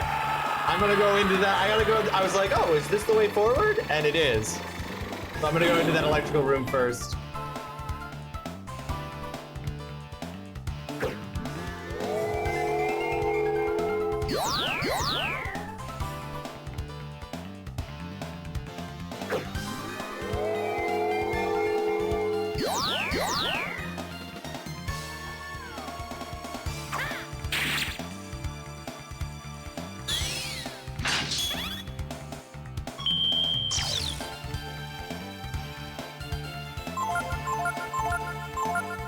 I was gonna go for my first Alice Feeney on my Kindle because I meant to be reading it with some girls, but they mentioned it being confusing, so I'm maybe leaving it until kiddos back at school and I have time.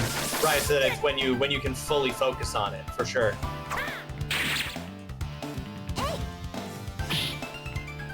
That makes sense to me.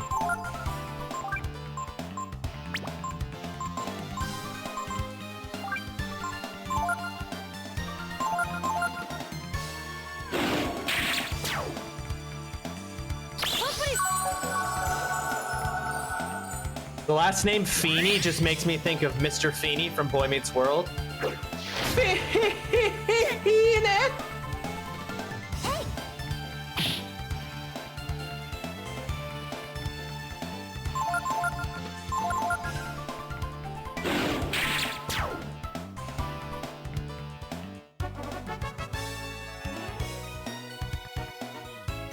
So I picked up a Frida instead, very hit or miss, but the one I chose, I've heard there's a thing about turtles, so I was curious, but it turns out it's so much turtle. Wait, what? You're gonna have to explain that one. Who is Frida? What do you mean by, like, that there's just a lot of the turtle, the animal? Floor is flashing with sparks and looks dangerous. Do you go in? Yes. Oh, I'm going alone. Okay, I love that.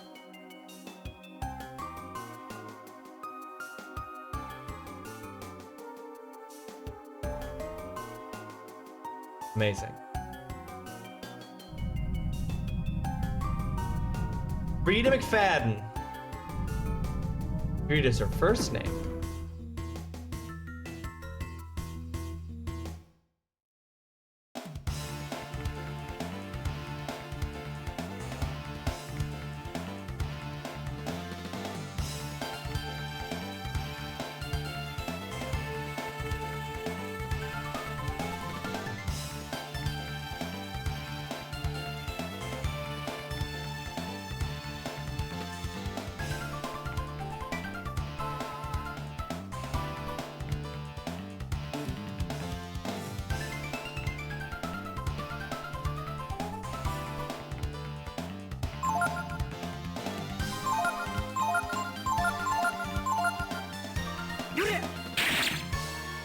The character's obsessed with turtles. Okay.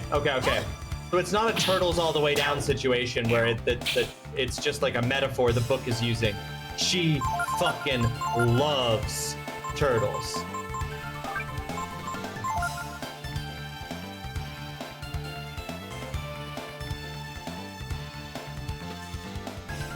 A lot of the narrative so far has been about turtles, and you're at about 20%.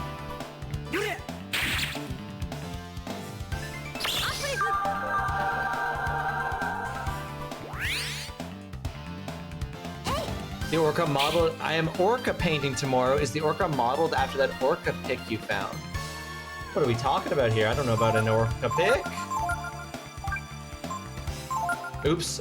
Well, I meant to target myself, not Ray. Ray's getting an absolutely unwarranted amount of healing.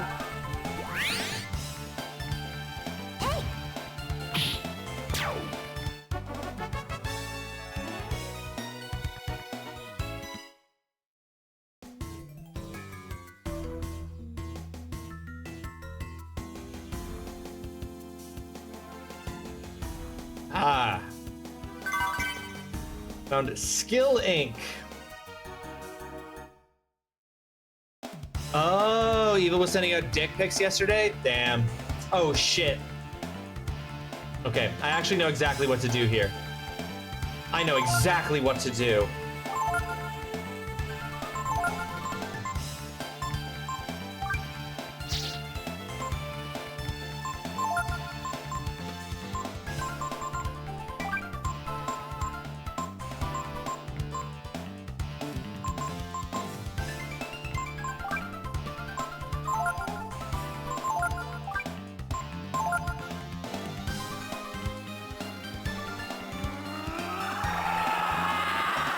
Alright, now we can get through this quickly because I would very much like to go, whatever that thing roaring that we heard in that other room that took a little bit longer to load before, that I save scummed about, I figure that's probably a boss, and I would really like to end today's stream on that boss.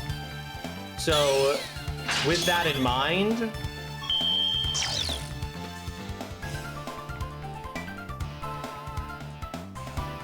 my neighbors just started cooking something. We might go a little bit past 5 o'clock today so that we can end with beating that boss.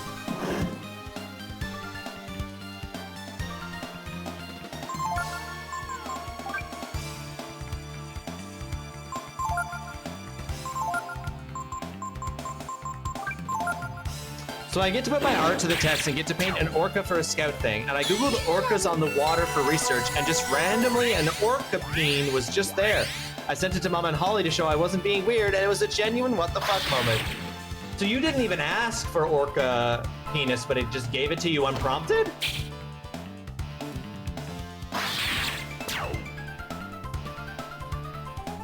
Bankenheim, welcome to the stream. Hope you're having yourself a fantastic Wednesday. How you doing, dude? How are ya? Welcome in. How's the middle of the week treating you, Bank?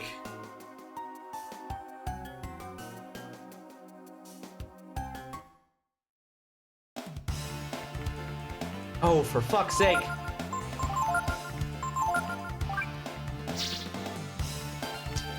I don't like this because these are making me use a lot of my AP.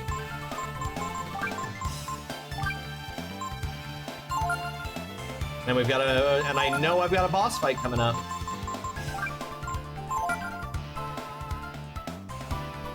Yeah, like picks at beautiful orcas coming out of the water and then BAM! Orca penis. Damn. Nobody expects the orca penis. With my penis. Oh, there it is. No one expects the orca penis with my penis? Who would? If it could stop snowing, I'd be okay with that. At this point, I need sun like a houseplant. Yeah, I know. We've been we had like a very brief period of nice weather last week, Bank, and then it's been nothing but dreary rain here, and I'm desperate, I tell you, desperate to get me some nice weather here. Oh, that's not great.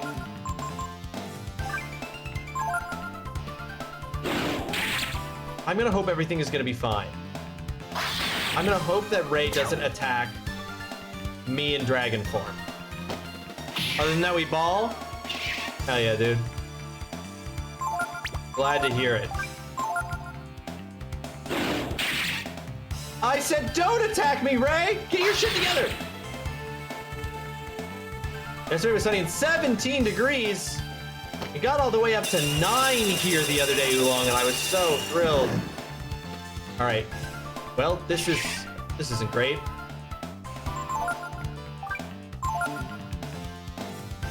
But the news is if I die in dragon form, I just get a ton of experience points, and I would have resurrected with full health. Yikes on bikes. Okay, I think what we're gonna do, we're gonna have to, I don't want to, but we're gonna backtrack to heal before we go fight the boss. Don't let me go to the boss without backtracking to heal, y'all. It's still supposed to be winter? Climate change. I've been doing lunch walks all week and it's not rained on me yet, but I did get absolutely bullied by the wind. There was a day a few days ago that, yeah, the wind was crazy.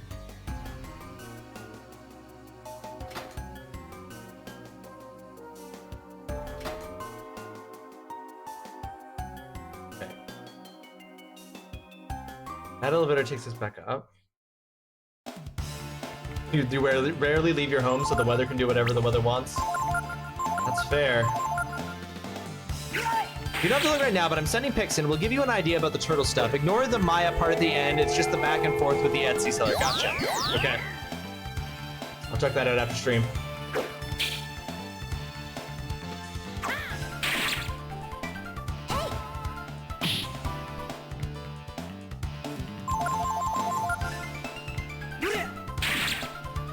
That didn't kill it? That's crazy.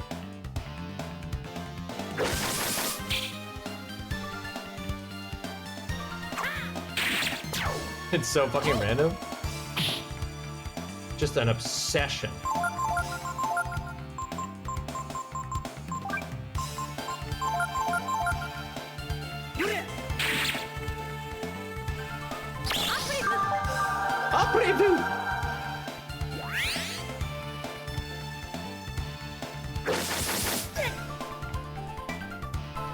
His regular chops do more damage than his mighty chops.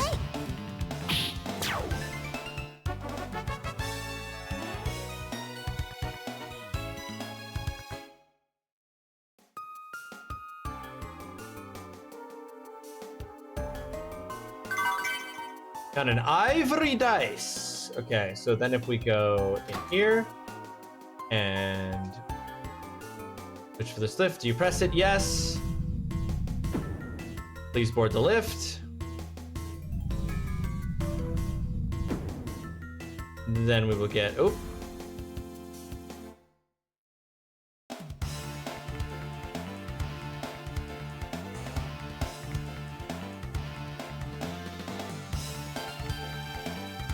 Oh, okay. Well, that's fine.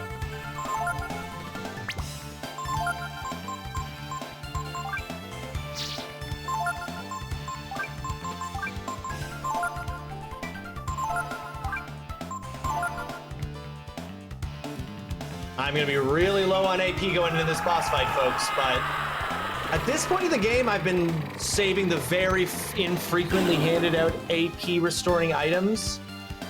I might restore my AP just so that I can go Tiamat on the monster in the next room.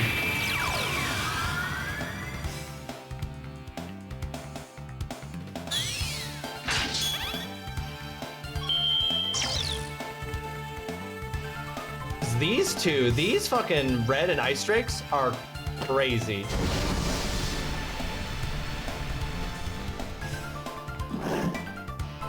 Like that's gonna take it. That's almost done. And Ray, what the fuck? Okay, actually, it's better to just do this.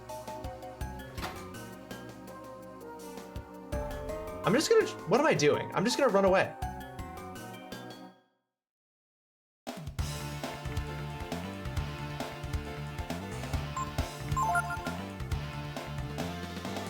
Those things are so crazy hard. I will say that's one way that this game really does create difficulty is that AP is so hard to restore, and they throw a lot of really tough enemies at you to give you the opportunity to level up, but you risk using up all your AP and apparently getting bodied by regular ads on your way to a boss room.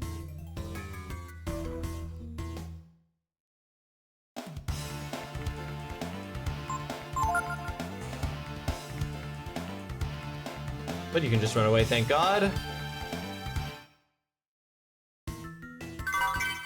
You found Slicer.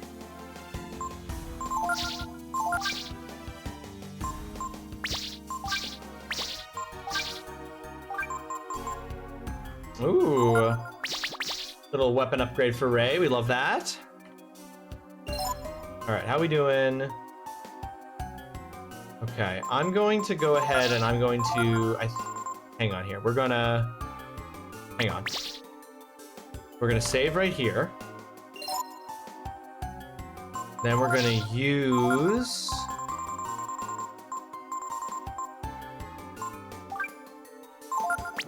one wisdom fruit.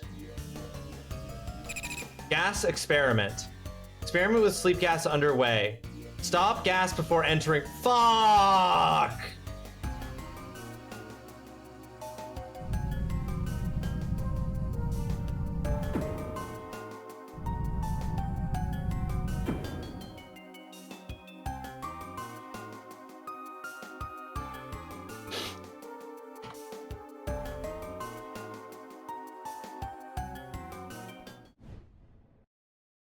All right, folks, so that's gonna be the end of today's stream.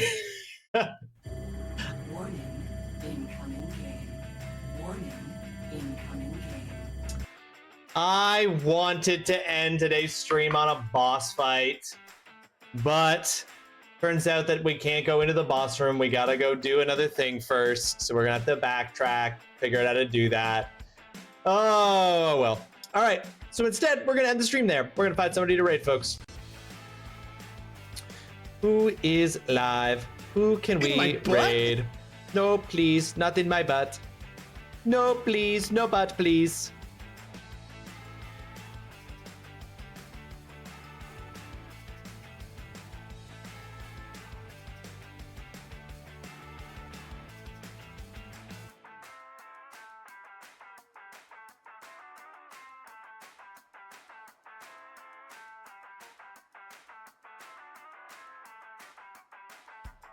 Bye. Let's raid Frankie. Frankie's playing Animal Crossing. Why are so many people playing Animal Crossing when Pokemon Pokopia is right there? I'm not criticizing Frankie. We're raiding into Frankie. You know Frankie. Mama also mods over there. If you're not already following Frankie, please drop a follow when you get over there. It's free. It costs you nothing. It makes you a better person. Grab the top message if you are a subscriber. Grab the bottom message if you're a follower. Oh, fuck. I can't believe Expand them when we get over there. Okay. I'm back. Thank you for hanging out, Ivory. Thank you for hanging out, Oolong. Thank you for hanging out, Evil. Thank you for hanging out, Mama. That's the most upsetting thing you could Enjoy the rest of your days. Like, what the fuck? Is Village Hunter an update that they did for Animal Crossing? That would make sense. I understand. Okay, so that's why. Okay, that's why everybody's playing it. That's why everybody's playing it. Folks, I'll be back on Saturday, 1 p.m. Eastern, for some more Abiotic Factor with Jasper and Holly. Then I will be back on Monday, April 20th for more Breath of Fire 3. Then I will be off on Wednesday, April 22nd because I have an exam that I'm administering that day. And then it will be off on Saturday, April 25th because that is my 1-year wedding anniversary weekend. Megan and I have some plans for that weekend, so I will not be streaming. But following April 25th, starting in the next following week in May, going into May, we'll hopefully by then know what my work schedule looks like for the summer, and we'll hopefully figure out if we're going back to a more regular schedule or if we're continuing this week on, week off thing. We will see. Hopefully we can figure out something that works a little bit better. Take care of yourselves, be kind to yourself, be kind to others, get plenty of sleep, get plenty of water, get plenty of food, get plenty of exercise, do things to make you happy, all that good stuff that you know by this point. Village hunting, not village hunter. No, they hunt the villagers. Okay, bye!